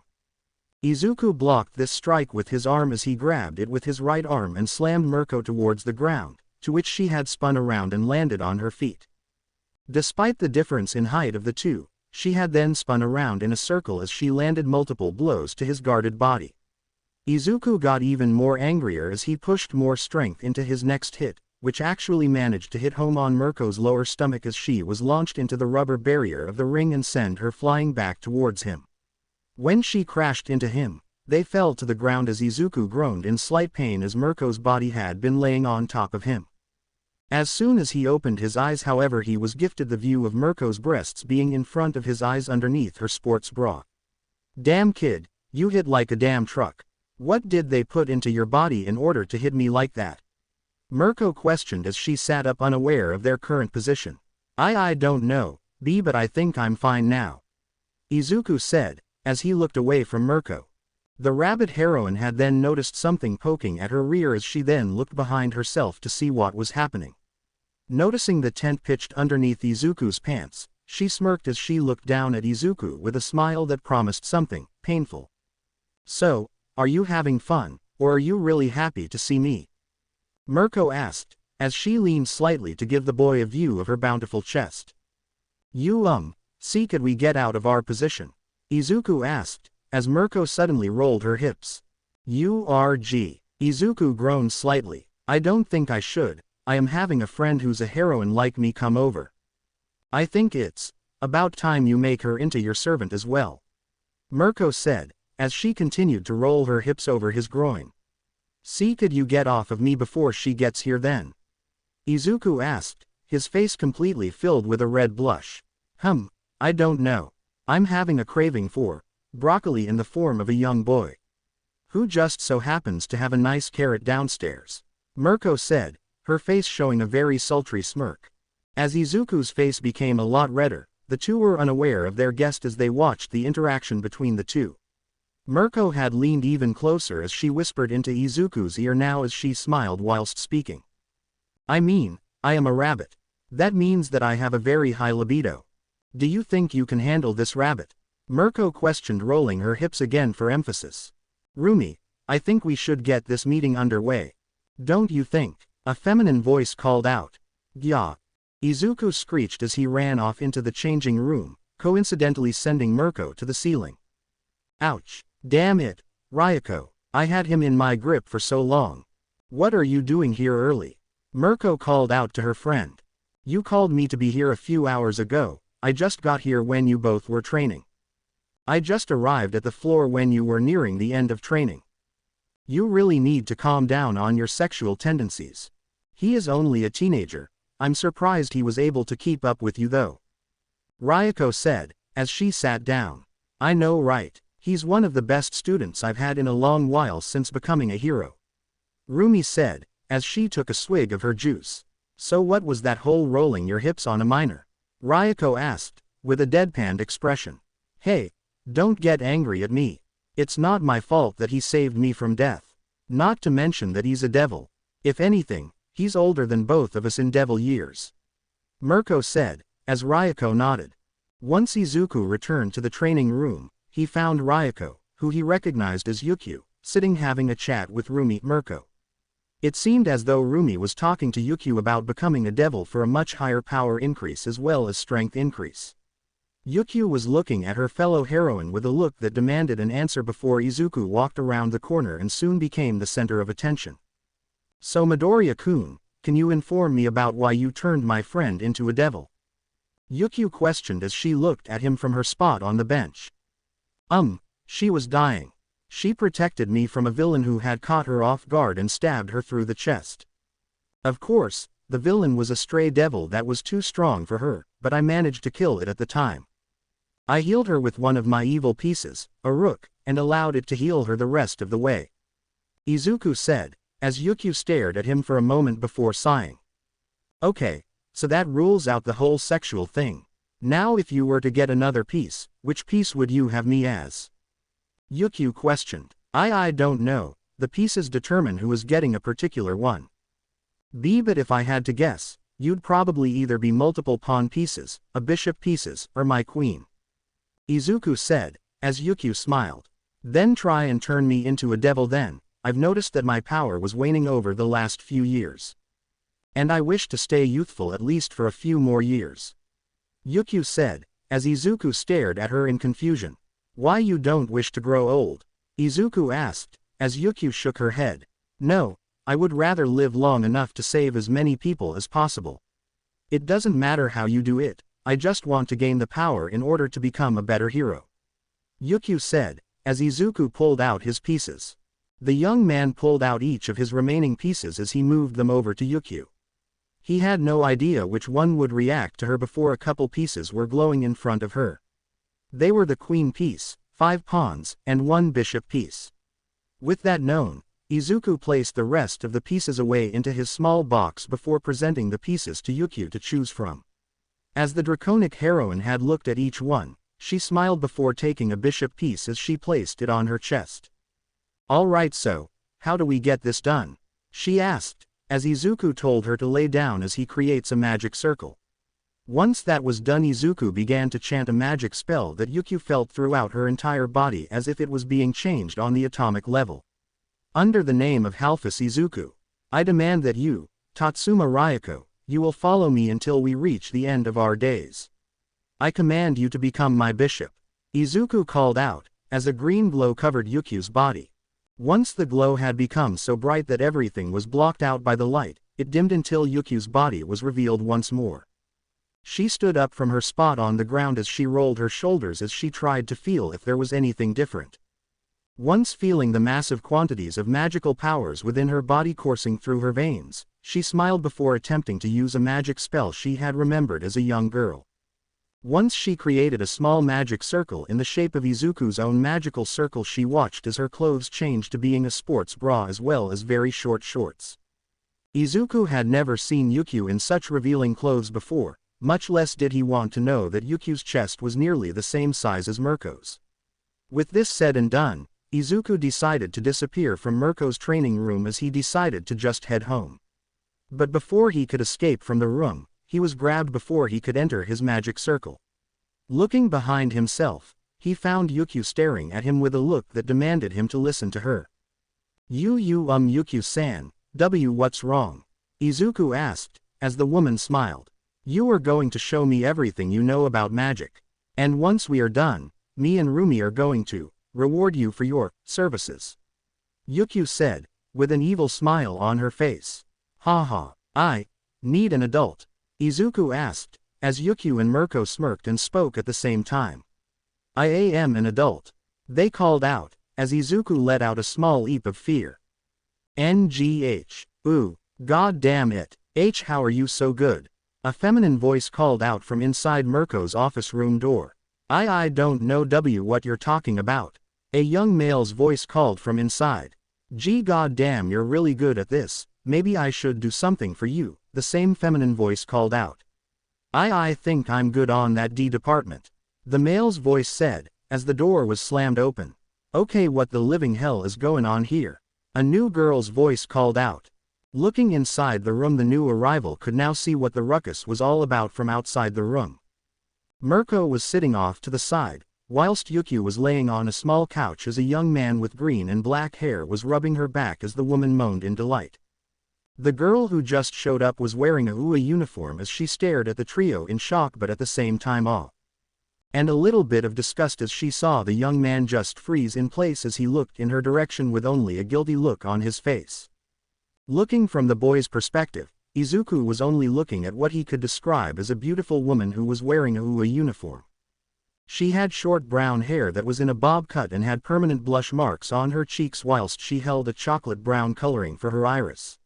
She was staring at him and the other heroines with complete disgust as well as awe and confusion written on her features. Izuku sighed as he stood up and moved away from Yukio as he sat down on the ground on his knees with his face toward the ground. So, Anion, willing to tell me what in the hell is going on? The girl asked, as Yukio sat up from the couch. Well, you're early for your internships. She grumbled. How am I early? I was told to come at around 12:30. The girl said, as Izuku was looking more and more confused. Don't worry, brat, he's not attacking us or anything. Well, that is if he wanted to. Mirko said, with a smirk causing him to blush madly. Okay, can someone tell me who he really is? The girl screamed out angrily.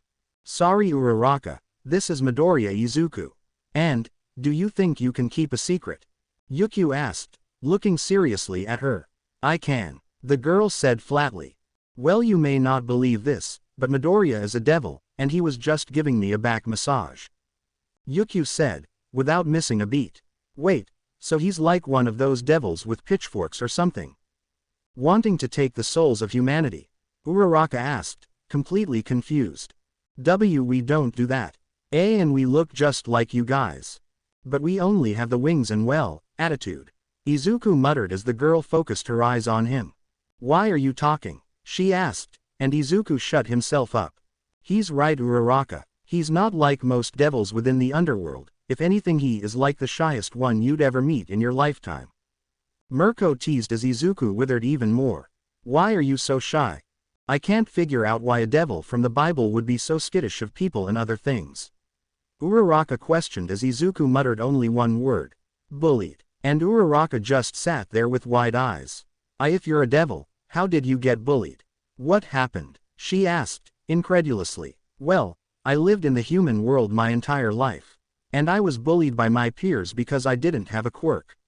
Izuku muttered, moving his finger along the ground in a circle. Uraraka chose to stay quiet for the rest of the explanation that Yukio gave her and told her that both her and Mirko were a part of Izuku's peerage.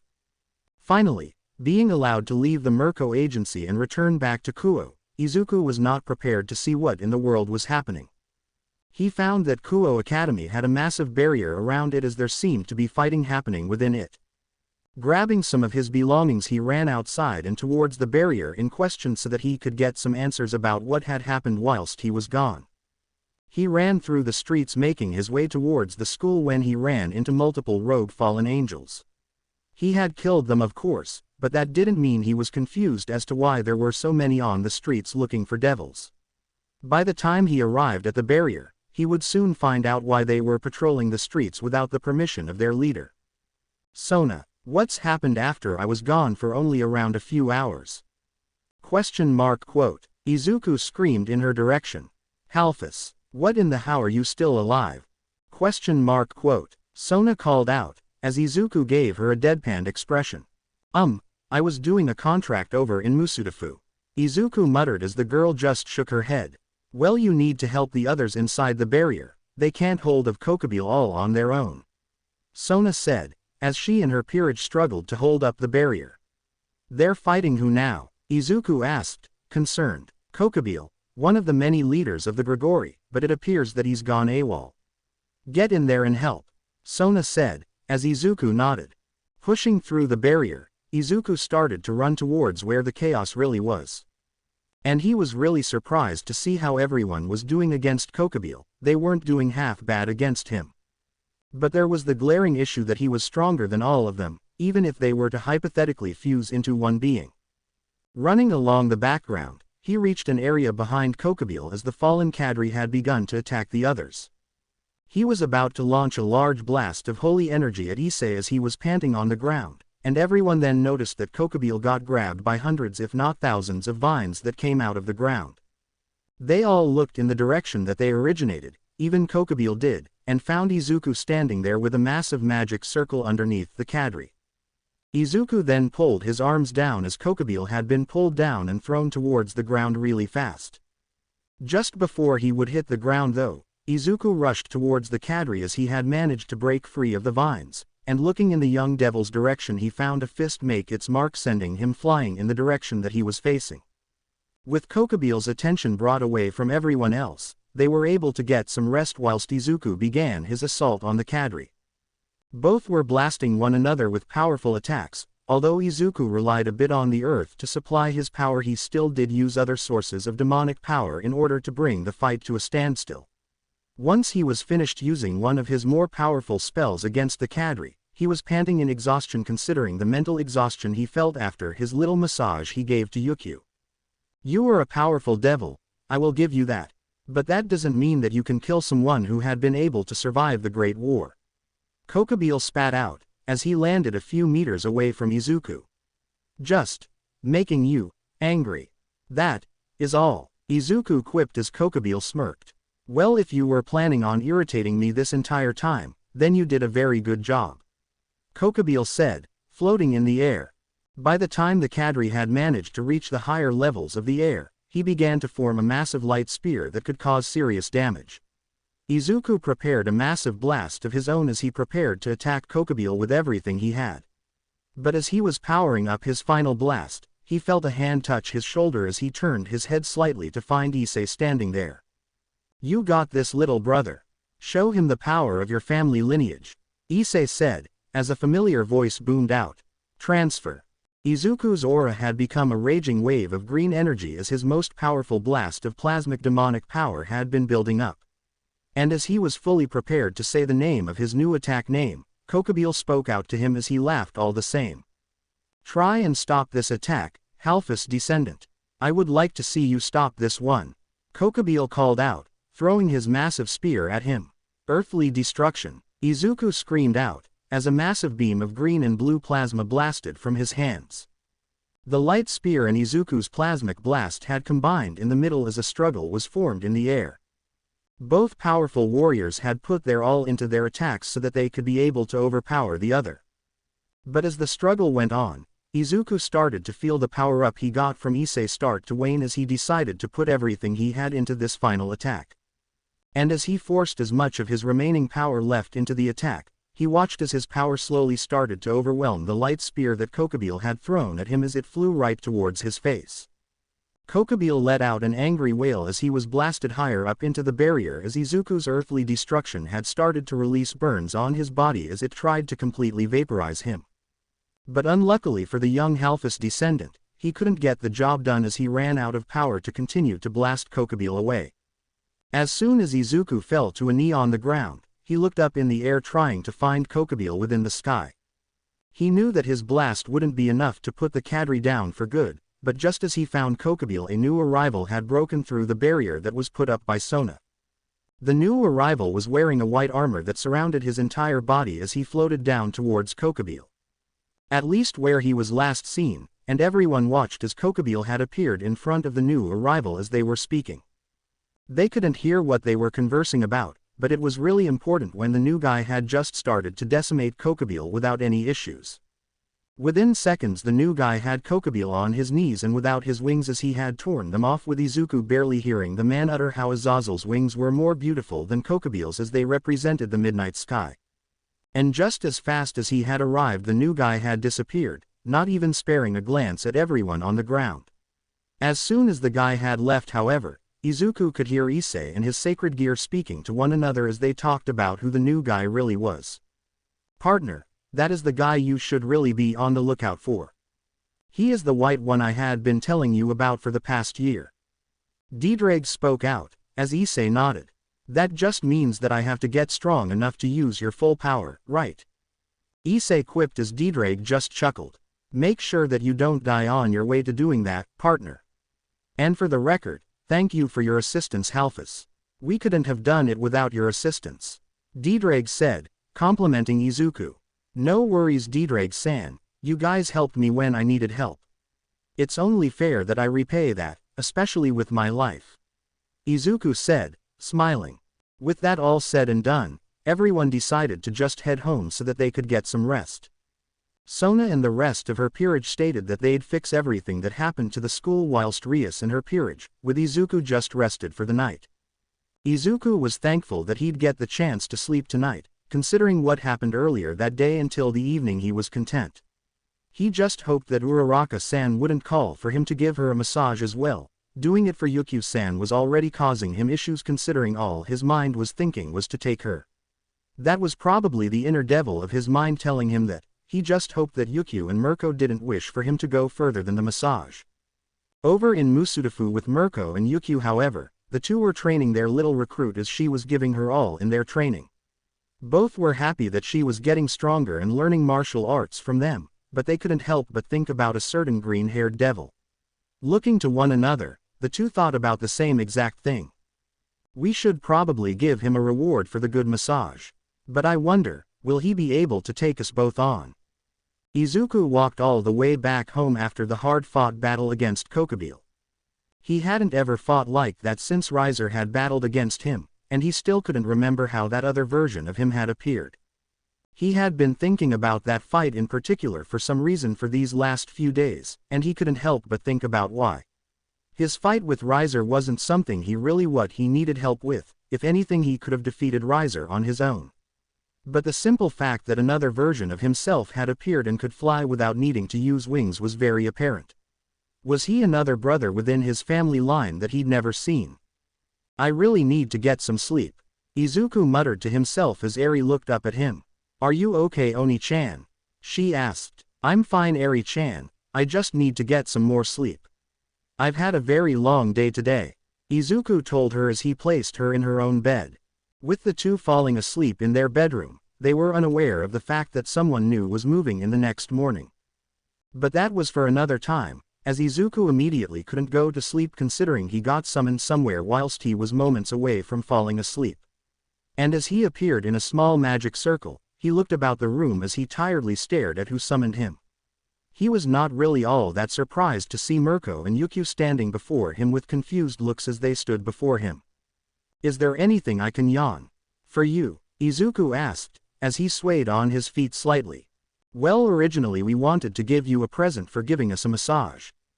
But we need some more information about what happened where you live. Mirko said, with a serious expression. What do you wish to know? Yawn, Izuku asked, as Yukio stepped forwards. Did you fight someone who was very powerful in the town you live in last night? Yukio asked, as Izuku stared at her.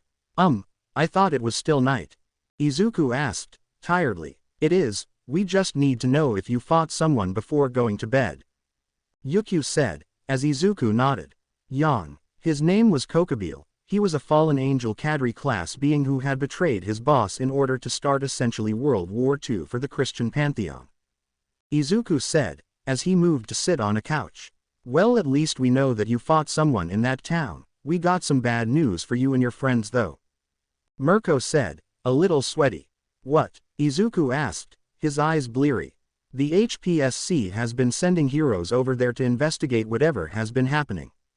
The one they sent though is someone who can merely touch you and know about your future.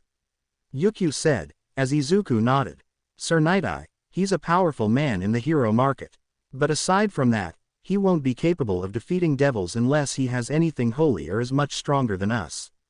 Izuku said, as he slowly fell into his slumber. He was also unaware of the fact that both women were recording him with their phones as well as covering him up with a blanket. The next morning Izuku found himself within Mirko's agency on her couch as he stretched his limbs causing them to pop. Standing up from the couch he was about to leave the place via magic circle when he was tackled to the ground by an unknown person from behind. He was about to stand back up to push whoever was on his back off his body, when he felt his arms being placed in a peculiar position where they were behind his back and crossed as he felt soft melons push against his back. What's going on? What happened? And who are you? Izuku asked, as the person spoke up. Who are you? ? I don't remember seeing you here yesterday. A familiar voice said, as Izuku turned his head. Oh, it's the chocolate-haired girl. Nice to meet you, I'm Midoriya Izuku. And I am the devil who's in charge of your mentor. Izuku said, as the girl stared into his still tired eyes. Okay, if you know about them and Midoriya being a devil, what is the one thing he likes? She asked, glaring into his eyes. Well, I know for a fact that I love Katsuden, and I can use nature magic to defeat my opponents. Izuku said, as the girl shook her head. Tell me something that isn't common knowledge in this building. She said, angrily. Well, I saved Mirko from a fallen angel attack about 4 months ago. She saved me from a small-time villain attack during that time frame and I turned her into a devil to save her life. Izuku said, as the girl stared at him before letting him go. That's you all right, Midoriya-kun. Sorry, just fought first and asked questions later. The girl said, as Izuku nodded. As the two stood in the middle of the room for a bit longer, Izuku looked at the time and prepared to leave once again. But before he could even leave again, he was stopped by the girl as she asked him a question before he would be allowed to leave. Hey, what are the requirements for joining your peerage? She asked, as Izuku stared at her. There isn't any requirements. Just that you need to be prepared to adjust to your new devil demonic form. Oh yeah, I forgot to inform Yukio and Mirko-san that they are both highly susceptible to holy relics as well as energies. Can you inform them about that? Izuku asked, as the girl nodded. Anything holy will hurt them both. Anything else? She questioned. Well, if they want me to do another massage, then they only need to ask. Unless I'm busy, Izuku said, before disappearing in a magic circle muttering. Appearing back in his bedroom, he found that Eri was still asleep as he thought about his interaction with the chocolate-haired girl. Thinking back on it, he remembered that Yukio had informed him about the girl's name being Uraraka. So he needed to remember it from now on, but at the moment he left his bedroom so that Eri could sleep. Walking down the stairs he heard the doorbell ring as he went to answer it for everyone who was taking care of their usual business. Opening the door he was met with a rather curious sight.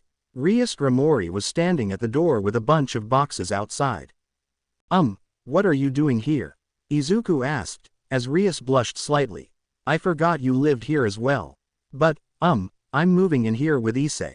Don't worry, the building will be upgraded for when everyone decides to move in. Rias said, as Izuku nodded.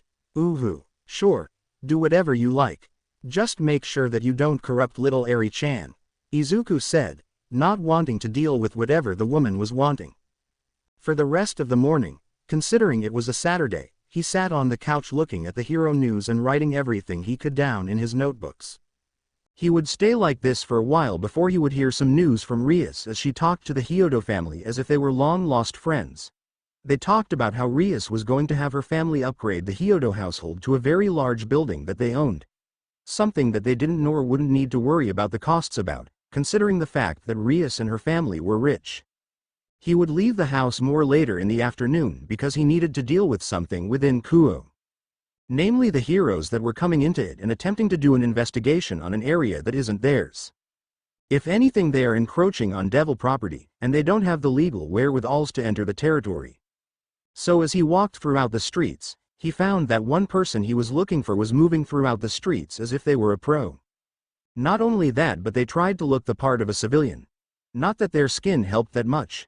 This person was none other than Bubble Girl as she traversed the area without even trying, although Izuku could recognize her from a mile away from how she looked alone. He walked up behind her as he followed the woman throughout the entirety of Kuo town, and by the time she made it to a small house on the outskirts of the town, he followed her inside. Sigh. I can't believe that Sir sent me out there. I could feel as though someone was watching me from somewhere, but whatever, I have some small information about everything happening. It's just a small town with very little villainous activity. Nothing to worry about, she said, humming to herself as she made her way to her bathroom. You know, you really shouldn't be within Kuo town's borders. Especially since you're a hero, Izuku said, causing the girl to let out a scream of fear before turning around. And sure enough, standing near the bathroom door where she was heading, Izuku was leaning on the doorframe with a smirk on his face. The woman pulled up her hand as a small bubble appeared as she glared at him with a fire behind her eyes. Who are you, and why are you inside this safe house? She asked, with some slight fear in the undertone of her voice. Me? I'm not someone you should know. If anything, I am just here to give you a warning, Izuku said, walking past the heroine and stopping with his back facing hers. And what is this warning? Bubble Girl asked. You are encroaching on land that isn't belonging to the heroes. Much less the HPSC, so it's best if you hightail it out of here before you start to cause a war between humanity and something that you would rather not wish to find out about, Izuku said, before leaving the house. Before closing the door, however, he looked back at Bubble Girl as she turned to look at him with some slight fear written in her eyes. I should give you my name though, but you won't find it anywhere on any kind of registration forms. Aside from a fake name and identity. My name is Halphus Izuku. And I am not somebody you would like to anger, Izuku said, before leaving the house, closing the door behind himself. Walking back home, Izuku would feel happiness welling in the bottom of his heart as he felt pride for protecting land that didn't belong to the heroes. Although the fact that the HPSC were moving on ground and territory that didn't belong to them, it concerned him greatly. The simple fact that they had a hero investigate a town that had nothing to do with the main lifestyle of heroism was greatly concerning. He needed to inform Rias and Sona about potential visitors in the form of men in black suits from the HPSC themselves. Shaking his head, he entered through the front door of his home as he overheard Rias speak to Issei in the kitchen. Issei, for the last time, you need to tell me what the man looks like, Rias said, as Issei just sighed. Fine, he looks tall, has black hair with a golden fringe on the front. Not to mention that he's laid back as all hell and looks like he's very powerful, Issei said, as Izuku stopped mid-step in the hallway. What kind of clothes was he wearing, Issei? Rias asked, as Issei thought about it. I think I remember him wearing a black cloak-like overcoat. Not to mention he did wear a black kimono one time when I first visited him, Issei said, as Rias sighed. Okay, so you have a contract with the leader of the Grigori Azazel. That's something to know about. Is there anything else I should know about? Rias asked, exasperatedly. I think you should know something, Rias, Izuku said, causing both Rias and Issei to look at him. What is it this time, Midoriya-kun? Rias asked, laying her head on the table. The HPSC had sent Sir Night-Eye over into Kuo town earlier this month. It was to check out what had happened last night between you and Kokebil, Izuku said, as Rias let out a massive sigh of exasperation. Well, that'll do it, she said, passing out at the table. Off in an apartment of his own, a certain fallen angel of the Grigori was smirking to himself as he spun some whiskey in his cup.